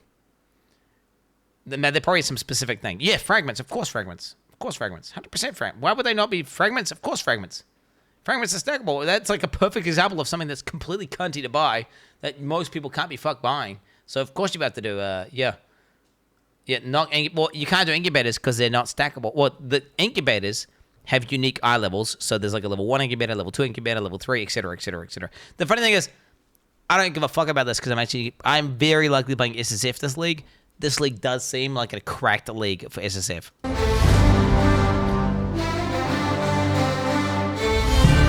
the sensing tag? Gladiator rework. There it is. Massive Rick Bailey. I mean, bro, Bleed. This is the Bleed League, boys. The Bleed League. The Bleed League. Log in, Bleed League, boys. Bleed League. Let's fucking go. All right. And Path of Exile said, you help kill the pioneers, build the town. Yep. Nobody gives a fuck. Look, it's showing you pictures from the fucking thing here. I can't even press it. It's right there on the shit. Looks pretty cool. Looks like a cool, cozy vibe, doesn't it, chat? Looks like a cool, cozy vibe. Harness the resources of rail class. On your adventures, you might find materials such as crimson iron, which are veins of iron that will help you be overrun with corruption, spawning dangerous foes when you approach. Yep, okay, we've already talked about this, so that's the different zones. You farm the materials, use the materials in the settlement. All right. Manage King's March. Theopolis wasn't built in a day, and neither will King's March, but many hands making light work. Head to the town and hire skilled workers who will aid you in mining, smelting, disenchanting, farming, and other jobs needed in King's March. You'll notice each person has their specialities and a wage cost. It'll be up to you to hire and fire as you please. Over the course of the league, you'll be searching for your perfect employees for each job. Once you have them, you have to keep them paid, safe, and alive. Shit, bro. Okay, so wait. So you're looking for the highest possible tier. So there's going to be like cracked guys, right? Like you're going to get like some guy who's got, it's like super turbo everything. 90 workers, bro. You can have up to 9. Look at this, 90 workers, bro. Holy shit, bro. Wages. Look at all this gold. The cool thing about the wages is you can't just let the wages, like, you have to leave your base. Because you're going to get cucked by gameplay. So it's forcing you to leave. Which basically, the reason why they're doing this, by the way, is to stop fucking bots that would just AFK in their base, just with 15 accounts, spamming this shit. Anti-still tech. And also, the reason why that gold cost on the market, right, exists is it stops bots again. More trade league shit, though. Who gives a fuck about that? So basically, you play the game, you get gold, you hire guys, the guys give you like more resources and shit, and you can passively like designate what you want. So you could like target farm particular resources. Okay, recruitment rank 1, upgrade to rank 2, establish smelting and farming. Recruits can have a job specialty up to rank 2. This improvement increases the reroll costs for new recruits. Tim maximum town population. Recruitment agency lists up to 3 recruits. Recruits can specialize in mining or shipping. Okay. Look at these guys. I hope it's not going to be too I hope it doesn't get like you're autistically sitting there scrolling through recruits and spam rerolling them over and over and over again for like fucking 5 years. I hope it's not too like I don't wrong. I want it to be simple with a lot of depth. I don't want it to be overly complex, and then it doesn't really matter. You just need to get like re-roll like 1,500 times to get a guy who has like T3 or something, right? I really hope they don't fuck that up, because that's why it's like, because I was thinking like itemization on the recruits sounds awesome, but then it's like wait a minute, think about this. How much do you like? Fuck. The fuck is this? The fuck are you doing to my queue right here? Let's continue shit way down. How much do you like re-gearing your heist league guys every time? Like you get the heist and you see your guys have no gear and you're like, oh. And then you realize, fuck, I'm not even doing level 83 heist, so the gear that's dropping is shit. And I have to equip these guys with gear because otherwise I'm a noob and I'm wasting my contracts. And I need to get dead level 83 gear. And then you're like, oh. And it would just be so much better if, for example, the heist league guys, you just spec'd like, oh yeah, I want them to be like whatever, drop speed, or I want this one to be like alert reduction, whatever. You just spec it, right? And it just levels up. That'd be so much more simple. You wouldn't have the fucking headache of worrying about picking up all the fucking heist gear, getting the right level shit, getting the right bases, rolling it. It's just too much. It's too much effort. And if there's too much effort, every league, no one will want to do it. So like if you have to spend like 500 years optimizing your recruits every single time, it's just going to be annoying as fuck, right? Which is why you want it to be simple but have depth. And it's like, yeah, I don't know. Patch notes live. I know the patch notes live. I'm just looking at this shit right here. And then we're going to go to the patch notes. I'm about to bust out the alcohol as well. Eventually, you can build your harbor, establish a shipping route between a number of different Kilgore and carry posts for trade, pile your acquired resources into these ships, and send them to a port of your choosing, where you and the traders will haggle for the best deals. Each port will return specific rewards based on what you send them. When your shipment has returned, you'll get notified, and you can return to your client, collect your rewards at your leisure. That's what I hope it is.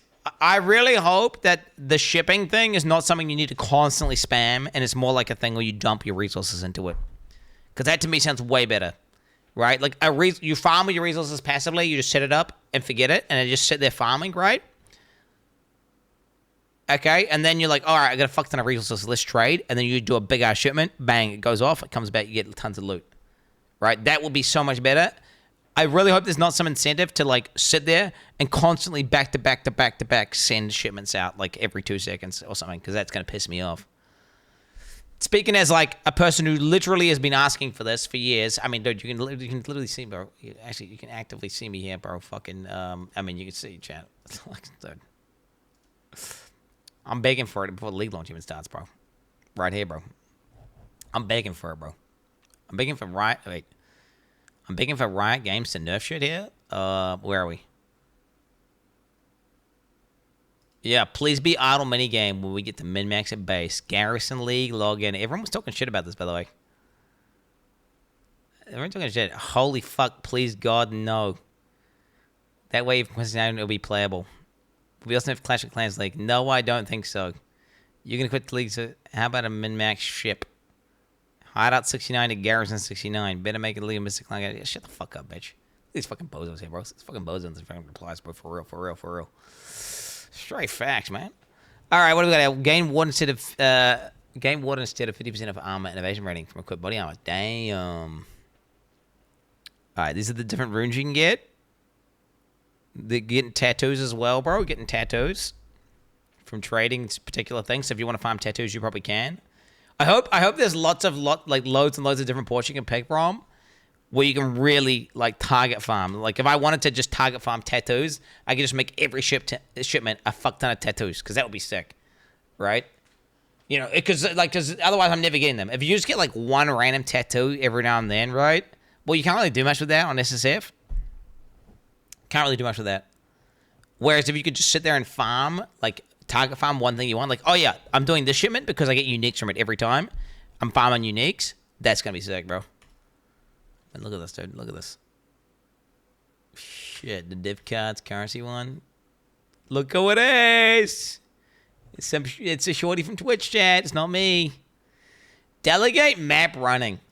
Aside from shipping, concurrents have big into their technology. They've hired and isolated the engineer to isolate it once in the in-game. ISO will help you build a series of Kelgar and modified map devices, which can put a queue of maps into.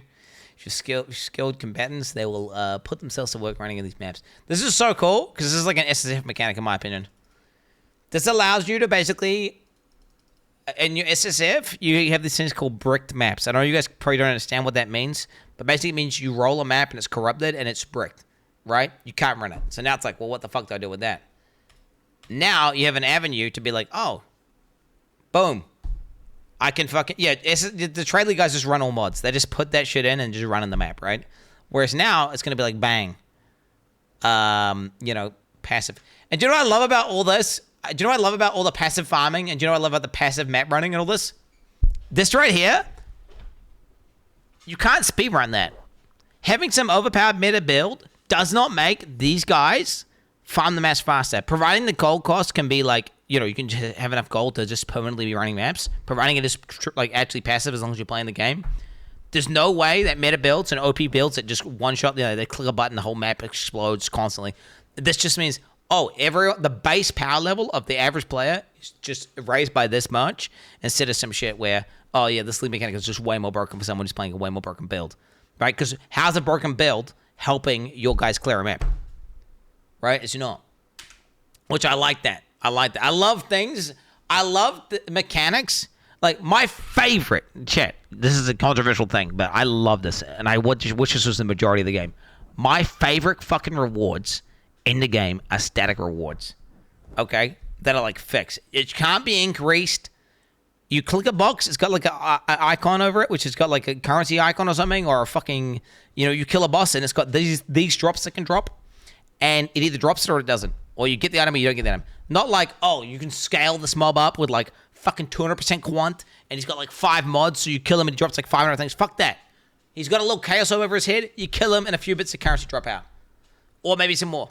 You know what I'm saying? And you can't, not scaling. And it's just that you kill a boss, it can drop 1 of 5 uniques, you get 1 of the 5 uniques. Not like scale to infinity, any of that bullshit. Okay, I like that so much more. And then, do you know why? Because it actually is more balanced, right?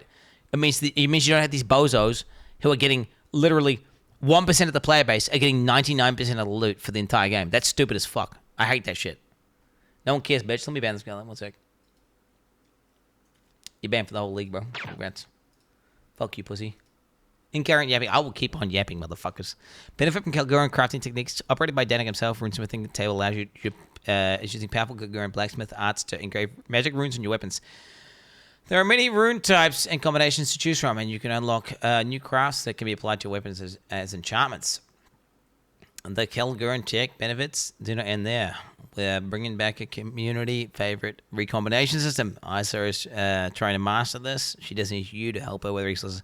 This is huge, by the way. So bringing back recombination into the game massively buffs. What am I going to say, chat? What does it buff?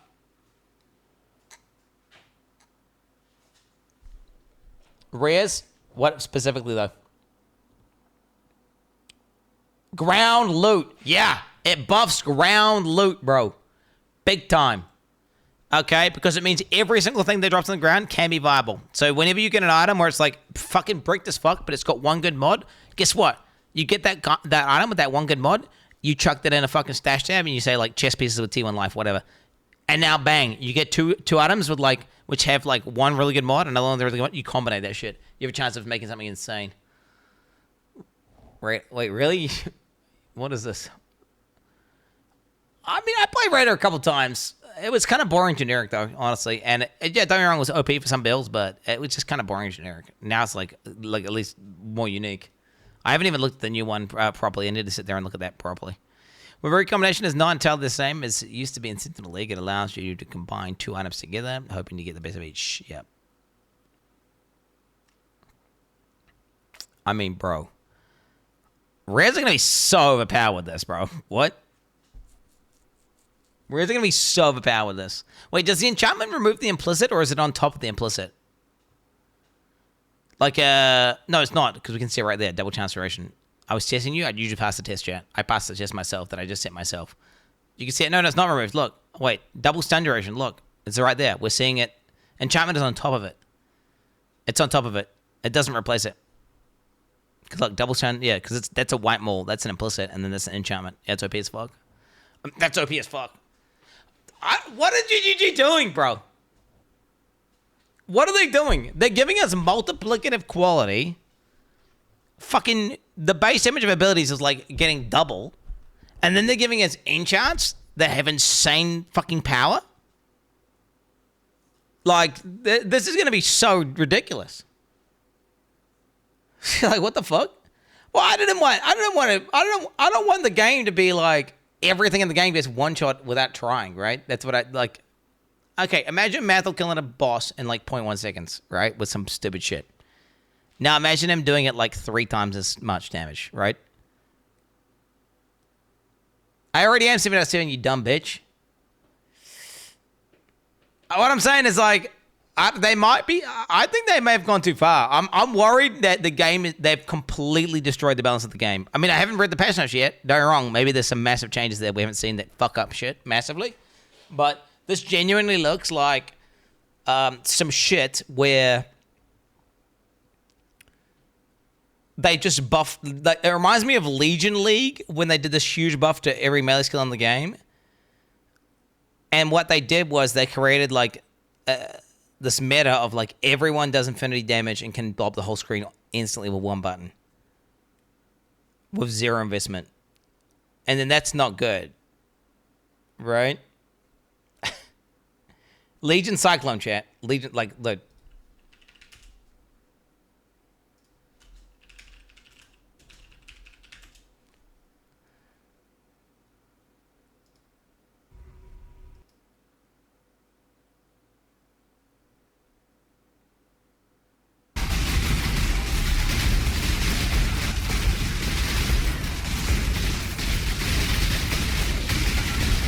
Wait, is that what we're going to be doing? So good. It's not so good. That's bad. That's bad. I mean, don't get me wrong. If you get there at the very, like, don't get me wrong. If you get there at the very end of your character, okay, fair enough. You know, if you spent like a month straight building one character and that's him, okay, maybe. But if you're like hit level 90, bro, good. I'm not kidding. Cyclone was the size of the screen on like a fresh character that's just at 90. You know? That was an issue. It was an issue. Like, if you get to that, like, a month into league, fair enough. That's where it should be, that's an issue with PoE right now. And I feel like, I don't know. I feel like, chat, I don't want to sound like dude, this league looks cracked, looks awesome, looks insane. But I genuinely feel like they may have just overbuffed shit, like, massively. They may have just overbuffed shit massively, which is, you know, it's going to be hard to go back, is what I'm saying. After this, if you need to nerf, how do you do it?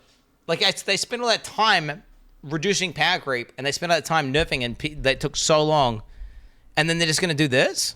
They're going to buff that hard? It kind of does feel like they're just like, fuck it, everyone's going to play PoE 2, let's just go out with a bang. Right? Like, fuck it. Shut the fuck up, read the patch notes, but having return to opinions. Okay, let me ban this guy as well. Oh, I just banned you for 5 days, dude. Oops, I wasn't supposed to be 5 days, but it is what it is. I mean, you get unbanned for the league launch, that's fine. Discover currency trade market. Okay, so you can trade 150 divines for a mirror, or yep, okay, so this is it.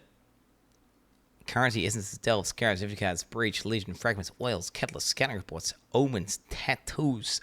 Wow, even tattoos, bro. Life force. Oh!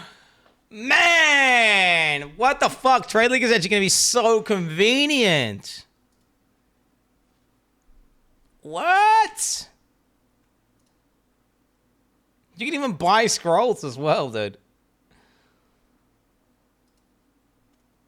The black market, that looks cool. 4.3 million gold, by the way, dude. What the fuck? Van and Astra, bro. Of course he has. Of course he has. Motherfucker. This fucking build, dude. That's a gladiator for sure, right? Jesus fucking Christ. Alright. Defend what you've built. As your town grows, it'll attract more attention. Good and bad. Settlers of Kilgur features these 3 in-game bosses that will close in your operations, wanting a piece of the pie. They might capture and ransom your workers, even your entire ships. You have to make some tough decisions. Will you take them on? Will you pay them off? Alright, trigger the sucketed elemental spell on block with a 0.25 second cooldown. Block chance is lucky. Okay, so this is OP. Okay, minus 10% max block chance to attack and spell. Warden. Okay. So it's obviously pretty potent with the Gladiator Ascendancy, but what are you gonna spam block? What do you even want to proc there? Honestly, I don't know. Like even if you could spam a spell literally on cooldown every 0.25 seconds, which if you were block kept, how good is that? I mean, it's quite a lot, right? 4 times a second. And then you could probably reduce this, right? I wonder if that might scale with global cooldown recovery as well, right? Okay, you can make something OP with that, I'm sure, but yeah. Pledge your allegiance to glory. The Gladiator Ascendancy received long-awaited rework like before. They'll allow you to invest in bleeding block, and we've also designed new skills replacing some of the old ones, and added in a new branch which allows you to invest in retaliation skills, which are a new type of skill that allows you to unleash devastating damage upon meeting certain conditions in combat. All right, here we go, boys. Here we go. Here we go. I've not seen this. Here we go. Here it comes. Eviscerate. Okay, cooldown time, 3 seconds. Attack damage. Attack speed, 70% base. Attack damage, 674% of base. Okay. This seems fucking ridiculous. Wait, at level 1? I mean, what the fuck? Wait, what the fuck? What the fuck? What the fuck? Wait, what the fuck? At level 1? Retaliate against a blocked hit with an arcing slash. That releases 2 waves of force. Enemies close in front can be hit by both waves. Requires a sword, axe, and a shield. So, okay, only one-handed.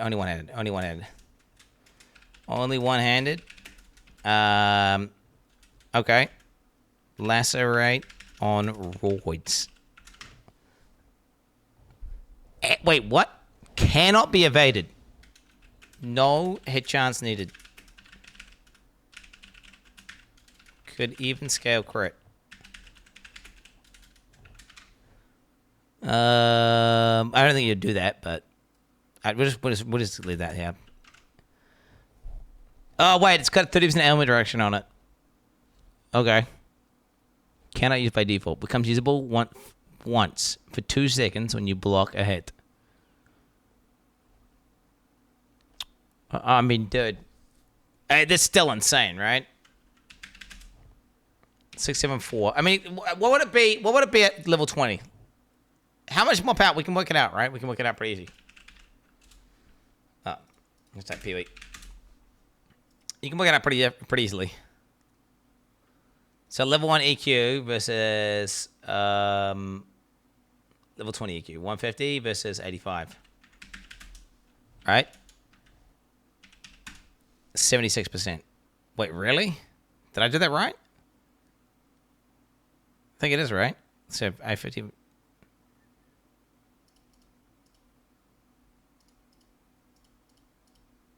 Yeah, I did it right. 76%. Okay, let's just use that. Okay, what the hell? My math is too good. So 674 times 1.76. Bro, that's the number value we can expect here, chat.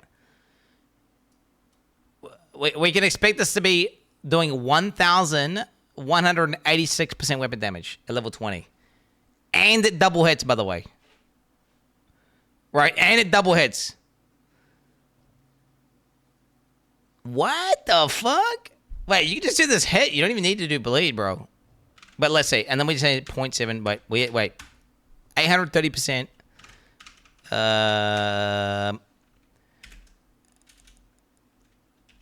830% damage with bleed. Okay, wait. Non-bleed, though? Non-bleed, though? Look at this. Non-bleed would be 674 times 1.76 times 2. You're hitting for 2,300 weapon damage. I mean, can you intimidate this? Attack.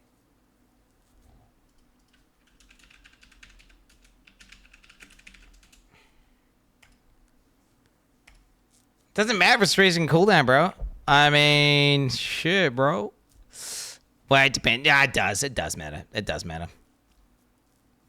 You can still double damage it regardless. Exerting the subsequent attacks. Walk out AoE duration physical. Yeah, it will work. It will work. I mean, dude, what the fuck? I mean, dude, you could literally intimidate that, bro, and have doing 5,000% weapon damage per use. That's a. You're gonna understand. That's a lot of hit. That's a lot of damage. That's a lot of damage. You could do like 5 million damage per cast or something stupid. 5,000% plus damage if DD plus double hit. Okay, well that's completely broken. I'm gonna be honest. This to me looks like some shit out of This to me looks like some shit out of fucking Diablo. Okay, where are we? Swordstorm. Attack. AoE retaliation melee. Okay, 123% effective damage, 70% base attack speed. Retaliate against a blocked hit with a hail of blades that rains down in front of you. Requires dual wielding melee weapons. And deals the damage of both weapons with each hit.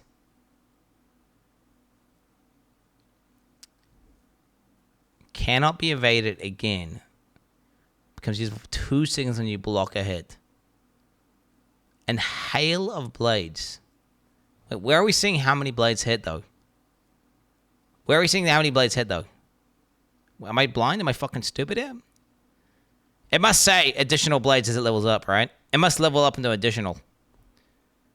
It's got a level. It must just be like every time you get a few levels, it says 1 additional blade, 1 additional blade, 1 additional blade, to the point where it's like 7 additional blades or something.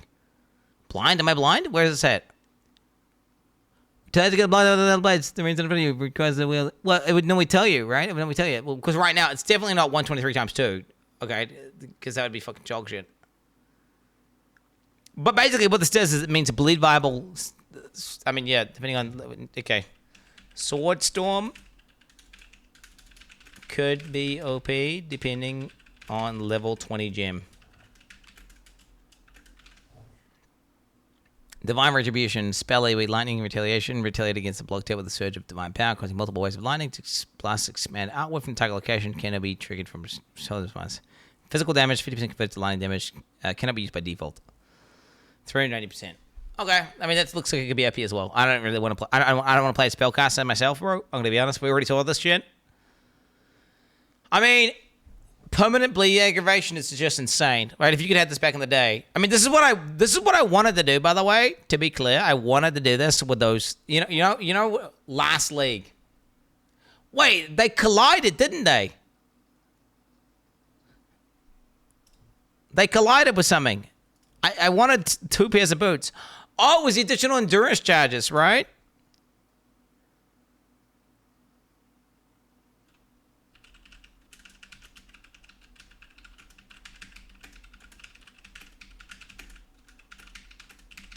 Wait, what was it? Chat, what was it? What the fucking boot's called? Yeah. Double damage. Okay. Whatever. 4x damage bleed plus combo with Relic-ish equals GG. Literally broken damage. Probably 20 mil. I mean DPS. It's just straight up dot cap. I mean that's just straight up dot cap. If you get bleeding evasion plus Relic-ish, it's just dot cap. It's just dot cap. Straight up. You're just hitting dot cap. Like I'm not even kidding. Relic-ish, bro, with bleed aggro, it's just straight up dot cap. Instantly. I mean, it doesn't way to get those boats. It's over. Yeah, because the reason why it was kind of like was because of the fact that what were the fucking boots called? They were the Ubersaurus boots, right? Ubersaurus boots. Not League of Legends. PoE. I'm bricked. Tempers rising. Yeah. So these ones here were insanely good, right? Because it counts as moving, right? Which is just an aggravated bleed now. Except the huge dog shit downside was, technically speaking, for bleed builds, because of the way that you can scale blazes with charges, Relic-ish boots were more damage because you just stacked the charges and then you know with your frenzy charge tick, and you would do infinity damage. So now you get to have the double, you know, well, it's not double, it's like triple or quadruple again. Whatever, it's some stupid amount of damage, right? From them being moving whilst also using Relic-ish. So what it means is you're going to hit dog cap without even trying. Relic-ish boots are the boots that just give you all charges. All right, we got Warden Ascendancy. Whereas using Warden and your Ascendancy that replaces Raider Ascendancy, this class is largely inspired by its predecessor from the Affliction League. With a few changes, the Warden focuses on elemental attacks, grants Spark Skin, which can be used to mitigate damage from physical hits, and specializes in tinctures, which can be reworked into the game as a core item type, which you can find throughout Rare Class. I mean, yeah. Okay, so wait, what the fuck is this shit? So 87% increased elemental damage with melee weapons, right? That's kind of insane. But then actually, turns out, never mind. Inflicts mana burn every 0.7 seconds. Right-click to activate. Only one tincture in your belt can be active one time. Mana burn causes you to lose 1% of your maximum mana per second.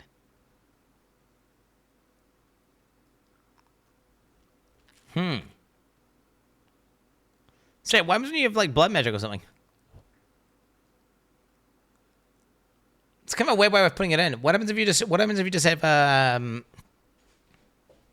what if you just stack tinctures in the net? Yeah, I don't know. Right, except my skills will cost 0 mana. But is this a skill though? You just lose 1% of your maximum mana per stack per second. Wait.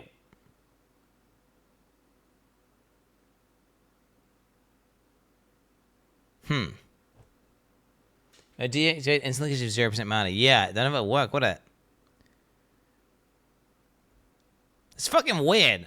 So wait, it's a way. Wait, so it's gonna keep stacking up on you, and then to event the point where it drops off. Because eventually it's gonna you're gonna lose 100%. Even if you're generating 100% of your mana per second. I mean, if you got to 100%, it would just drop off. And it flicks the stack every 0.7 seconds. Ah, yeah, it was kind of weird. Well, chat, it doesn't specify on there that it doesn't say that. It doesn't say it stacks. I mean, it just reads that it stacks, but I mean, it doesn't say exactly how. I don't know. Did they answer that on a Reddit post or what? I'll be honest. This implementation is kind of confusing. Look at it. Read it, bro. Right-click to activate. Only one tincture on your belt can be activated one time. Mana burn causes you to lose 1% of your mana per stack per second. Can be activated. It doesn't tell you like how many like what. Oh, wait a minute. It's in the implicit. Okay. Inflicts mana burn every 0.7 seconds. 18 cooldown when deactivated. Okay. Yeah.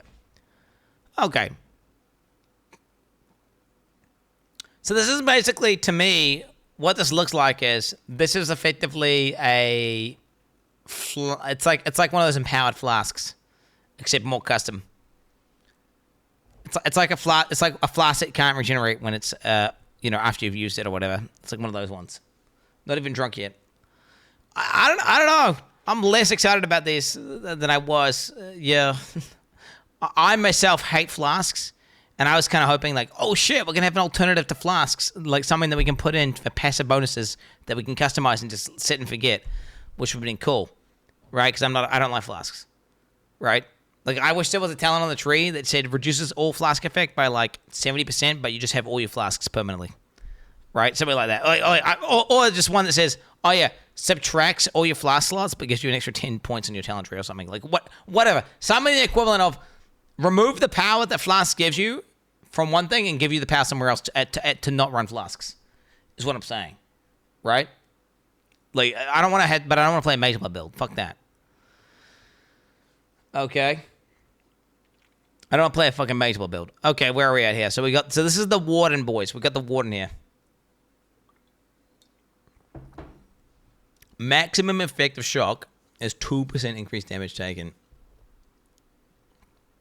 You can apply up to 50 shocks to each enemy.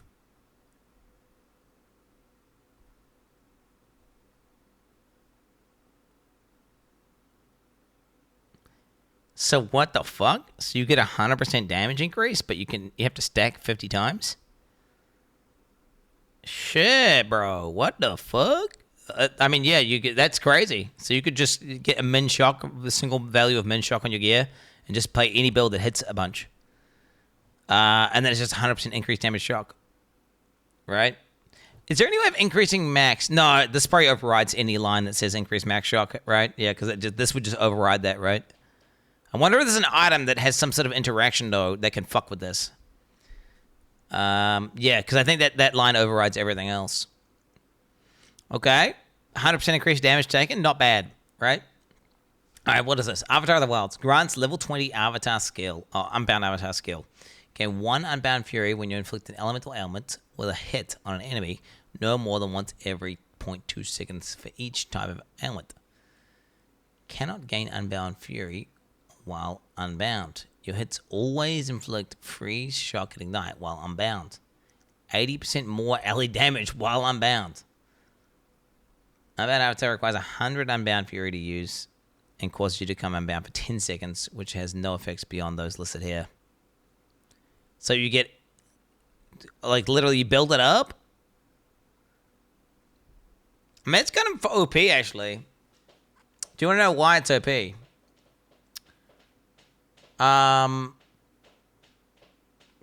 It's because in boss fights, you'll be able to, like, proc it when you have uptime, right? Because you're not going to be inflicting ailments when you don't have uptime. So then you're going to proc it. Bang. You've got this insane value, 80% more damage. Boom. And you get 100% ailment chance. Cracked. Right? It's using its on cooldown. It falls off during some thing where you have downtime. Okay, now it's down. But it doesn't matter. You can't hit the boss anyway, right? Can't hit the boss anyway. It doesn't matter. And then it's coming back off cooldown, and then just back up again. But, I don't know. I kind of like things to be up permanently. So obviously this is going to be like, whereas this is going to be kind of rotational, isn't it?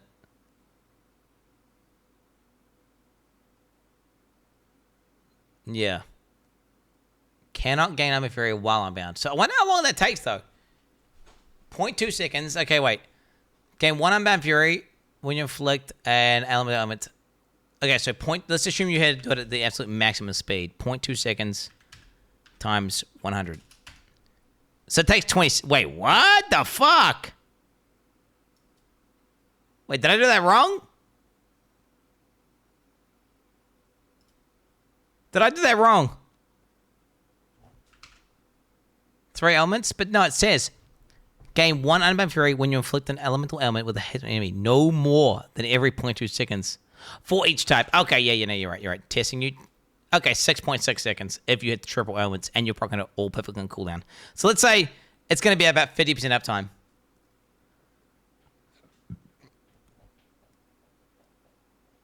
Okay. 50% uptime, that's like 40% more damage. Well, it's actually way more 40% more damage because actually the shock, ignite, and freeze. But again, it's not my playstyle. I don't like it. I'd rather have something more consistent. Yeah, because of the way it works. I'd rather it has a cooldown period and it just comes back up again. Hits an inflicted ignite when it's scorch. You can inflict an additional scorch on enemies. Bro, what the fuck? Double scorch? Hello? Bro, is this like the best ignite build in the game now or what? That's kind of crazy, chat, because that's elemental damage reduction on the enemy, which means you can it means you can do insane debuffs on them. You need a lot of element effects to get to 30. I mean, think about that, though.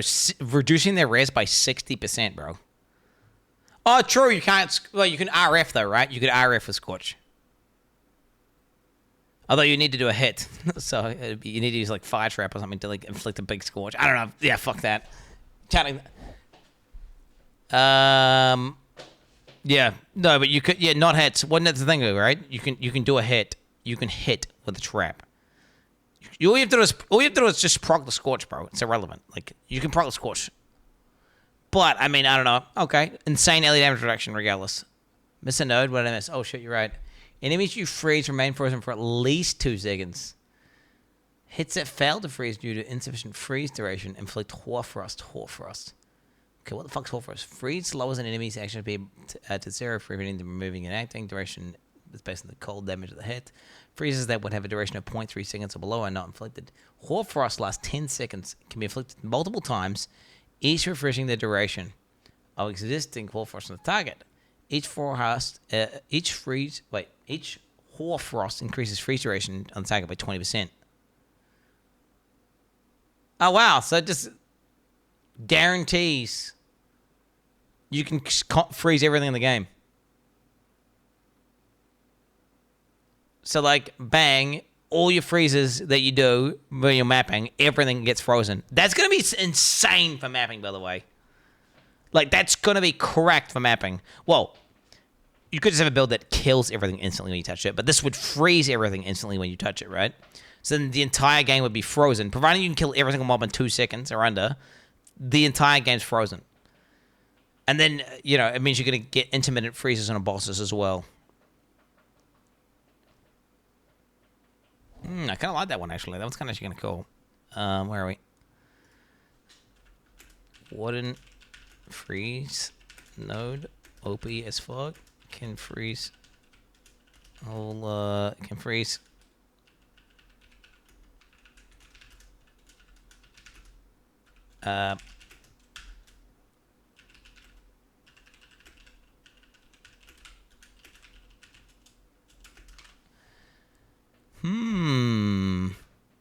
Well, okay, it's many 2 sec. Well, not many random. What do you call it? Intermittent. Intermittent. It doesn't, whatever it is.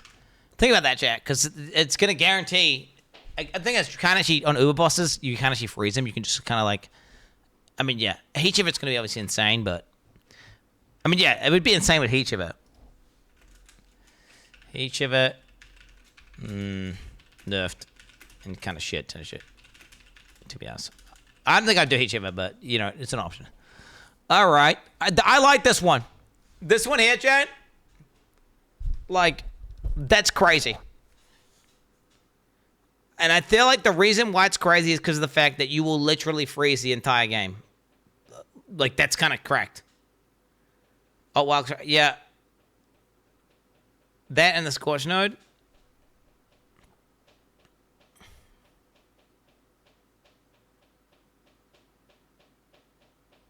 I mean, pure LE with the Scorch node. I mean, yeah, it's kind of insane. I mean, it is literally 60% pin, isn't it? But it's better than 60% pin. It's like it's a reduction of their fucking res, so it's like actually superior to Marine in many ways. And I wonder, what about res inversion memes?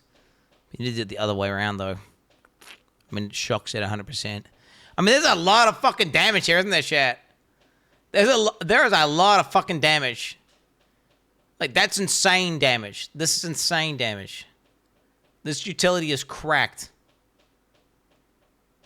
But it doesn't have multiplicative damage reduction and stuff, so you will just get one-shot by stuff randomly. Because you'll be chilling, everything will be frozen, you'll be owning, and then all of a sudden, like, there'll be some mechanic that hits you, and then your character will just lose its entire life bar because you got no damage reduction. Maybe we'll have some life reduction, yeah.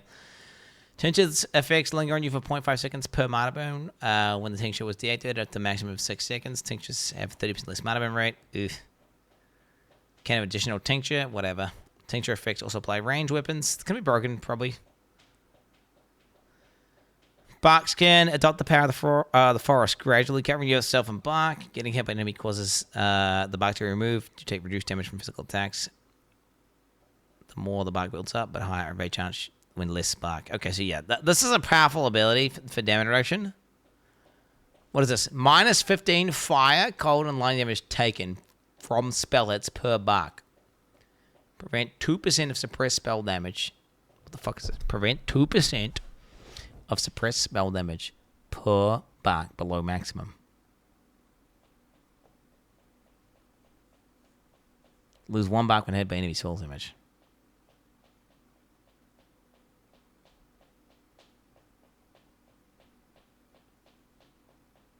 So if you suppress cap and then you have bark skin, that means bark skin not only is good against attacks, but is also strong against spells. I wonder if this makes this character hardcore viable. I wonder, do you think that makes it hardcore viable? Do you think you could go like Oath of Summer, Oath of Winter, and then to Lesson of the Seasons, and then cap spell suppress, and then just play that? I mean, yeah, it could be good. Freeze God plus Barkskin plus 60% pin.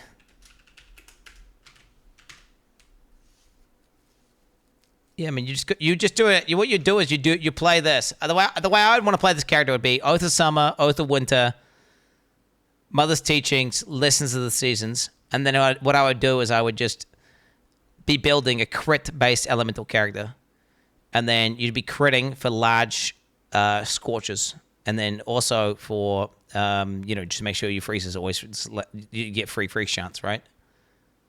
So then you get then you would just need a source of fire damage then, because I mean if you got to 100% crit chance, every time you crit it ignites, every time you crit it freezes. Well, if you don't have cold damage, it is, so it'd be cold base. Go all left side. That's the thing, right? You are trading. It's like, I mean, why wouldn't you just take 100% increased damage though, right? Fuck Avatar of the Wilds, bro. Fuck that. I wouldn't even do that. I would just go Oath of Spring. If I had an extra point, if I didn't take Listen to the Seasons, I'd take Oath of Spring and just do 100% increased damage. Because you can remember, this is not... The reason why this is OP, chat, is this is shock damage, which is not 100% increased damage on you, right? Which is kind of shit, right? It's actually mid as fuck.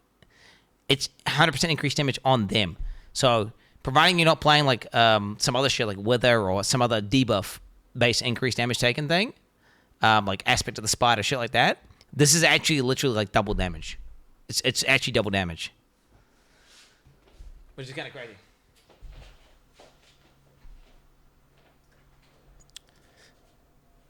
The taming.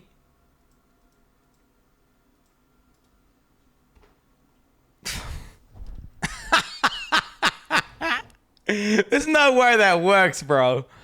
There's no way that works. They're not gonna give you 1,000% increased damage, bro. They are not gonna give you 1,000% increased damage. I mean, that'd be fucking stupid, bro. That'd be so dumb.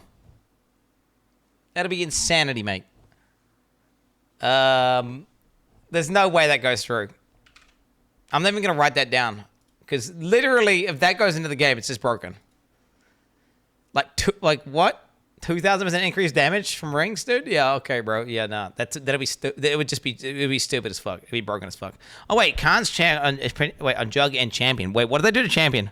I still haven't not checked to see what they've done to Champion. What have they done to Champion? Did they nerf Champion? What have we done to Champion? What have we done? Oh wow. This is Gladiator. Impels you inflict. That looks the same. That looks exactly the same. You have 15 fortification. Wasn't that 20 fortification before? Or if that was that already nerfed? I haven't played Champion. Oh wow, so they put the fortification node first. So they switched it rounds. Nearby allies counter 7 fortification equal to yours. Oh, they're really fucking the shit over, aren't they, chat? So you lost 5 fortification? And wait, where's the stun immunity? Wait, where's the stun immunity, bro? But where's the stun immunity?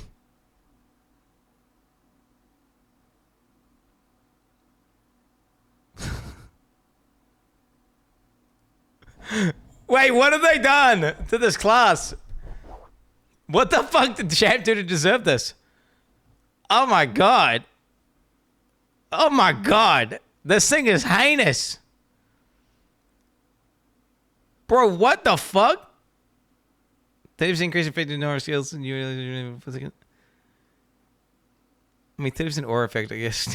But you and your allies regenerate 0.1 seconds life per second for each Bella consumed for the banner.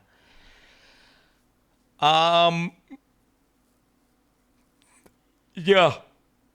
I am not logging into that, boys. I mean, don't get me wrong. Wait a minute. They buffed Impale massively. Wait a minute. They're literally giving you insane Impale. Like, do you know what? The reason why they're doing this, right, is if they do all the Impale buffs they've currently got, and then they also gave Champion, you know, they left Champion the same, it'd probably be completely broken, right? It's because of all the Impale buffs. Because, like, I mean, look at this node here. 1 additional Impale, straight up. 5 Impale chance, 5 Impale chance, 5 Impale chance. Weapons in the Mastery as well. It's still the same. Impale effect. Impale effect. Yeah. Increase Impale effect looks the same. Harpooner. What do you get? Impales you. Yeah, impales you inflict gain 50% increase effect for 1 second. Wait. Impales you inflict gain 50% increase? What the fuck is this?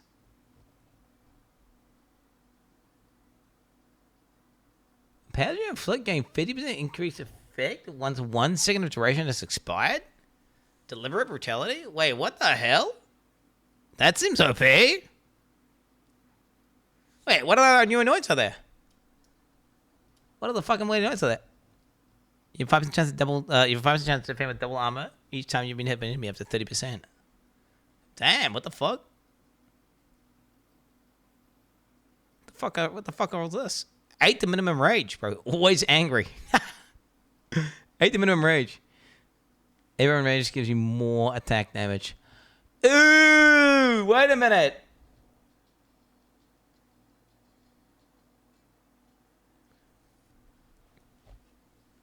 Oh, attack. So, chat, if you don't know this, attack damage is not actually giving you bleed damage.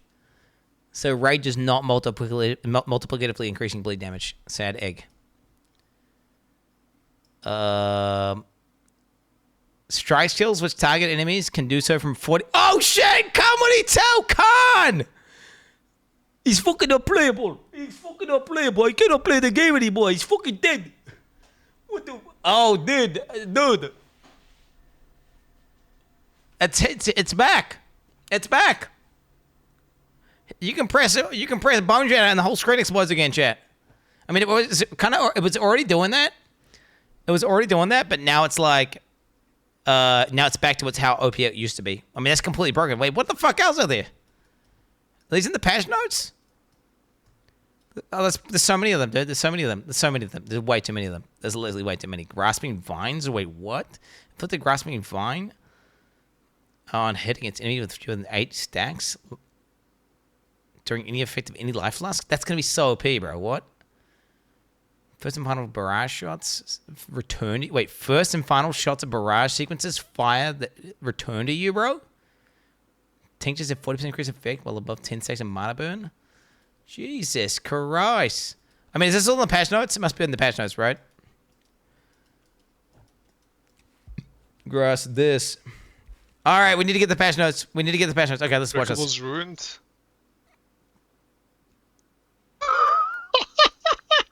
Coconuts.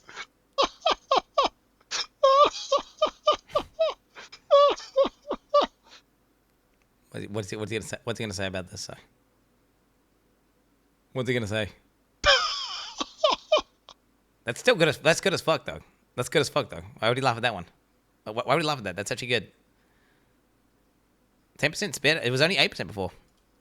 I mean, the reason why it's shit though is because it used to stack additively with something that would literally go up to 90%, and it only goes to 50% now. But yeah, I mean, that's good. That is good. Okay. Hey, I don't care about the champions either. I agree. Laugh at the champions. I agree. Laugh at the champions. Laugh at the champion. The Jug's still playable. The Slayers can laugh all they want. The Slayers can laugh all they want. Jug's still good. All right, mark my words. Jug is still good. It's nowhere near as OP as it used to be, but it's what's actually multiplicatively. It's actually going to be better with zero investment for bosses. Okay, you're not going to get to that invulnerability phase, but it's going to be permanent 50% DR to everything in the game, 24/7. That's correct. And on top of that, it used to be only to hits. Oh my god, wait, I actually need to write that down. Old Jug, crazy DR, was only 2 hits. New Jug, DR, to all that. Wait, let me just confirm that one more second. Let me just confirm that before I fucking write that down. Where's it? Where's endurance charges? We need to read endurance charge. So you have the new endurance charge, right? Oh fuck. Wait, do we have a fucking screenshot of the new endurance charges?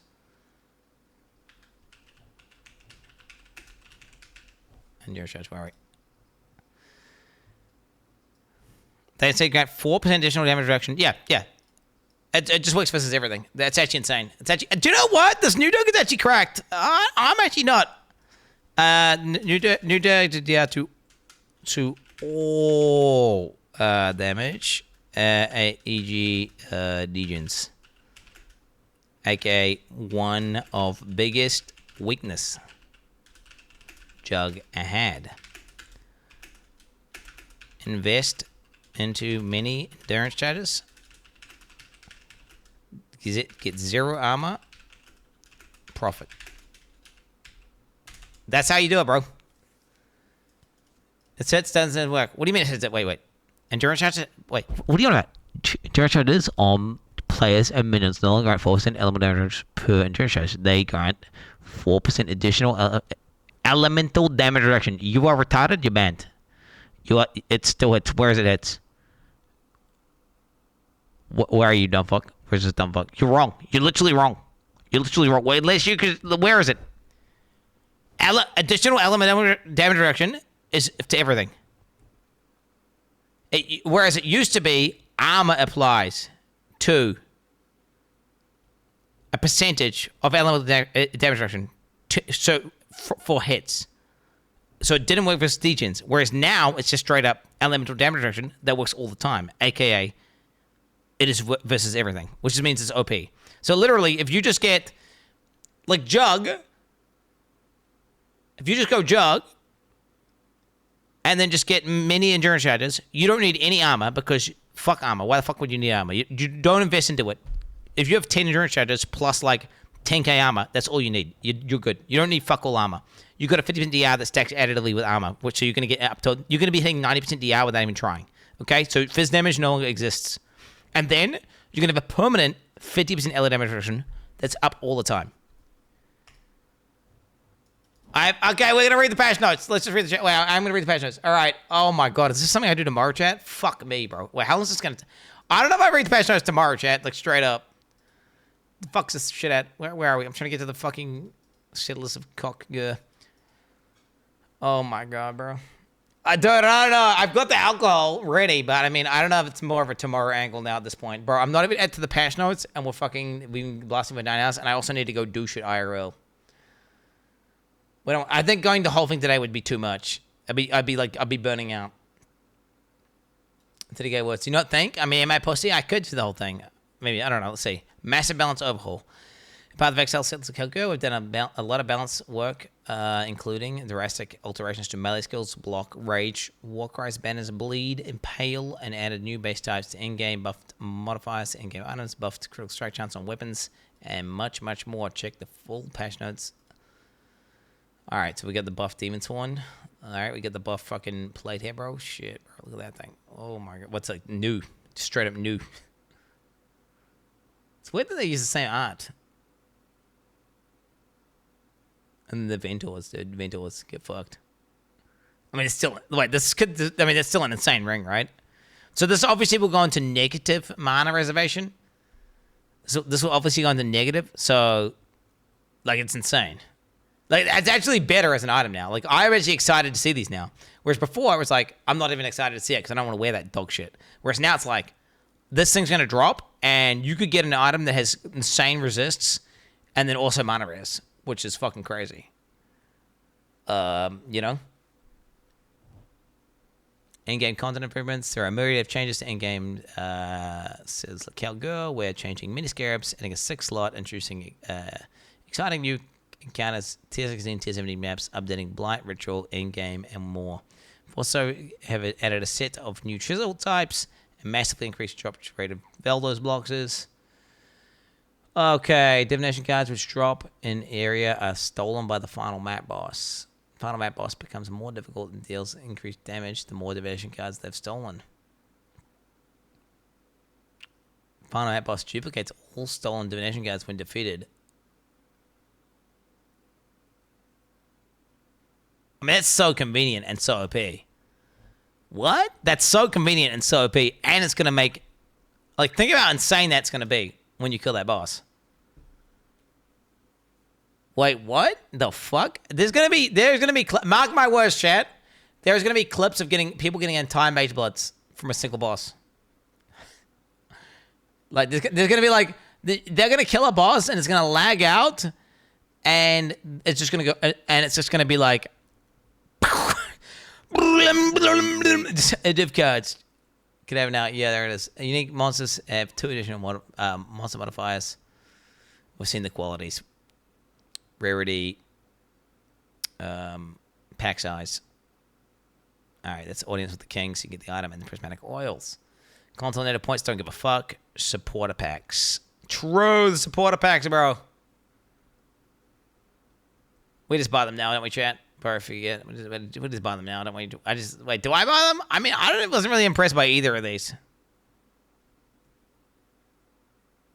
I'll be honest, I wasn't really impressed by either of these. I'm just going to buy them anyway, dude. So we could... maybe I'll do that tomorrow or something. Because then we're going to look at them. The Royal Racing Ring.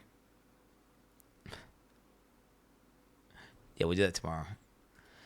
All right, the question is this. Do I try and read the patch notes now? Fucking 9 hours into my stream. Or do I just boot up tomorrow and just do a patch notes day? The thing is, if I read them now, there's more chances that I'm gonna... if I read them now, there's more time for it to stew in my brain for me to come up with insane correct builds. Right? Whereas if I do it tomorrow, then it's -1 day of coming up with insane correct builds. You can't even read. I can fucking read, bitch. I can fucking read, bitch. All right, am I going to get wasted and read patch notes? Is that what we're going to do? Holy shit. All right. All right, fuck it.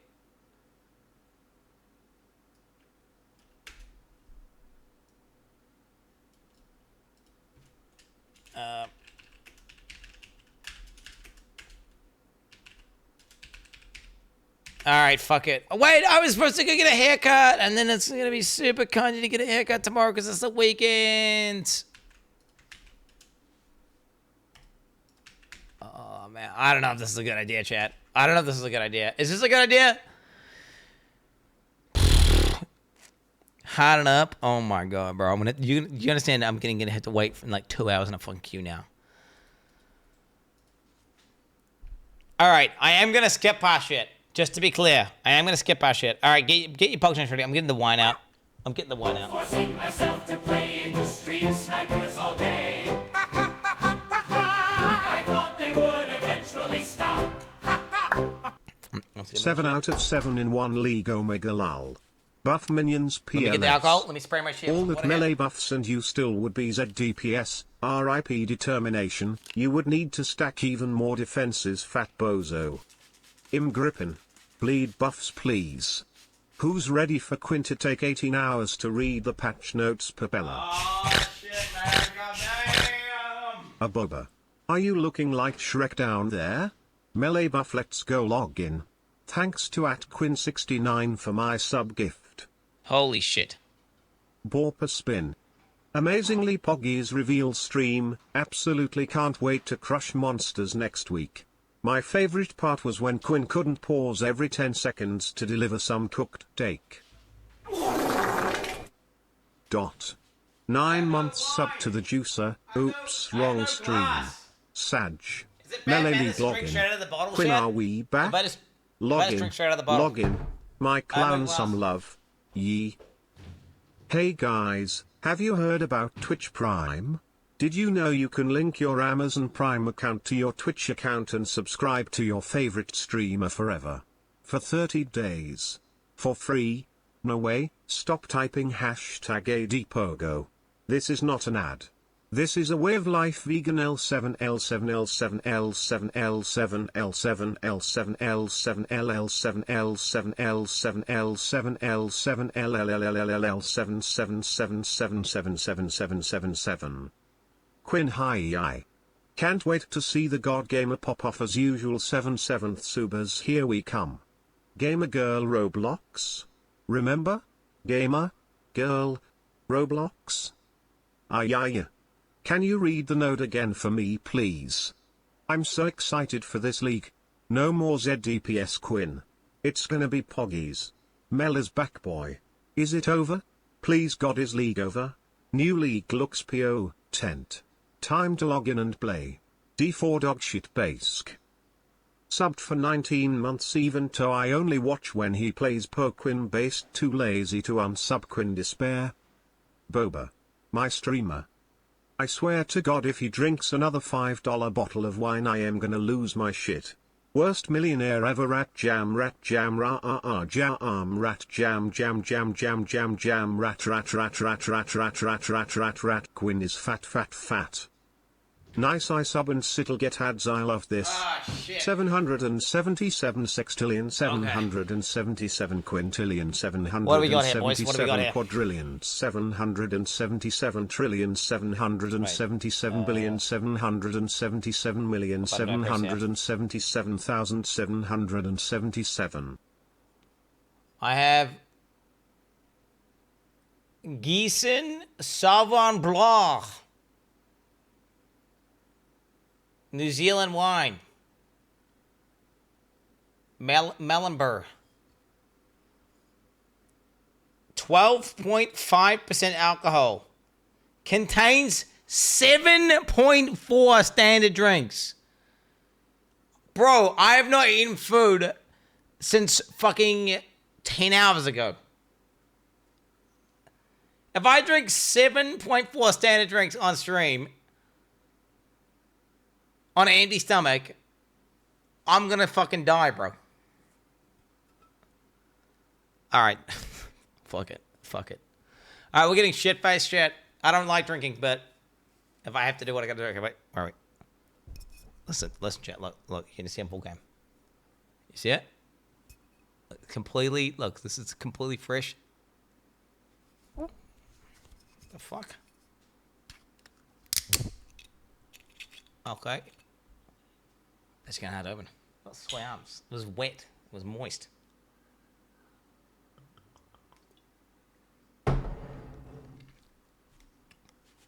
Oh, I gotta finish my coffee up.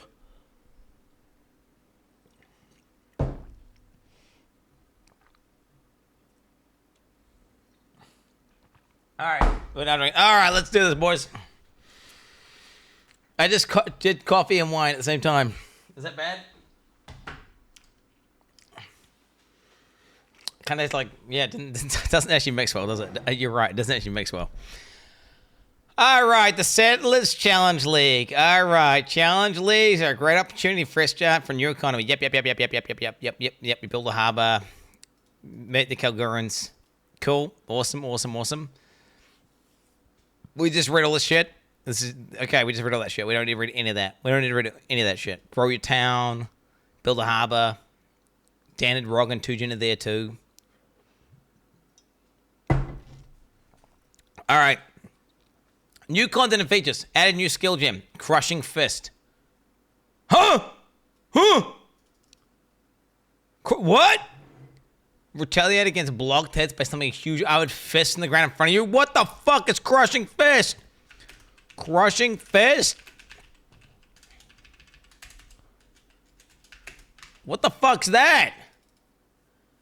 Add a new strength skill gem. Vengeful Cry. Retaliate against a savage hit with a war cry. So savage hits when they deal like more than 25% of your life in one hit or something like that. It's like or 15% maybe. Turning all nearby enemies to attack the user. The user and nearby allies gain a buff which grants rage and prevents rage from being lost. Okay. Berserker one, dude.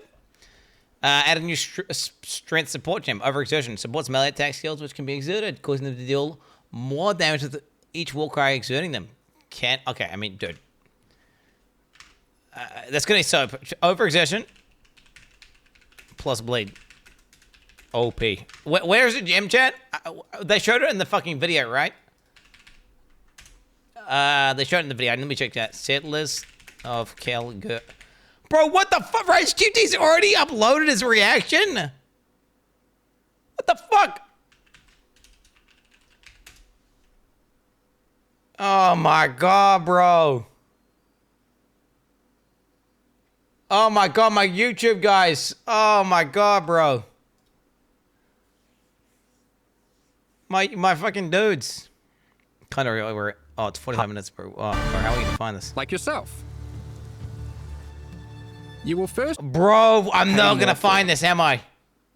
Which requires you to... I'm not finding that shit, am I? Ah, whatever. We don't need to find everything. We don't need to find everything. Okay, it's gonna be OP. It's gonna be OP. Was it like 12% more per Warcry at level 1 or something? If I remember, maybe. I think it was. So basically, it's Steel Dare is OP as fuck. It's gonna be the best support gem by far for bleeding without even... I don't know if it had a reduced multiplicative effect for non-hits. The thing is, so many insane hit builds maybe actually could make a hit build that just does 10 mil plus raw damage per hit. Retail setup. There's so many hit builds. You could probably just do a build where it literally just does 10 million damage per hit, and you just one-shot everything in the game. Like, straight up. You just do some... Yeah, straight up. No, I'm talking like just 10 million damage, bro. Straight up.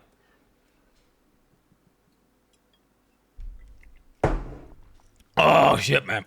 Oh, man, I'm gonna get wasted, bro. I'm gonna be shit. I'm gonna be vomiting, chat. Eviscerate, we've already seen it. Swordstorm, we've already seen it. Expert retaliation.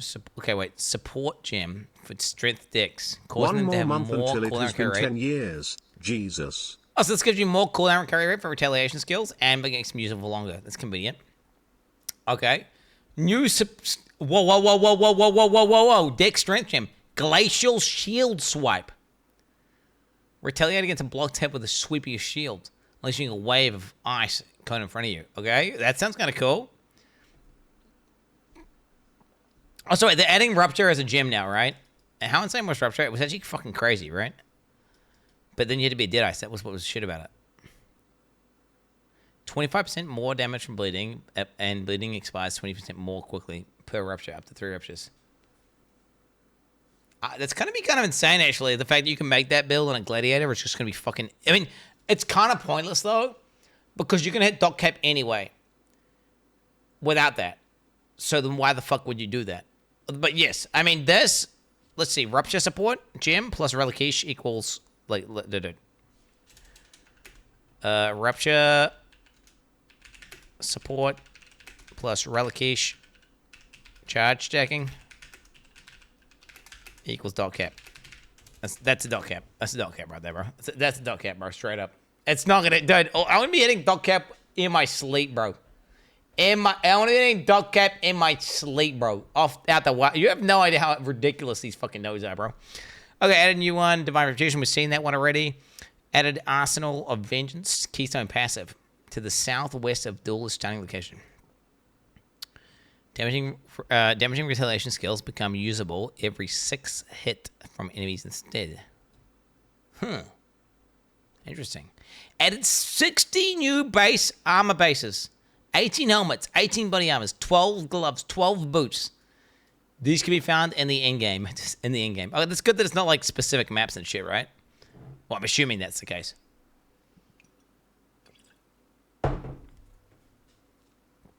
Oh, fuck, man. I need to stop drinking, bro. This is bad. I'm already feeling kind of wasted, bro. Straight up. I'm already feeling kind of wasted, bro. Look how much I've already drank this much. That's, oh my, I'm starting to get woozy. All right. The following uniques have been added to the quadruple. Gratis Signet, Nivelius Inheritance, and the Hand of Frisia.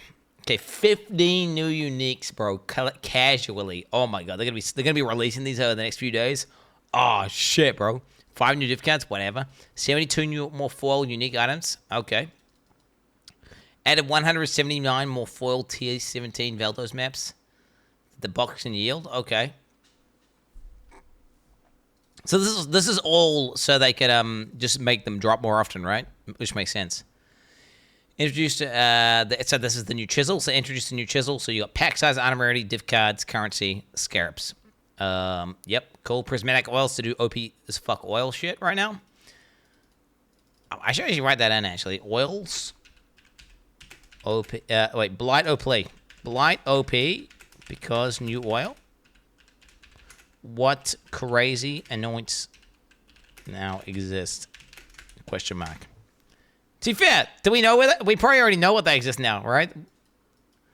Because they released the spreadsheet for the fucking talent tree or whatever the fuck. I'm on the wrong thing.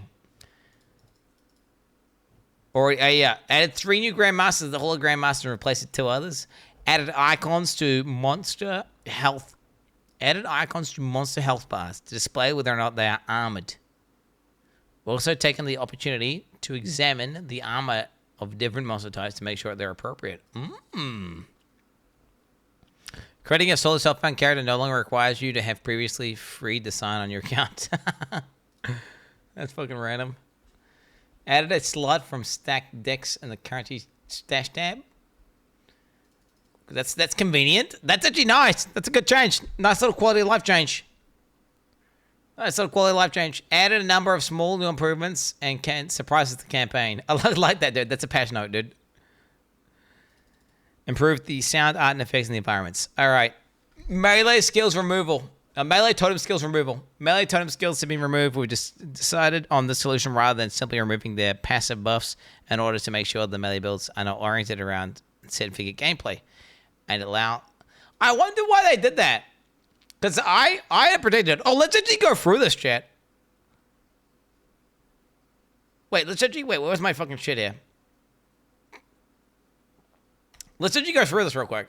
Hey Dumbo, just play Last Epoch instead. Look. Okay, loads of balance changes. Large meta shift. Okay, check mark. Right? Yes. Static in-game bosses. This is actually a question mark. This is a question mark. Melee buffs reworked. Significant. Yes. New skills. At least 3 and 1 is melee. Yes. T17 rework. Do you know what? I'm going to give that one an X. I'm going to give that one an X. That's not a rework. Oh, well, no. It is a rework. They reworked it, right? They made it. No, you're right. Lead mechanic has some building, upgrading, base component. Yes. Some new cool ass shit I didn't even know that I wanted, but now I want it. Yes. Nerfing dog shit ass gameplay where you just go around doing low tier maps, stacking single full magic find, and then you kill him, and then so many items drop, you can loot them all before your portals run out. Yes, they nerfed that. MF Quant, yeah, deleted from the game. I'm going to give that a yes, bro, because they removed all Quant from the uniques, right? I'm going to give that a yes. I meant that's kind of like 50%. Buffing your shit ascendancies, rework, aka Gladiator, Raider, Jug. Yes. What the fuck? Totem rework, aka deleting the passive buffs, but buffing the actual combat. This is like, that's a yes. right? That's a yes. Because that's what I was thinking. I was thinking they're going to delete the passive buffs. Giving SF gamers a way to target arms better. This is a question mark. This is a question mark. It's not guaranteed.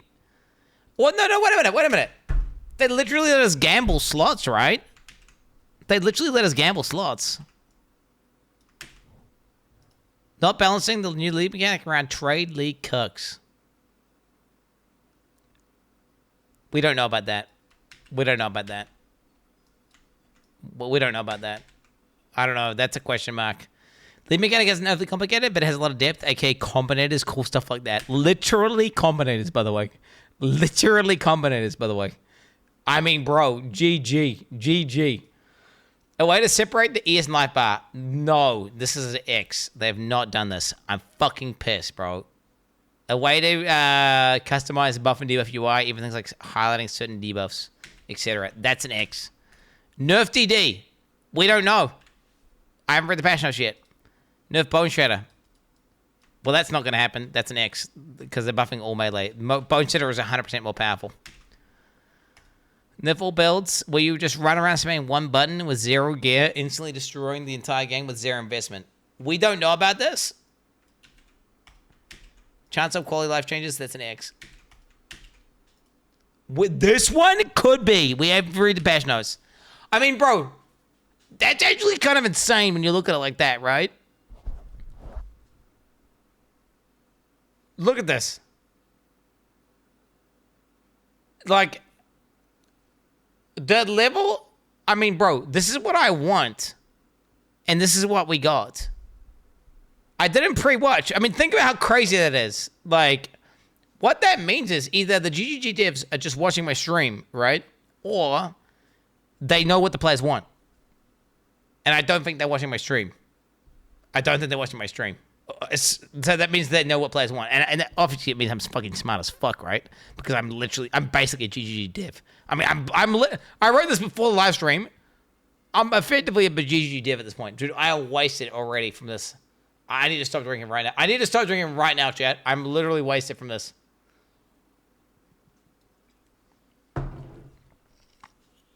Nah, for real, dude. For real. That's like too much. That's too much. Look how much I've drunk, chat. That is too much. That is too much, bro. All right. So they did remove the totems. Yep.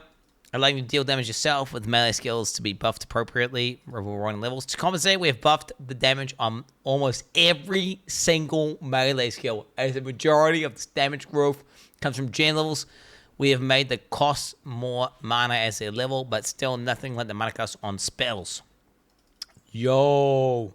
The gems have been reworked. The following gems have been no longer offered as Crystal rewards. Ancestor Protector, Ancestor War Chief, Val, Ancestor War Chief, and Earthbreaker support based. Players who have purchased... I do wonder, wait, what was their logic? But because I get removing the passive buffs from the totems. What was their logic behind just removing melee totems? Is it because they think that melee people would still use the totems just for additional DPS? It probably is cleaner, right? I'm 2 bottles deep and I could run a marathon right now. Grow a pair, brother. Oh my... I don't drink alcohol very often. Do you know what, chat? It's dog shit gameplay as well. Like, bro, who had... Dude, if Instability 1 was here, chat, sad egg, he's gone. He would play a clip, right, of me fighting the maze boss, where the maze boss literally attacks my totems. The first time, my character blocks. I'm like, oh my god, I almost just died. I'm off screen, and I'm trying to just see what's the maze boss. I'm trying to see what the maze boss is doing. I'm off screen, right, trying to see what's happening. Yeah? And then I walk on screen to try to see what's happening. Guess what? He slammed my totem a second time. Bang! Dead. And my character dies. And it's the shittest, most dog shit gameplay ever. Boss motherfuckers casting abilities at your totems, and then you get hit by it. Have you ever had that happen? Maze boss is targeting a totem, and then you die. Or have you ever had it happen where Malachi is targeting your totem, and then you die? That's shit, right? That's complete dog shit. Nobody likes that. Everybody hates that. Players who have purchased the Iron Maiden and Void Ancestral War Chief Magic protections have We'll have these removed shortly after the 3.25 launch, and the points spent in the market conditions will be returned to your account. Oh, wow. That's nice. They give you the points back. Existing versions of Forbidden Shackle and Replica Dragon Fang Flight unique items, and any of these removed gems will now provide another gem. Okay. Cool. So you just get new. So, yep. Okay. Good job, standard, guys. The Dawn Strider unique boots no longer provides 100% increased damage to your ancestor totems while they're active. It now has socketed slam gems supported by a level 25 Earthbreaker and provides ancestral bond. These changes. Okay, so it's a totem cook build. All right. Wait, so Earthbreaker's still in the game.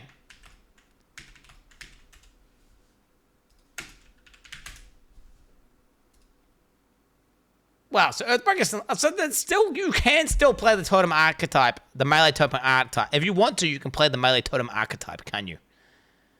Right, so you still can play it. Okay, so it's not totally like they've totally killed it. The buffs from active ancestor totems linking for 3 seconds has been removed. A large totem passive skills has been removed. The Panopticon notables passive skill tree has been removed.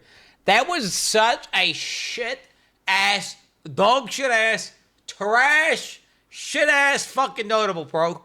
Fuck Panopticon. It was always the best. And it was always the worst gameplay. It was like, oh yeah, this ability, 30% more damage to your build, bro. But guess what? You have to be some dog shit ass totem using cuck, bro. Fuck that shit, man. Straight up.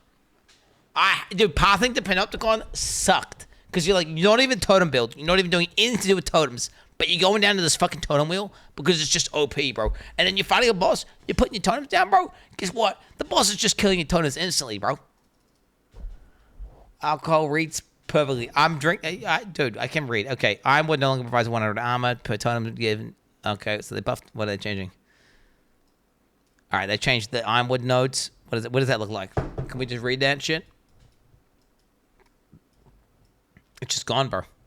But it's just fucking gone, bro. I can't see it, bro. I can't see it. Where the fuck did that shit go, bro? Yo, it is gone, bro. Oh, here it is. Fuck. Tons at 40% increased life. Tons at 40% physical damage. Wow. Okay. Well, there you go. Yeah, that whole totem wheels is gone, bro. It's deleted from the game. I didn't even know. It's weird because you don't even notice it, right? Like, it was like here somewhere, right? And it's just gone. But now you got all this weird banner What the fuck is this, bro? We're gonna investigate this later. This is too much shit changing the tree. It's tripping me the fuck out. It's probably because I'm drank too much alcohol shit. Okay.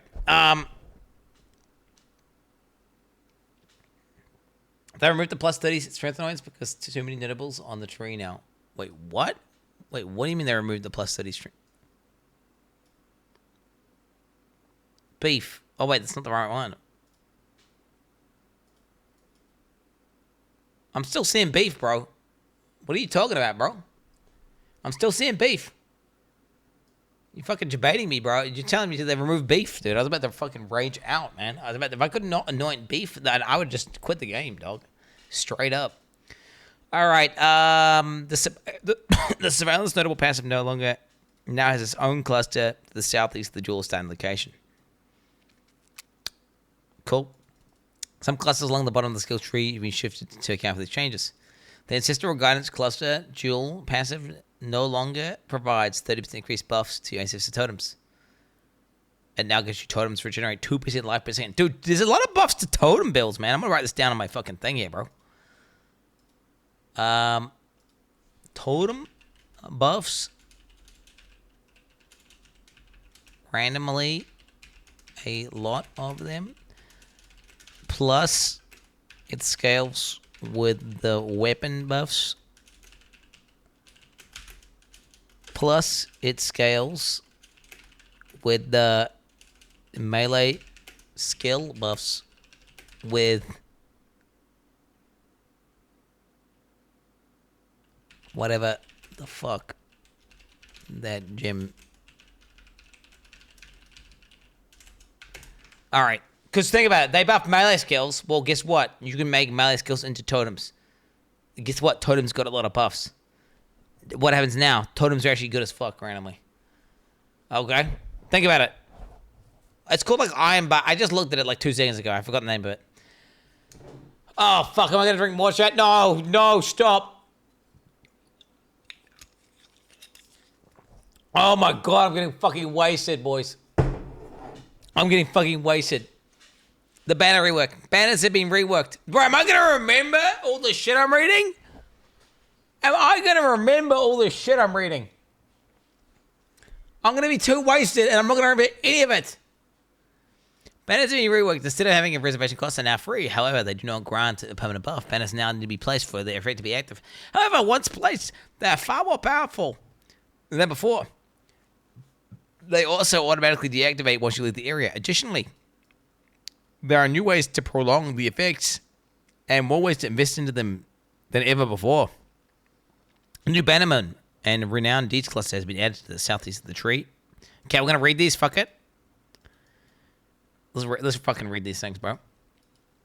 Wrong. I keep opening up POB, bro. Just close POB. Spurgosaurus Rex. Alright, so we got banner skills have 8% increased duration, plus 5 to max valor, 15% duration, 15% duration. Banner buffs linger on you for 3 seconds after you leave the area. Banner skills have a 20% increased duration. 20% valor gained, 20% valor gained, 30 to max valor. Valor is gained while you have a banner skill, and the augments the power of those skills. By default, you have 1 valor on melee kill, or melee hit against rare or unique enemies. Oh, wow! So you just get Valor during boss fights now. At the maximum of 50, but then you can get up to like 60, 70, 80, 90, 100. And if you got 100, so you could have 100 Valor, bro. You could have 100 Valor.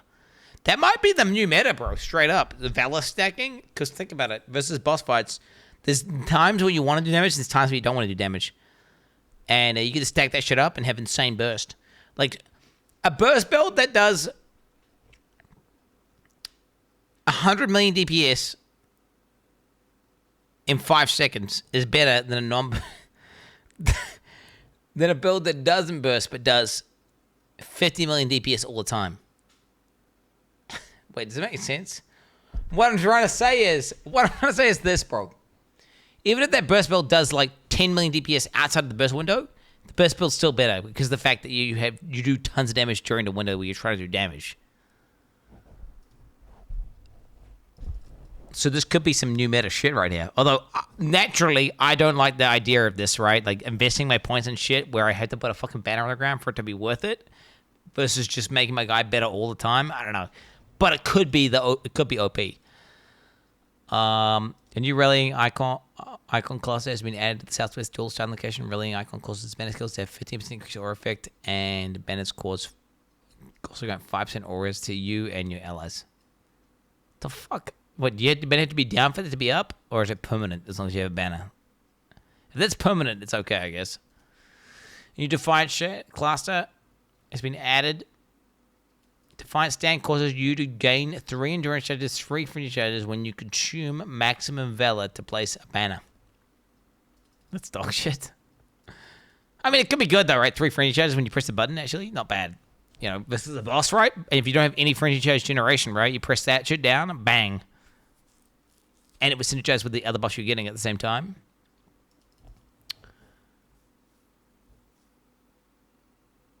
Fat. Wait, what audio are you talking about right now? You guys can hear me, right? I'm not just talking to myself. New Ore and Terror cluster has been added to the southwest Mortar Sighting location. Ore and Terror provides banners, also cause killed enemies to have 20% chance to explode, dealing a 10th of the damage. I hate that. I don't like that shit. Unless you have a 100% chance of that stuff, fuck it. Like, I ain't doing, like, a percentage chance while your banner's down for enemies to explode. What dog shit is that, bro? What dog shit is that? Banners maim enemies. Gain 5 valor when you walk right. Valor when you walk right, if available. Damn. I mean, bro. Banners actually consistent during boss fights. Now, could be good for some bosses that have short DPS windows. E.g. Maven. Uber Maven. Uber Cyrus. Yeah. Hey, dude, you're gonna be spamming war cries? Right? Like, what the fuck?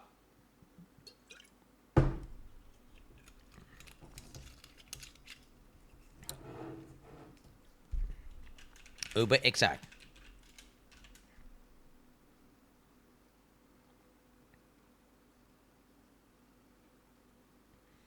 What else is there?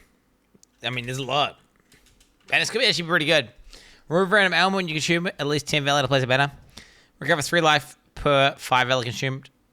Banners also cause enemies to take 8% increased damage. That's kind of insane. Rage Lyric. Rage has been made more fundamental and discoverable. Rage now grants 1% more attack damage. That's not bleed damage, chat. That's only attack damage per range gained to a maximum of 30. So 30% more damage to hit builds. But no longer inherently grants attack speed. You lose 10 rage every 1 second. Wait, what happened to what happened to fucking Berserker, bro?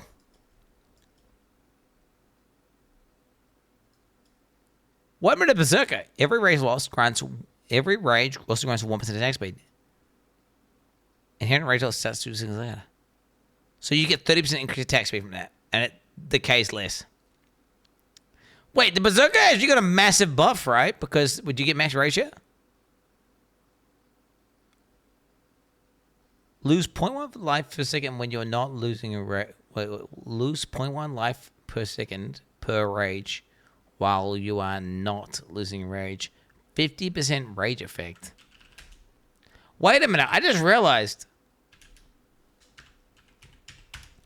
So that's 45% more damage. So that's 15% more damage.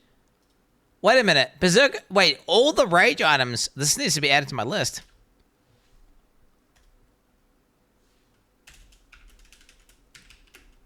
What the fuck? Where?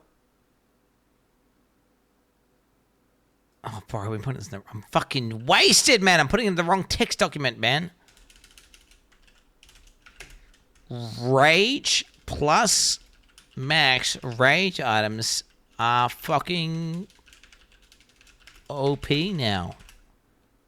Bro, like 10 plus 10 max rage equals 10% more damage. Think about it. Think about it, chat. What's that fucking belt called? Rage Belt PoE. It's from the bear. It's from the bear inside. Fuck me. Yep, look at this. I mean, bro, 20 maximum rage? 20% more damage? That has to be nerfed, right?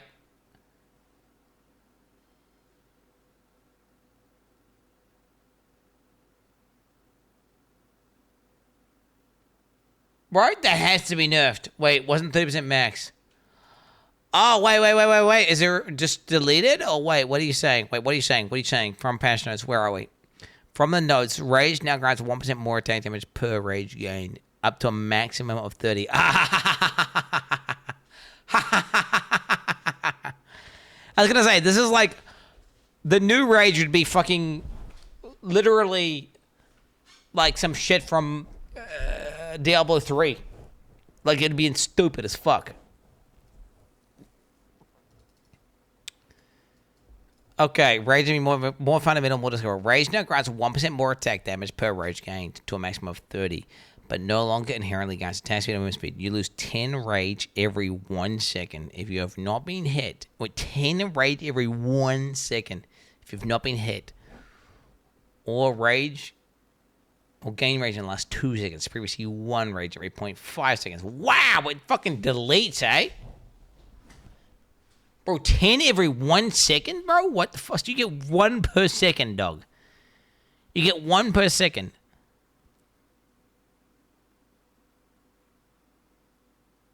from these nodes on the tree that they've added in. Right? They added in some shit where it's like gain fucking rage.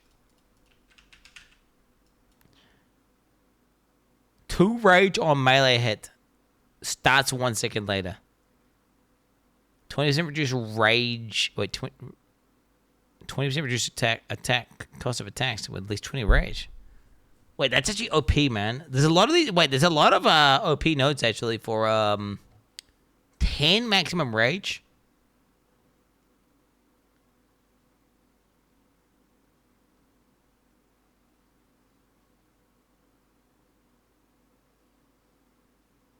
Every rage grants 1% more attack damage.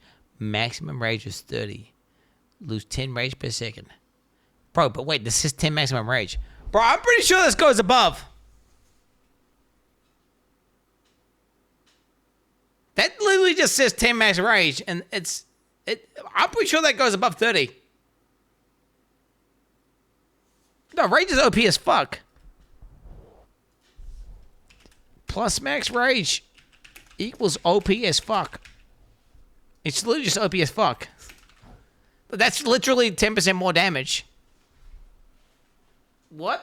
That's legitimately 10% more damage. I mean, Berserker is OP. I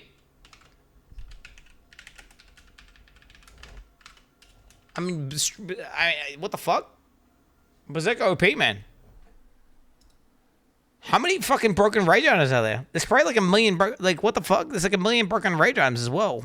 Oh, I should not drink anymore. I should not drink anymore. I'm gonna vomit, yeah, I'm gonna vomit.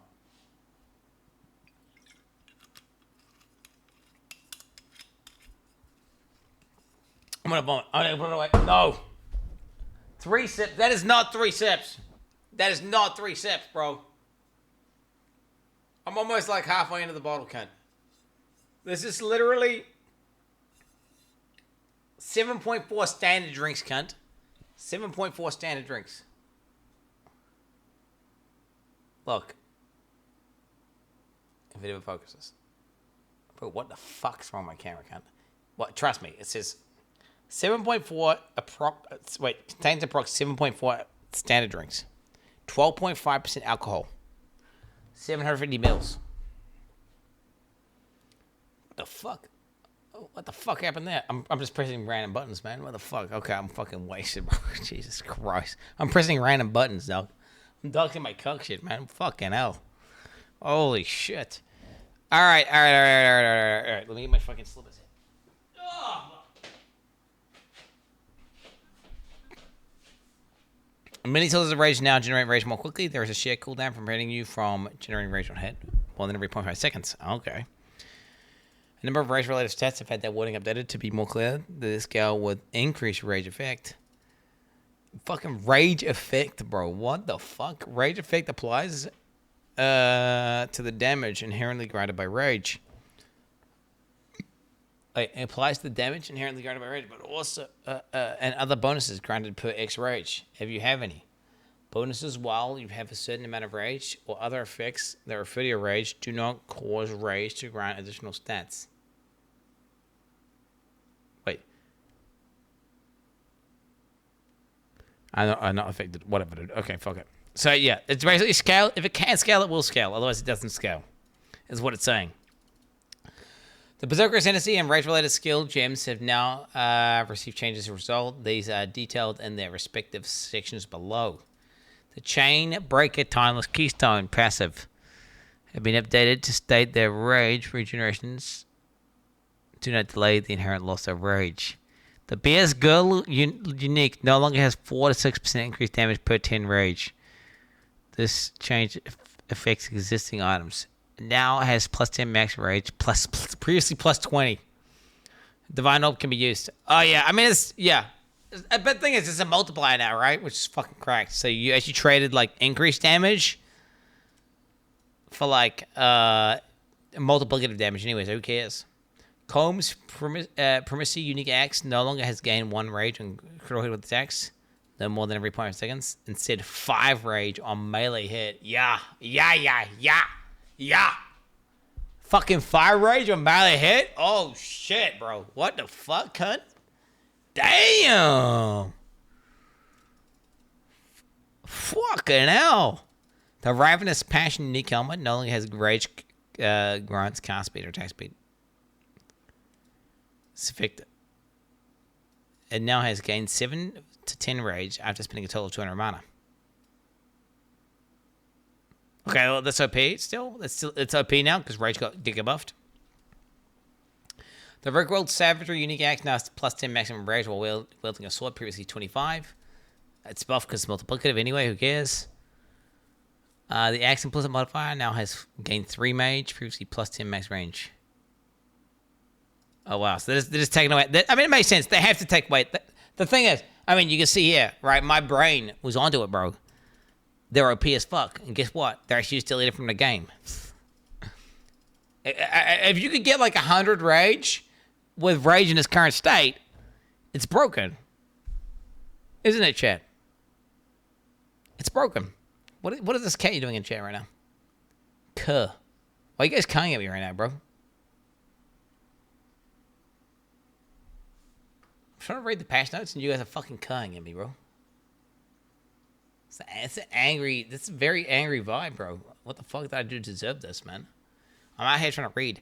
The Psychotic Axe implicit now gains 5 range metal hit, previous plus 20 max rage. A new trance cluster has been added to the northwest Marauder style location. Battle trance provides 10% max rage. A new Vengeance cluster has been added to the southwest dual style location. Each rage also grants 1% increased armor and gains 3 rage when hit by an enemy. A new Savage Intensity cluster has been added to the south of the Marauder stand location. Savage Intensity provides 20% reduced cost of attacks. We already read this, bro. A new Veteran's Wrath War cluster has been added to the southwest Marauder location. Gain 2 rage on melee hit. Added a new set of new rage passive masteries. Bro, our trees are gonna look different. The passive tree is gonna look different, chat. Because you're gonna have to spec into the shit if you're doing a hit build. Straight up. There's a lot. These are OP. You're gonna need to get that rage. What's gonna happen is you're gonna need to get enough points that you just have rage gen up all times, and then that's it. And then just fucking touch it, or you go full fucking max rage. Because you go full max rage. But if you don't go full max rage, you just get enough generation just to have it up on boss fights. Plus 7 maximum rage, 20% loss faster, 1% increase move speed for fire rage. Heavy rage also grants 1% increase stun threshold. That's kind of nice. You don't necessarily need stun immunity, huh? 25% increase maximum total recovery per second from leech while at maximum rage. That's OP for people with overleech. Nearby enemies are intimidated while you have rage. It's OP obviously. That's just free intimidate, bro, without even any investment, right? It's just so many things that give you rage now. Okay, tinctures have been added to the core game. Tinctures have been added to the core game with adjustments to mechanics. You can place a tincture on one of your belt slots instead of a flask. While a tincture is active, it grants you a powerful buff to your melee attacks, but inflicts mana burn on deactivated, or will automatically deactivate when you run out of mana. You can inherently only have one tincture active at a time. Tinctures also have a cooldown, so once you have deactivated one, tincture cannot be activated for a time. Light flask tinctures can be magic or... I like tinctures, bro. I'm going to be honest, chat. I like tinctures. I don't like the new implementation of tinctures.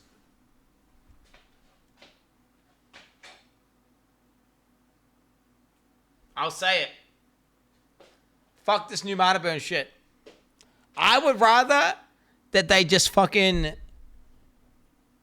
take away all that mana burn dog shit and just reduce the power of tinctures. And you just had them all the time.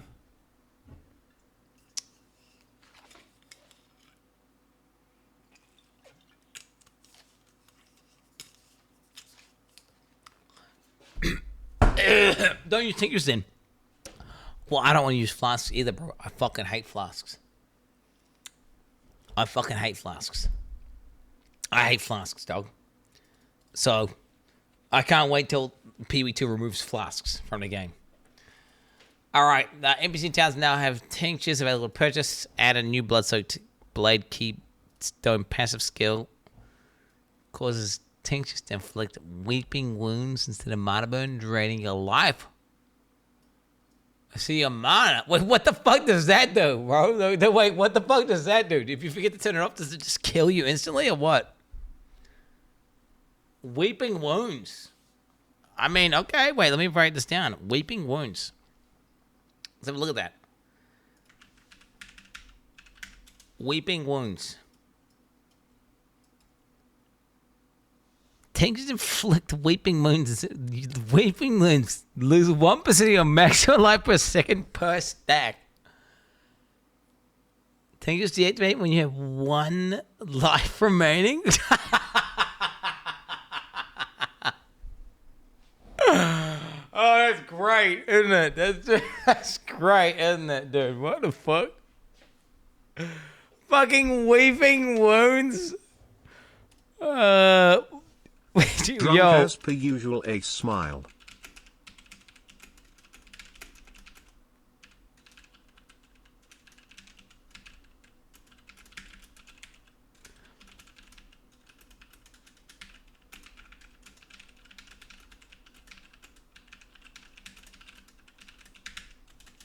Okay. Yeah, I don't think this is the play, chat. So this is obviously OP as fuck because you could press this on a build which has a lot of recovery, right? And you're chilling, right? You're chilling. You're playing some Golden Rule Slayer thing, right? You have infinity recovery. Your HP is regenerating 100% like 5 times every second, right? But then all of a sudden, your recovery stops. Bang! 1 HP. Clap! Dead. Fuck that, bro. Nah, I ain't got time for that. Ain't nobody got time for that. Fuck that shit. They turn off automatically. They turn off automatically at 1 HP. Then you're fucking dead at 1 HP, bro. Because then you get hit by 1 mob, bro. Okay? Yes. This with an ES build? Oh, shit, bro. Weeping Wounds. Plus, wait, what is it? It can't work. No, it doesn't work with CI.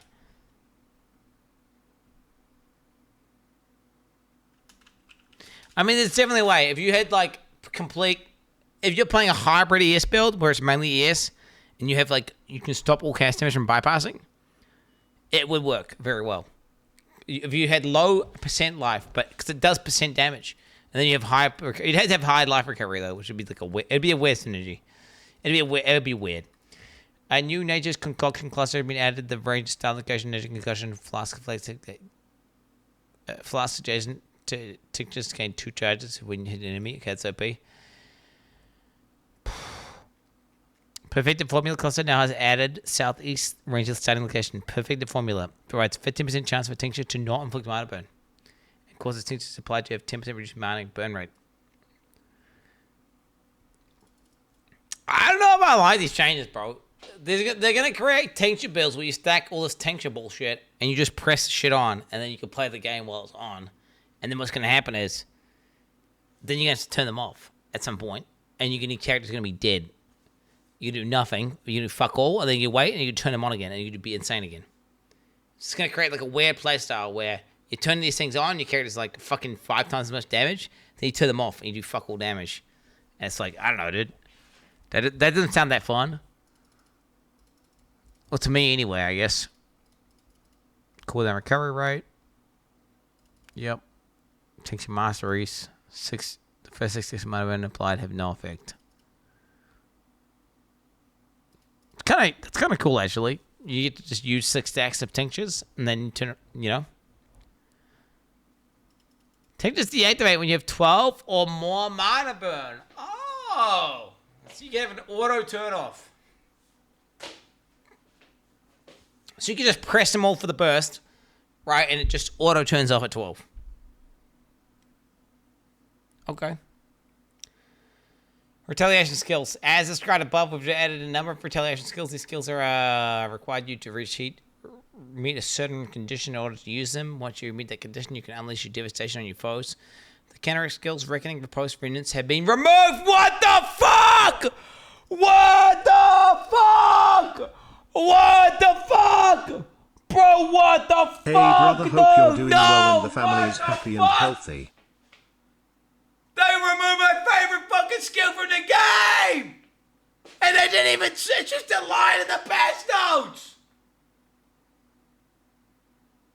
Bro, what the fuck?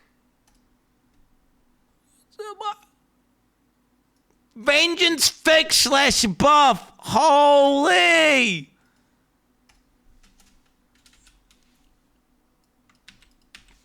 They fucking. What the hell's going on? Am I tripping balls? Deleted it from the game. What the fuck?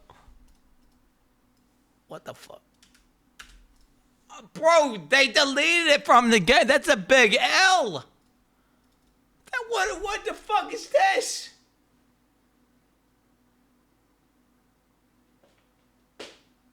That's a big L.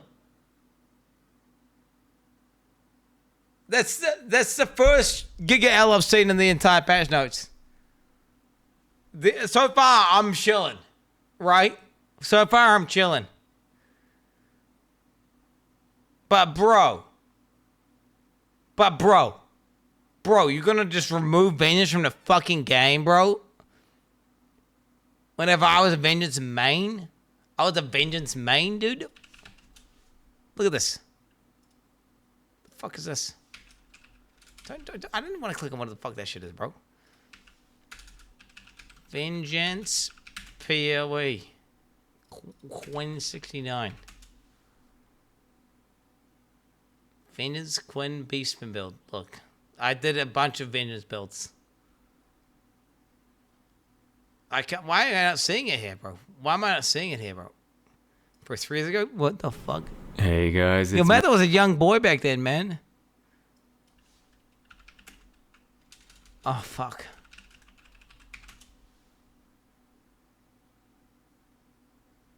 What can't I see my Vengeance build, man? What the fuck? I can't see it, bro.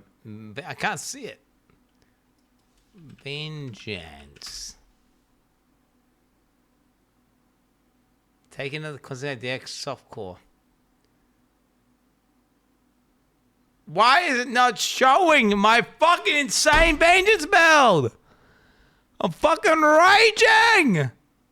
It's fucking bugged. How these guys all releasing YouTube videos already? The fuck going on here? How the fuck are they releasing YouTube videos, dog? Everyone's fucking, dude, I didn't enter my YouTube, guys. Everyone's releasing YouTube like 2 hours ago, 1 hour ago, man. I'm fucking, Jesus Christ. I'm sitting there fucking drinking wine, trying to read past it. Bro, I need to stop drinking wine right now. I need to order some food, boys. I need to order some food now. I'm gonna order some food fucking now, bro. Straight up. Oh my God, man. I'm fucking getting way too fucking wasted, bro. For real, for real. What are we getting here, boys? Oh, dude, a Kiwi burger? Yeah. Let's add one of these to the fucking cart, baby. Add one of those to the fucking... Eat that shit. Yeah. Then we'll get fucking some chicken... Chicken palmy, mate? Chicken palmy and a Kiwi burger, mate? Yeah, let's get the me fucking mash. We'll go with slaw... No, not fries. Okay. View card. Go to checkout. Do we add some bread in or something? Apple... What do we... No, I'm fat as fuck, Chad. I need to not eat extra food, man. For real. I need to stop eating. We'll eat the burger and that's it. We'll eat the fucking burger and that's it. That's it. I can get the chicken sticks. They comes with fries. I'm ordering. We're getting some chicken burger and some chicken palmy, mate. Yeah. Nice. All right. All right, here we go. Oh my God, I can't believe they're removing it from the game, bro. What about another burger? Did you order sauce for the fries? I can't believe that. Oh, I can't believe it, man. I can't believe that was like my favorite ability, man. Bro, they removed Vengeance from the game. I was looking for, that was one of my main things. They literally did everything I wanted. And then they fucking removed my favorite ability. After like nerfing it, because I made a sick, bro, I'm not, no cap chat. I made a Vengeance build that was so good that GG nerfed it. They fucking nerfed it. Okay? And then when they did melee buffs, they didn't buff Vengeance. They buffed everything in the game, left Vengeance. Made no sense. It was like a pseudo nerf to Vengeance, which was so fucked. So fucked. And now they remove Vengeance. What, because it's not active enough playstyle, bro? What's wrong? Bro, what's wrong with a cosmic damage taken loop? Huh? What's wrong with self-harm builds? I love those ones, man. Oh, man, that's so sad. I love the automated fucking meme where your character, like, does it auto... Because that was the cool thing about Vengeance, bro. You can scale up the fucking range of it to make it huge, do insane damage, and then it automates, so you do fucking nutty damage, and then they removed it. And the reason why is because they're like, well, actually, this playstyle is far too passive. You know, we don't want the players sitting there, like, AFKing, while the guy, like, fucking kills them with, like, blocks and shit. But that was, like, the fun of the ability. Like... Is there any reckoning gamers who agree? Is there any reckoning gamers who agree? Is there anyone who liked just sitting there blocking guys and then they would just die? That was fun. That was fun, bro. I don't get it twisted. I can't believe they just removed counterattack skills like that, bro. I can't believe they would just remove that. Bro, what the fuck? And do you know what? The Vengeance was also insane because you could also proc maim with it, with Bone Shatter and stuff. Actually, it's a low-key nerf because you could actually proc maim and you could proc other various effects. Alright, existing repose skills are now Glacial Swipe Gems, existing Reckoning skills now Sword, existing Vengeance, and now Crushing Fist. We haven't seen Crushing Fist yet, so... Alright. Maybe Crushing Fist is somehow as cool as Vengeance. And I'm going to, like, be a, you know, maybe. But we haven't seen what that looks like. So, yeah. Heavy Strike went up from 200 to 200%, but losing maim is a nerf. Shut the fuck up, bitch. Added a new careful counterattack cluster in the west side of the Templar. Okay, let's just read it, bro. Let's just look at it on the fucking... Let's just look at it on the thing. Counter. Okay. Let's counterweight. Careful counterattack. 10% chance to block attack damage if you use a retaliation skill recently. What the fuck is it? Retaliation Mastery? Retaliation Mastery? What the fuck is that, bro? The fuck is Retaliation Mastery? You fucking kidding me, bro? Add a new Crushing Reply. Wasted the Come on, bro. You're not gonna take a drink for your homie Vengeance? Bro, I'm literally starting to feel sick, man. I'm gonna fucking vomit. If I drink, chat, I am on an empty stomach. I'm literally very impaired. Like, let me see here. What's the test?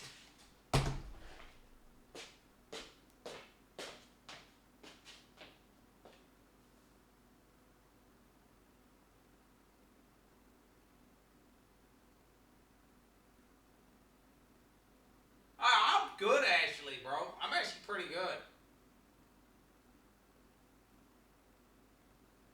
I'm actually pretty good. I mean, if I can do that, I'm actually pretty good, bro. But nah. If I can still do that, I'm correct, right? But am I good? Drink more.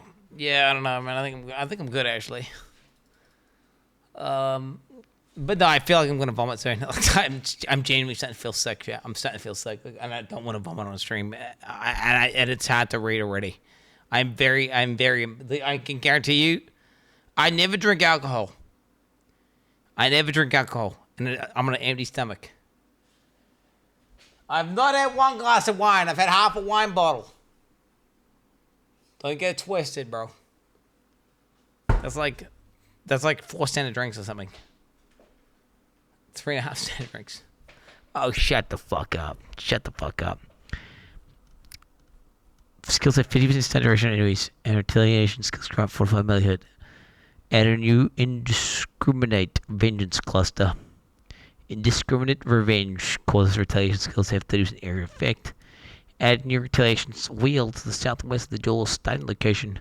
The first notable, the flow of battle causes retaliation skills to do 30% increased damage. Just order an extra burger to soak up the alcohol. And provides gain 5 rage on hit with retaliation skills. The other notable cruel report provides... I should just fucking read this shit. Cruel report. Where the fuck are we, bro? Let's read on this. It's just easy to... Cruel. So yeah, this is the retaliation wheel. Oh shit, look at this. Retaliation skills have 30% increased damage. 5 rage on hit with retaliation skills. Every 4th retaliation skill use always critically strikes.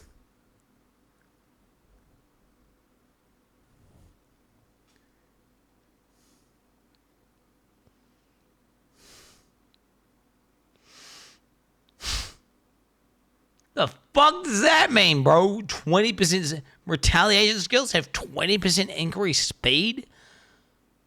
What the fuck does speed mean, dude? Wait, it's not a spell that you cast, right? Wait, are they a spell that you cast? No, they're not. I thought they had attack rating. It's speed just a multiplicative actions. Maybe it's just action speed, but then why doesn't it say retaliation skills have 20% action speed? Oh, wow. Are they actually like, there's one that's a spell. Are they actually like that ability, the Frozen Legion ability? There's not, right? Sounds weird. It should be action speed. I'm pretty sure they should they're probably going to change that. Added a new prepared response cluster to the southwest of the duelist starting location. They become usable for 30% longer. There's a lot of these things. A lot of nodes that say shit like retail skill lasts longer, etc. Combine this with the gladiator equals just a normal fucking skill you can use, which is very OP, high damage, etc. Think about it, chat. You stack enough of that shit which says it like lasts longer, can use extra time, all this bullshit. Okay? You get to the point where you just run around, bro, and you need to kill something, press it. It's just up. It's always up. It's always up. Think about it. You stack enough of that shit and it just turns into a normal fucking skill, bro. Spam it. The shield mastery that causes counterattacks to have 50% debilitated in 1 second has been replaced with a new mastery that gives 30% avoid standard while holding a shield. Add a new set of retaliation passive masteries. 80% increased duration of ailments. What the fuck? 80% duration of bleed on the retail skills?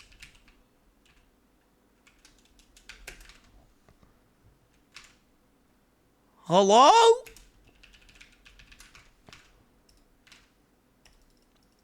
That's fucking nuts, bro. 20% increase in armor for each retaliation skill you use in the past 10 seconds. Okay. 10% chance when you use a retaliation skill for a different retaliation skill to become usable. That's fucking random, bro. What the fuck?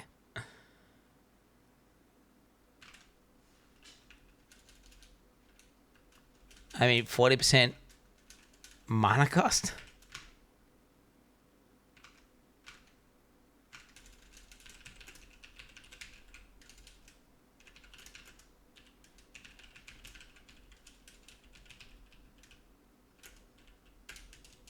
I mean, that's kind of insane, bro.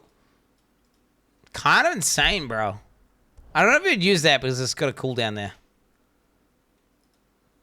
Maybe not so good because cooldown.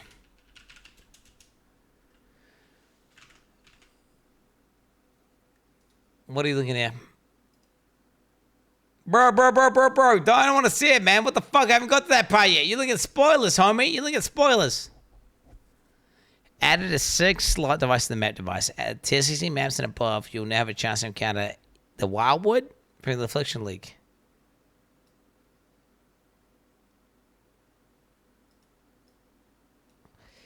Instead, you'll never chance to find the Nailsteel lurking in T16 and T17 maps.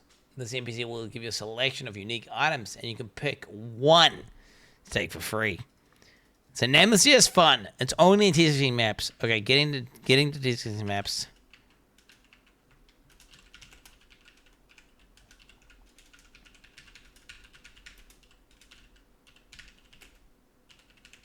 Okay, getting to T16 maps faster. It's better to do them. Think about it. If you get the T16s faster, you get more Nameless Seers. Think about it. We've done a big shuffle on divination cards where they can be found on each map, which means most maps drop fewer divination cards than before. But don't worry. You can now see this information for yourself.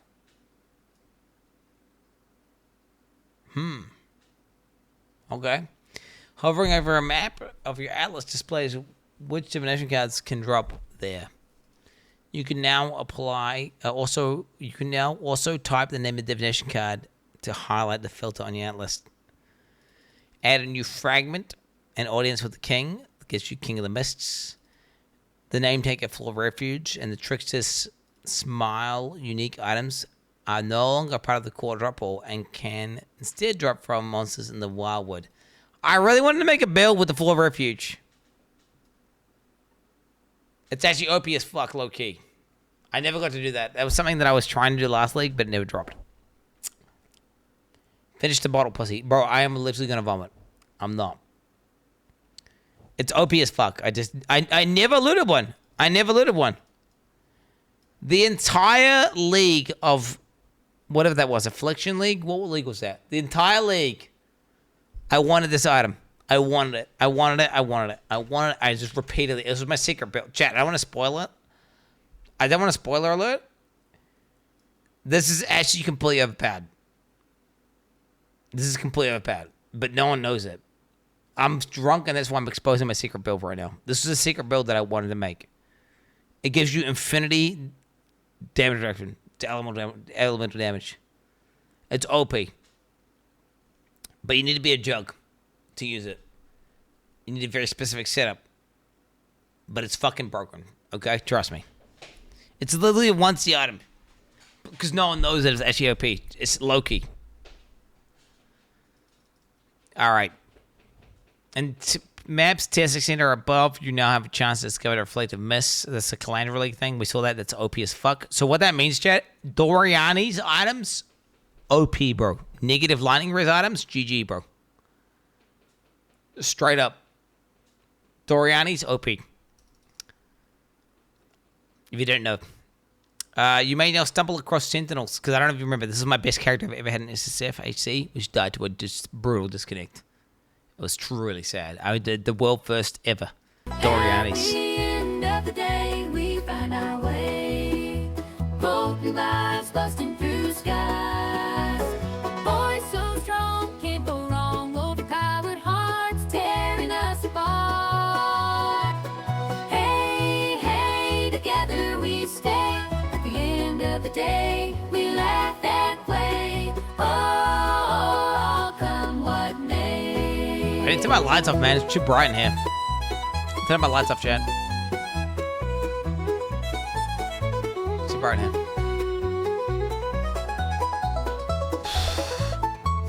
Is that something to do with drinking alcohol that makes the lights seem brighter? They seem really bright, bro. Sunsets glowing, no life's a game, no shame. In laughter, a sun. Hey, hey. Oh, can this thing shut the fuck? I'm trying to fucking read, you dumb bitch. Shut the fuck up, pussy. You may now stumble across Sentinels. You get Sentinels now. Scarabs, Chisel, Horizon Orbs now follow the same drop rules as maps, as they are consumed proportionally to in-game maps. They do not drop more with additional party members present, nor do they scale with the bonuses through item quantity of the player. The intention is to keep the number of these items dropping always proportional to the number of maps items dropping. There you go. Monsters killed from all leagues and additional content can now drop maps. Previously, the most of the monsters were prevented from dropping maps except for bosses or elite monsters. Now all of them can, but they have a map drop penalty. The penalty varies based on how many monsters the league adds and how long the league takes to complete or engage with on average. So wait, they're just trying to keep them consistent. Introduce the Scarab of Bisection, which allows you to select the nullify prefix or nullify suffixes crafting options on the device. Oh wow, that's what we want, right? We want that. I hope that's common. The Beyond Scarab invasion now causes all rare monsters in the area to create additional Beyond portals. The Blight Scarab oils. The Blight Scarab of Oils is now being renamed the Blight Scarab of the Blight Heart and no longer provides Blight Oils found in map to be 1 tier higher. Instead, it causes Blight Oil encounters to have 1 blighted chest. Cool. The blighted chests in the area grow larger the more rewarding the more blighted enemies are slain. Cool. The Delirium Scarab of Mania now causes Delirium to activate. Delirium area to increase 50% faster with the distance to the mirror. Bro, I don't give a fuck about these Scarab changes, man. I'm gonna be honest. I don't give a. Can I be honest, Jed? I don't give a fuck about these. Hey, you guys all give me a skip. I'm skipping these for real. On a stack. I just don't give a. I barely use Scarabs last chat. I barely used Scarabs last season. I don't even remember what the current Scarabs are. It would be pointless to read the updated Scarabs. Because what I'll do is, I'll just fucking use the Scarabs. They'll drop, I'll read them, I'll be like, oh, that shit is good. And then I'll fucking use it. I'm skipping the Scarab shit. Alright, I'm skipping the Scarab shit. Obelisk Scarabs. They've changed a bunch of the... TLDR chat, a bunch of the broken Scarabs have been fucking fixed. Okay? Yep, Scarab shit changed, Scarab shit fixed, Scarab shit nerfed. Scarab Wisp now costs monsters in the areas have a chance to empower by 2,000 Wisps, previously 1,000. They're buffing the shit Scarabs, they're nerfing the OP Scarabs. Look at this, so many Scarabs previously 5 down to 3. Yeah, they're buffing the shit Scarabs. They're nerfing the OP Scarabs. We've also reviewed the limit of how many of each Scarab can be used alongside a map and made adjustments where necessary. After stocking your first voice stone on the Atlas, you can now hover over the T14 and higher maps to view what tier 17 maps can be dropped there. Monsters in tier 17 maps now have a less life and deal less damage, now fitting better into the progression between Pinnacle and Uber Pinnacle content. Yeah, so they're supposed to be penultimate bosses. They're supposed to be weaker than Ubers, but they were stronger than Ubers, which is cringe. Tier 17 maps are now modifiable only with Chaos Valets and Chisels, previously only Chaos Orbs. They also now can drop random quality rather than always dropping with 20% quality. The Union of Souls map modifier can no longer roll. That was the completely bricked one that we watched Mathel do, right? Where it was just literally camping him at the entrance to the map. Exclusive tier 17 map modifiers now have increased rarity, item rarity to quantity ratios, more in line with regular map modifiers. The tier 17 map modifier that causes this area to contain clusters of highly volatile barrows has been removed. In place, with added a modifier, there's a chance for a rare monster to fracture on death. Wait, isn't that like super rippy? Isn't that super rippy? They hotfixed the crashes. I'm guessing they did, yeah. But I haven't read that.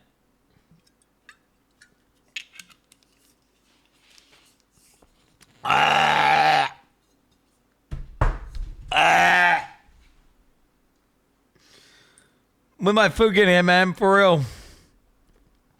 Oh my god, it's ages away, bro.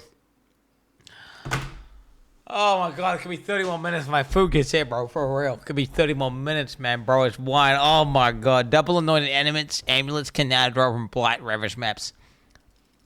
Because it Blight, that's OP. For Trade League, not for solo cell phone, because you're never going to get a double annoying that's good for SSF, but it's going to be good for Trade League. Blight Annie to rejoice. Monsters in the Ultimatum encounters drop loot once again. Hordes of abyssal depths now drop more items. Some of the beasts from Inhar's memory of Harvest Beasts have been added to the core pool of bestiary monsters. You now have a chance to encounter the Black Morgan. That's super good for SSF. Dude, Black Morgan farming equals OP. Maybe even Inha early game equals OP. 6 link. SSF. Think about it. It could be good, right? Think about it. If you get Black Morgan in the main drop pool of beasts, boom, Spick Inha, 6 link. Is that a beast type? Let's have a look.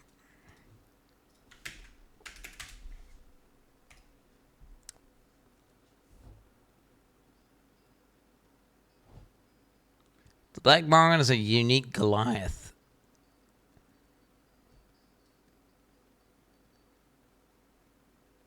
I mean, does it have a type? Does it have a type? Does it have a type? Does it have a type?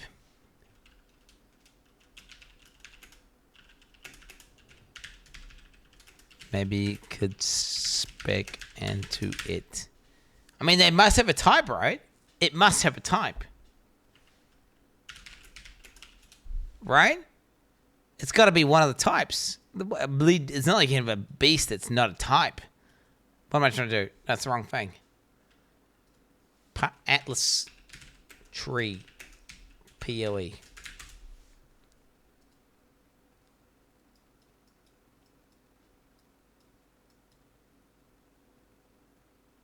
Sands. Caverns. Less. It's probably this. Less common varieties. Deep. Let's do it. It's gonna be like natural selection combined with the for real, right? The wild. It's a wild beast.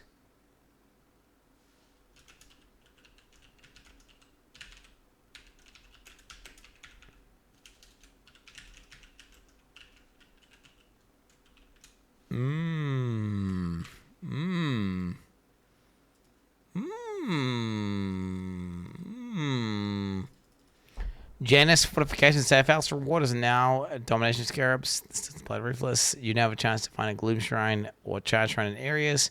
Divine Shrines are now rarer and have a duration of 20, previously 45. Get fucked. I fucking hate Divine Shrines, bro.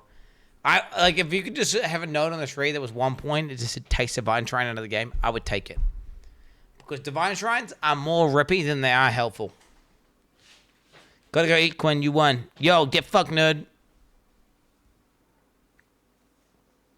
Who else is drinking alcohol right now, bro? Who else is drinking alcohol right now? You shouldn't. Don't drink alcohol. It's bad for your fucking brain, dude.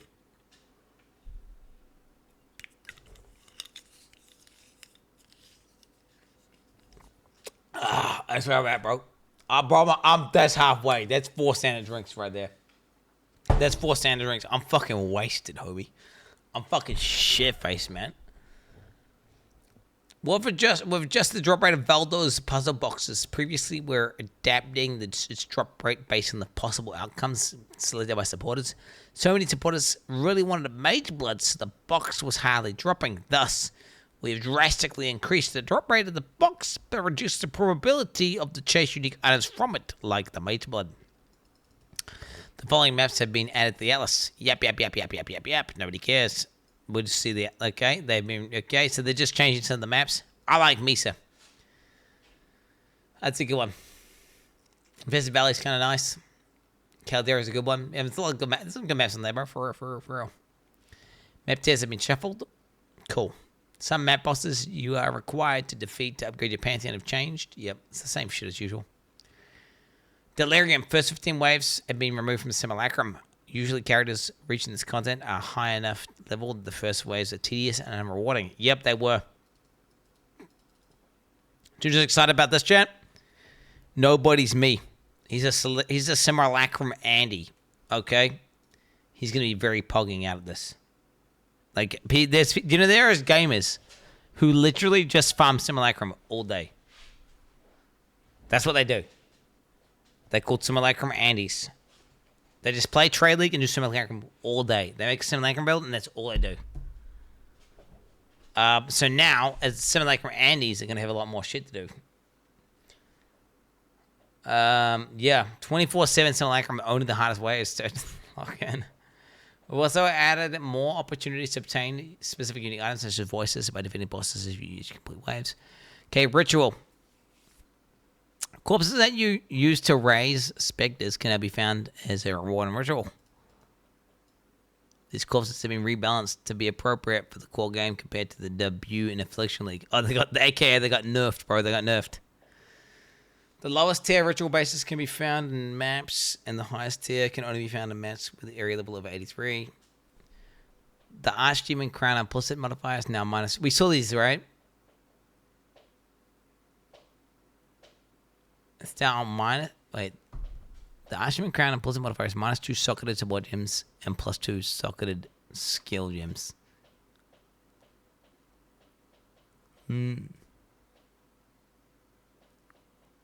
pretty good for auras, isn't it, chat? And if you corrupted this thing, it could be even better. And you craft it.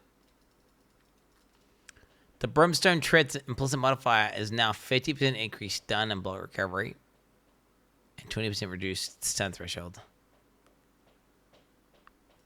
Holy fuck. Bro, I'm fading, chat. I'm fading. This is not good. I'm trying to read here. Why the fuck are we drinking alcohol and trying to read fucking patch notes? This is a terrible idea. The Habilitation Gauntlets have been renamed to Thwarting Gauntlets. The implicit modifier is now +5 to 6 to block attack damage. And you take 10% damage from blocked hits. This replaces the previously exerted attacks deal 40 to 50% increased damage. Will create have a +2 second cooldown. The Dream Quest Slippers implicit now has 10% reduced movement speed and 40 to 50% increased cooldown recovery rate.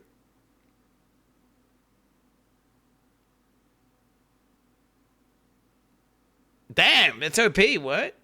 Wait, that's OP. 50% cooldown recovery rate from ability skills? Wait, that's OP as fuck. Wait, that's actually OP as fuck. No one tell you to chug and waste and sip on it like a normal human being? Bro, shit the fuck. I'm not chugging on it, man. Pog League. The Sinistral Gloves have been renamed to the Trap Set gloves. No longer provide 25% reduced attack damage with main hand and 45% increased damage with offhand, and plus modifiers instead provide 30% increased cooldown recovery rate on for throwing traps. Of course, the trap skills had 20 to 25% increased skill effect duration. That seems kind of OP, right? The Penitent Mask implicit modifier now provides +4 max cast res. Bro, that's OP as fuck. Wait, +4 max cast res with Divine Flesh? That's bussin', bro. EG +4, bro. Wait, does it have some other shit like you are crushed or something though? It must have some downside, right? Oh yeah, it does. Wait, it says you are crushed on it. Oh wait, yeah, so yeah, it's not as good as it sounds. It was only OP for fortify stacking bozos. It was an abuse item, bro, for people using the abuse stuff. Okay, Atlas passive tree changes. Okay, we don't need to read any of that. Do we, chat? Basically, I nerfed all the OP shit. Okay? Yep. We can read that on the tree itself, chat. I don't need to read this. We can read that on the tree itself once it updates. There'll be a button that you can press that says show changes, and then it'll show you the red as to what's changed, and it'll be a lot better. Trust me, you don't want me to read this. You want to, what will happen is they will release a fucking tree tomorrow that will show you exactly all the changes on the tree, and we'll highlight over the tree, and we just see what's changed. It's way better, trust. Okay, monster increased item rarity and quantity. The way that quantity and rarity of items drops from extra content has been changed. Generally, we have added item quantity or rarity bonuses to a number of mechanics, such as essences or delirium. On top of that, we've added drops back to some leagues where it wasn't present before, like Ultimatum. In general, increasing the philosophy here is that if you're killing monsters, you get loot, and the more difficult, you get more and better loot.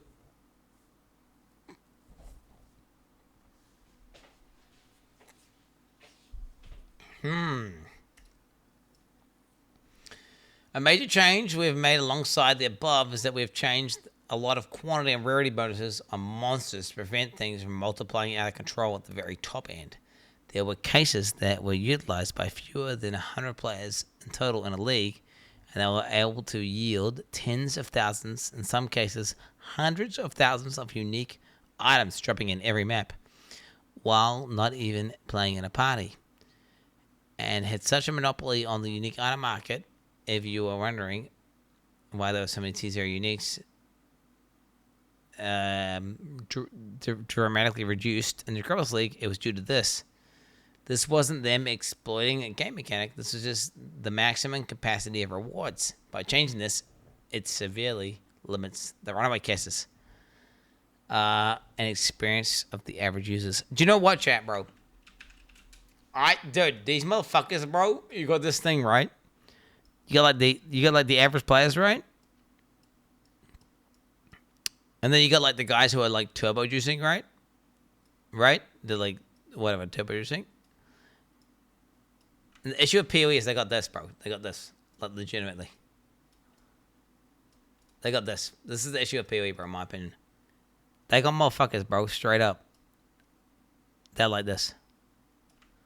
But you can't, it doesn't even capture it. It doesn't even capture it. It goes up, bro. It goes up. They got motherfuckers in PoE, bro. Straight up. They're doing this shit. Okay? And it's like, bro, they're like 1,000 times better than the average player. Like, that's stupid. That's stupid. Like, let them be OP or whatever, right? But, like, stop them at, like, here, bro. You know, stop them at, like, here. Let them be OP. Let them be, like, fucking 20 times as good, right? Let them be 20 times as good as an average player, right? Whatever. But, bro, to have, like, to do that shit, it's just dumb as fuck. Right? Do you not think? I feel like they should, if anything, they should enjoy the base. They should actually buff the base level of loot on these noobs, right? Okay, like base item drops without any modifiers to anything, right? Buffed. And then nerf all this shit massively. Right, nerf that shit massively. And bring it down closer. No, I don't want to like World of Warcraft where it doesn't matter what you do. Like the complete noobs are like 70% as good as the best players in the game. That's stupid as fuck. But like, I'm talking, you know, the top end turbo farmer guys should be like 20x max. Like 10 to 15 to 20x max. Don't you agree? Like, how much better should a really efficient player be over an average player?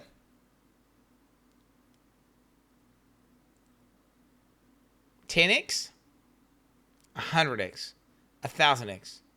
See, when it's like 100,000x or 10,000x, it's stupid as fuck, right? Yeah. 2x max. No, 2x is terrible. It's definitely, in my opinion, it's something like 20x, right? I'm talking like a solid average player, not like a shit average player, like a solid average player. You know? But yeah, it should certainly not be something insane, in my opinion. Like where it's like, bro, like this guy plays for 1 day and it's like you playing for 100 days. That's stupid. That's dumb. This guy like does one map and it's more than all your maps you've ever done in your entire playthrough over the entire league. Like that's like what the fuck? This one guy's map, he's ripping 100,000 uniques. That's dumb as fuck, bro. That is dumb as fuck. Okay, I'm sorry. That's dumb as fuck. Because think about it. You think, well, it doesn't affect me, but it actually does. Because then when you try and sell an item, guess what? Your item isn't worth fucking anything because this guy's selling like 500 of that same item. So there's no demand because there's way too much supply, right? Like, think about it. It's just dumb.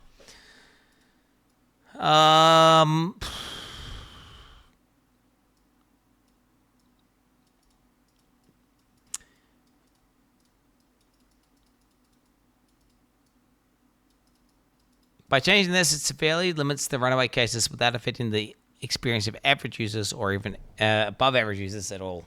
It's very much still intended that you can push rewards and difficulty content to feeling excessive without having to sacrifice the integrity of the league's economy at the same time. Yeah. Increase item quantity. Item quantity bonuses on all character items have been removed, though this will not affect existing items in standard leagues. Get fucked! Bro, that was one of my things, obviously, here, chat. One of my things here was like, MF Quant get deleted from the game, right? They half did it. They deleted Quant from the game. Hey! Hey, that's still a W in my books. They half did it. Fuck Quant users, bro. That shit is dumb as fuck, bro. Fuck Quant. Like, Quant gear shouldn't exist. It's an abomination. A stat that like does nothing and then just makes you drop multiplicatively more loot. That's just fucking shit. So you have to cuck yourself to get like, oh shit, just like fucking double loot drops. Fuck that, bro. That's stupid as fuck. All that does is just creates meta builds that require 0 gear to succeed, and then they still one-shot everything, and then they just get double loot. It's like, well, that's dumb. You're just buffing meta cucks even more. Right? That's shit. That's shit. Fuck Quant gear. Fuck Quant gear. Magic Find is intended to be another access of gear you can scale once you've achieved the power you want, with item quantity being only available on unique items. This means basically the TLDR is they don't like people being locked into a bunch of dogshit unique items, and it was dogshit gameplay, and it's just bad for the game in general. Best Coast Collar has been disabled. Get fucked. Can no longer obtain the aesthetic unique amulet. The Semdemus Touch no longer provides 10 quant. Now have 5 to 15% rarity. Get fucked. Piranha's Blazon unique belt no longer gains quantity. Okay, basically TLDR chat is all this quant items. They got fucked! Except for Ventus, they actually got buffed. Which got good riddance. Good riddance. Player balance. Here we go, boys.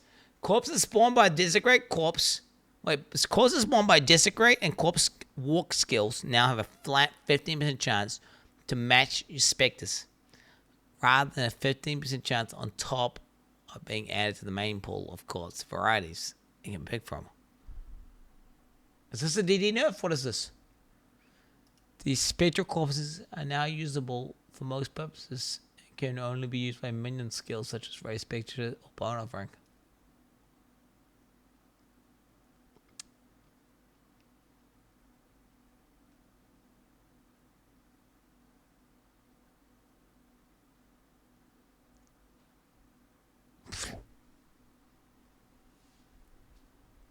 What?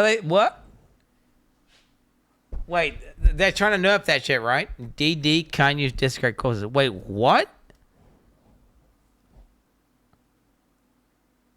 Corpses spawned by Desecrate and corpse walk skills have a 15% chance to match this, rather than 50% chance on top being added to your corpses. The spectral corpses are now usable for most purposes and can be used by minion skills such as Raise Spectre or Bone Offering. Spectral corpses have a visual effect applied to them to help differentiate them from other corpses. Spectral corpses can only spawn if you have a Raise Spectre skill. Itemized corpses can now spawn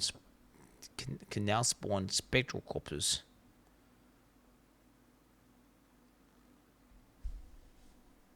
Wait, are they making us you can't detonate that shit or what? Remove Stinky. Is that what it's saying? So wait, all that shit where you just like go bleh, bleh, bleh, and it just like one-shots the entire screen by pressing this button. What was it? What was that stupid combo? It was some stupid shit where you just like press the button and it would like spawn a corpse and then detonate it. Yo! Get fucked! DD users! Oh shit, man! Get fucked! Holy shit! Player spawn corpses is no longer affected by modifiers in the maps. Endurance charges on players and minions. Wait, endurance charges on players and minions now grant 4% to all resistances. Well, they used to give you that. They now grant 4% additional elemental reduction per endurance charge. Do you know what this is OP with? It's obviously per jug, but like endurance charges changes. Actually OP with other ascendancies that already had good survivability, but then you just get endurance charges on top, and it's like a second free perma fortify. Okay, do you understand what that means? Get fucked like Quin69. Like, look at this guy. Sad I used to have 1 ounce of respect for you. Fuck you, bitch! Yo, fucking DD loser! Suck my dick, pussy! Okay, bitch ass. I ain't some alcoholic drunk, okay? I never drink alcohol. I think drinking alcohol all the time is fucking cringe. I'm simply doing it for the patch notes, because apparently that's the only way you can get through. I mean, that's, let's be real, it's pretty much the only way you can get through patch notes. I ain't some drunk ass bitch who just drinks alcohol. Let me drink one more though. I'll tell you what, it's not apple juice.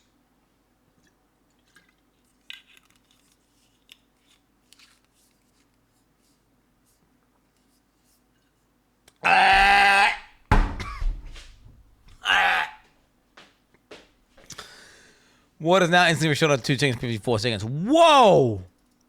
Whoa, that's a big war buff. Dual wielding now inherently grants 20% chance to block and 10% more attack speed, previously 15%. Oh, get fucked. Skills that use basic melee strike animation now have more consistent swing speed rather than this first swing being slower than the second swing. Play a minute. What the fuck? Interesting. The fuck? Player minions are no longer targetable by enemies, while the player has a grace period buff. Oh wow, that's huge! You can no longer be stunned while performing a vile skill. The point of before the contact point has been reached. You cannot be stunned while performing a spell animation of Vile Smite. You cannot be stunned while performing Vile Breach. Well, there you go. Holy fuck. Bro, what the fuck? Like, patch notes aren't this long, are they? Bro, the patch notes are not this long. Chat spam corners of retard. He's too drunk to ban. Oh, really? Oh, really, buddy? Bitch ass. Stay down, pussy. Stay down, pussy. The Divine Blessing support has been removed, and existing versions of this gem will be deleted upon logging in after the launch of 3.25. Existing Forbidden Shadow items with the support will be replaced with Rupture, while the existing Hungry Loops will be replaced with Eternal Blessing. Much of the Legion will be unaffected by these changes, and now the sole source of the support. Oh, wow! The thing is, Divine Blessing is OP as fuck. Wow, so they're nerfing that. Wow, that's pretty good. Cunty, Divine Blessing, gameplay is delete. That's nice. That was obviously the shit where you'd have to just spam your fucking aura. And you basically just get an aura for free. And they just made it so you don't have to do that. So it's just like, you know how before you'd be like, totem, fucking banner, divine blessing. You do all this bullshit to make your shit come up. Now you don't have to do it. It's just another little thing you don't have to do. The following skills no longer had the physical tag: Blade Flurry of Incision, Cleave of Rage, Cyclone of Tumult, Lancing Steel of Spraying, Perforate Duality, Split Arrow, Sweep, Val, Blade Flurry, Val Cleave, and Val Cyclone. Multi-Strike, Support, and Multi-Strike Awaken support now described that they cannot support travel skills rather than every travel skill stating they cannot be supported by multi-strike. Succinct. I like it. Some attack skills can be used. Some attack skills that can be used by ranged or melee have had their weapon requirements split between the base gem and the transfigured gem. The Frenzy's skill gem now requires a bow or wand. Or Frenzy of Onslaught requires a melee weapon or unarmed. Oh, get fucked. Elemental Hit skill gem now requires a melee weapon, while Elemental Hit of the speed gem requires a bow or a wand. Interesting. I forgot that they added transfigured gems into the game, chat. Because you got to go to lab, right, to get your transfigured gem. The Puncture skill gem now requires a bow, while the Puncture of Shanking requires a dagger, claw, or sword. What's that one do again? That might actually be OP as fuck.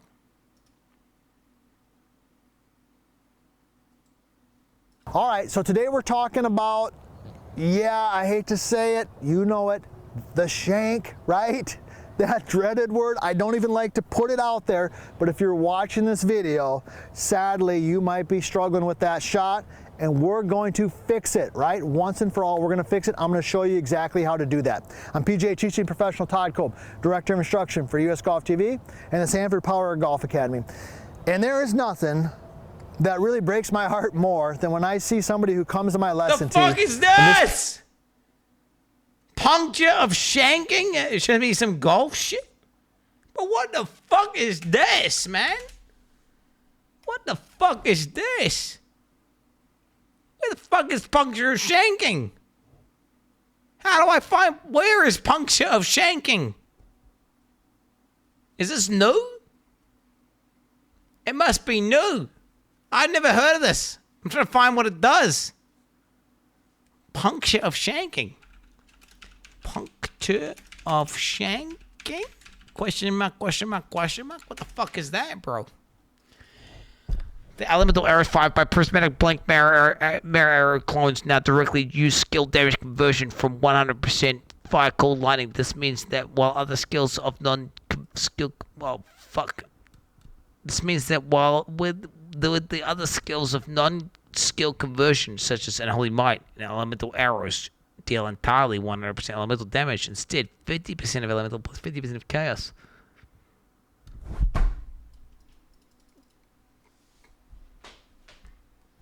Bro, fuck. I'm not even gonna... I can't be bothered perceiving what that actually says. I cannot be bothered perceiving what that says. We're moving on. The elemental arrows from 5... Nobody cares about arrows, bro, for real. Absolution, nobody cares. From 180 of the 1 to 220, previously 200 to all gem levels.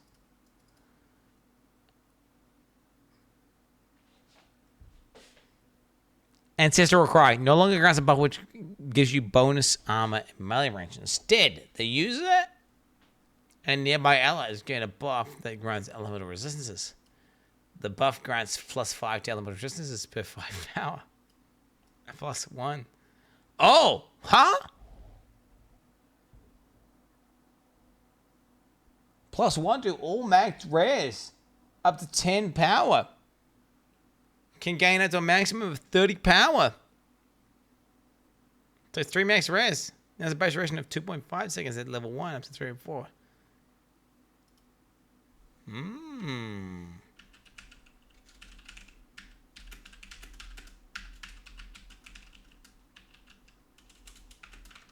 That's kind of OP. I'm going to brand damage effectiveness level 1 up to 200% at level 20. Previously 200 all levels. Get fucked. Get fucked. Get fucked. Get fucked. Bro, these are some nerfs, man. They're nerfing some of these spellcooks, aren't they, chat? They are nerfing some of these spellcooks. Artillery Blister, now the mana cost of 9. Previously level 1, previously 7. It's got 13, previously 11. Get fucked. Get fucked. Look at these nerfs, bro. Look at these cucks get nerfed, bro. Now deals 59 damage, previously 45, and 1,000. Oh, wow. Bane got buffed. Okay, Bane got buffed.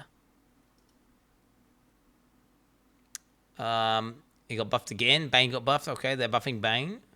Barrage. Nerf. Barrage nerf again. And Battle Mage's Cry. Okay. Battle Mage's Cry no longer grants a buff which boosts critical strike chance and allows attacks to benefit from increases spell damage. Wow. Wait, what the fuck are they going to do to it? Because that was OP. People were spamming this, actually. Instead, the user and nearby allies are going to buff that boosts critical strike chance. The buff grants 0.5% critical strike chance per 5 power. And up to a maximum of 25 power. So the message, chat. 25. Divided by 5. Times by 0.5. 2.5% crit. Battle Mage's Cry equals 2.5% base global crit. Megage. That's kind of OP, by the way, chat, if you didn't know. Hope your night is better than mine, seeing as apparently you kind of, your boost was a fan. Wait, hope your night is better than mine, as you can't apparently handle your boost. Was a fan supporting League and its terrible atmosphere, which says a lot. Which is why I don't subscribe. I genuinely love your streams. If I videos now, man, I tune in once in a while to see what bullshit you spit. What the fuck are you on about? Bro, I don't drink alcohol! Bitch ass! The last time I was drunk was the last time I read PoE patch notes. It's the meta. Okay, nah, bro. It's the meta, you bitch ass. Bitch ass. Yo, bitch ass, listen up. It's the meta. Okay, it's the meta for reading patch notes is you drink some alcohol. Look, this is the last time I drank. This is the last time I drank alcohol. This is like 3 months ago, right? Or something. Oh, it's 2 years ago. Dude, what the... I can't watch that, bro. That's disgusting, man. Jesus Christ.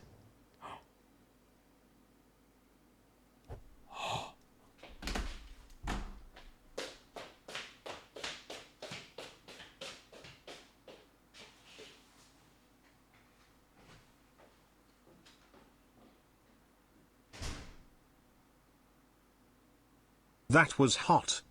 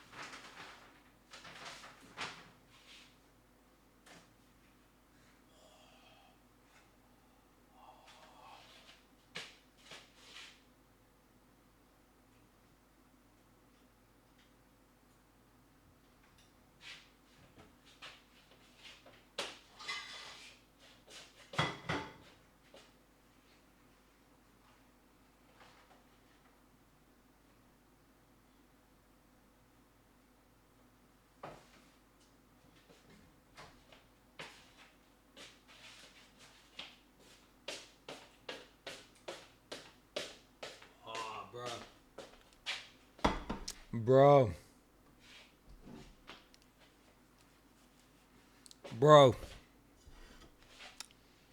Look at this shit, bro. Look at that shit, bro.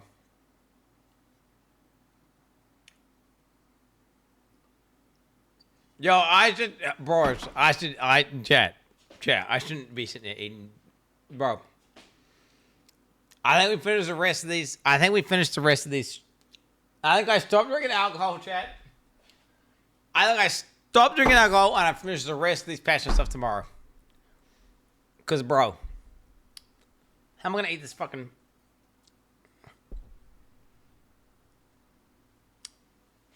Wait, I mean, bro, otherwise I'm gonna rush through them, right? Which we don't want that. I don't want to be sitting there eating fucking. Dude, I don't want to get complete. I tell you what, we drink a little bit more alcohol tomorrow. Daddy, did you have a long day at work? You're very loud and yelling at everyone about buffs and nerfs, and we don't understand. Mommy says to not look you in the eyes, and you'll be in bed by 1600 hours, just like all the geriatric neighbors.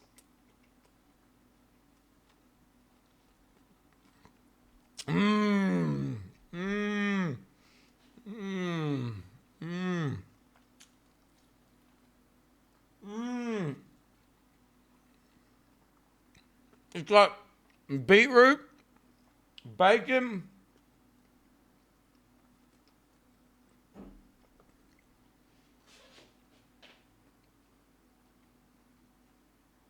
says it.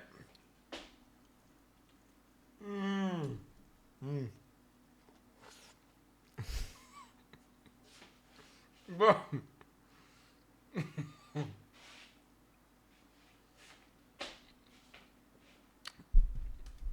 I'm feeling kind of heinous right now. I must admit, I'm drunk on stream. I'm eating burgers with my hands, which of course that's what you're supposed to do. I mean, this ain't good. I'm not even halfway through the patch notes. I've been fucking streaming for 11 hours. I think what we do is this. Chat. What we do is this. Man got me fucked. Why Triple G doesn't get you to the HQ lol. Beetroots on a fucking burger? Are you cooked, mate? Bro, Kiwi burger. Look up a Kiwi burger, mate. They got beetroot on them. That's some good shit. I got my hands are fucking.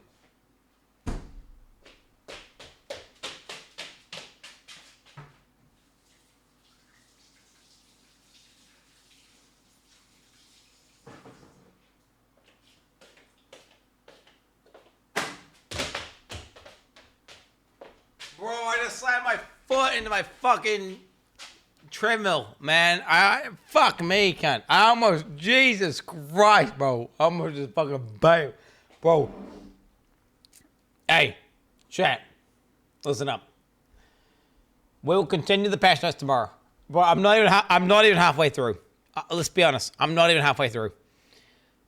We drank too much alcohol. Like, I'm fucking wasted, bro. That's like, if this drink here is, what, 7.4 standard drinks, we're like, what? Let's say halfway through. Beetroot? What the fuck is a beetroot? 7.4. Who on this planet puts beetroots on a That's burger? 3.7 drinks. That island you live on is I'm wasted right now, just making up shit as they go, ruining all sorts of delicious food. Chat, today was a potent Poggy's day. Okay, it was a potent Poggy's day. Insane. I mean, you look at the fucking announcements, absolutely bangers. I mean, basically, it's 90% of what I asked for. Literally 90% of what I asked for, bro. Okay? Crazy. I mean, to the T. Literally. It's like they were like watching my stream and like, yo, let's do exactly what the streamer wants because this guy's the man is a massive cock, right? Let's be honest. Okay? What we do is tomorrow I'll log in. Dude, League Arc, it's over, bro. Fuck League of Legends for now. Okay? And I don't have an ego, Chad. I'm just being real. It's literally, bro, the reality is this. They did 90% of the things that I wanted them to do. What the fuck? That's badass. Okay, fuck League. League of Legends is over. Tomorrow, we come in. I finish off these patch notes. Boom. I create some insane builds. Bang. And then we actually play. What I need to do is this. I need to get the rust off. I need to log into Path of Exile. Maybe do some speed runs. You feel me? Maybe do some speed runs. Okay? So we'll level the fuck up. Should be fucking good. Okay? Hell yeah. The game's looking That's what I'm talking about. Hell yeah, brother. The game is looking like, it's looking crazy, chat. This league here, chat, is looking like GGG have just gone crazy. Chat, who wants to bet 9 months from today Quinn announces a new baby? Shut the fuck up. Bro. Shut the fuck up. All right, boys. GG's, thanks for watching today. I'll see you tomorrow, boys. I'll see you tomorrow. League of Legends patch note reading session will be finished. Bro, I need to throw the alcohol away. GG's, boys. Chill, bro. I'm going to eat my fucking burger now. See you tomorrow, team. Have a good one. What a glorious day, my brothers. Glorious day. I'm getting into a boss today. Chill, bro. I'm confident I'm going to kill the mechanical bosses today. I killed Plantera today.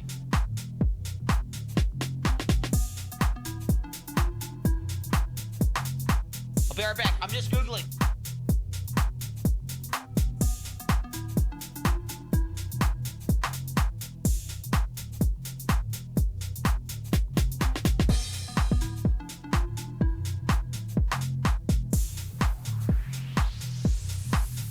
Sweet ass.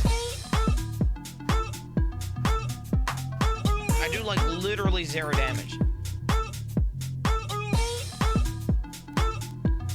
Yo, I want to eat my burger. I want to eat my burger, right? But when I put my hands on my burger, it's gonna get real dirty. So I'm completely useless, aren't I? Basically, I can't be bothered waiting for the song to end to start eating my burger. So I'm gonna end the stream so that I can eat my burger. All right, GG's, boys.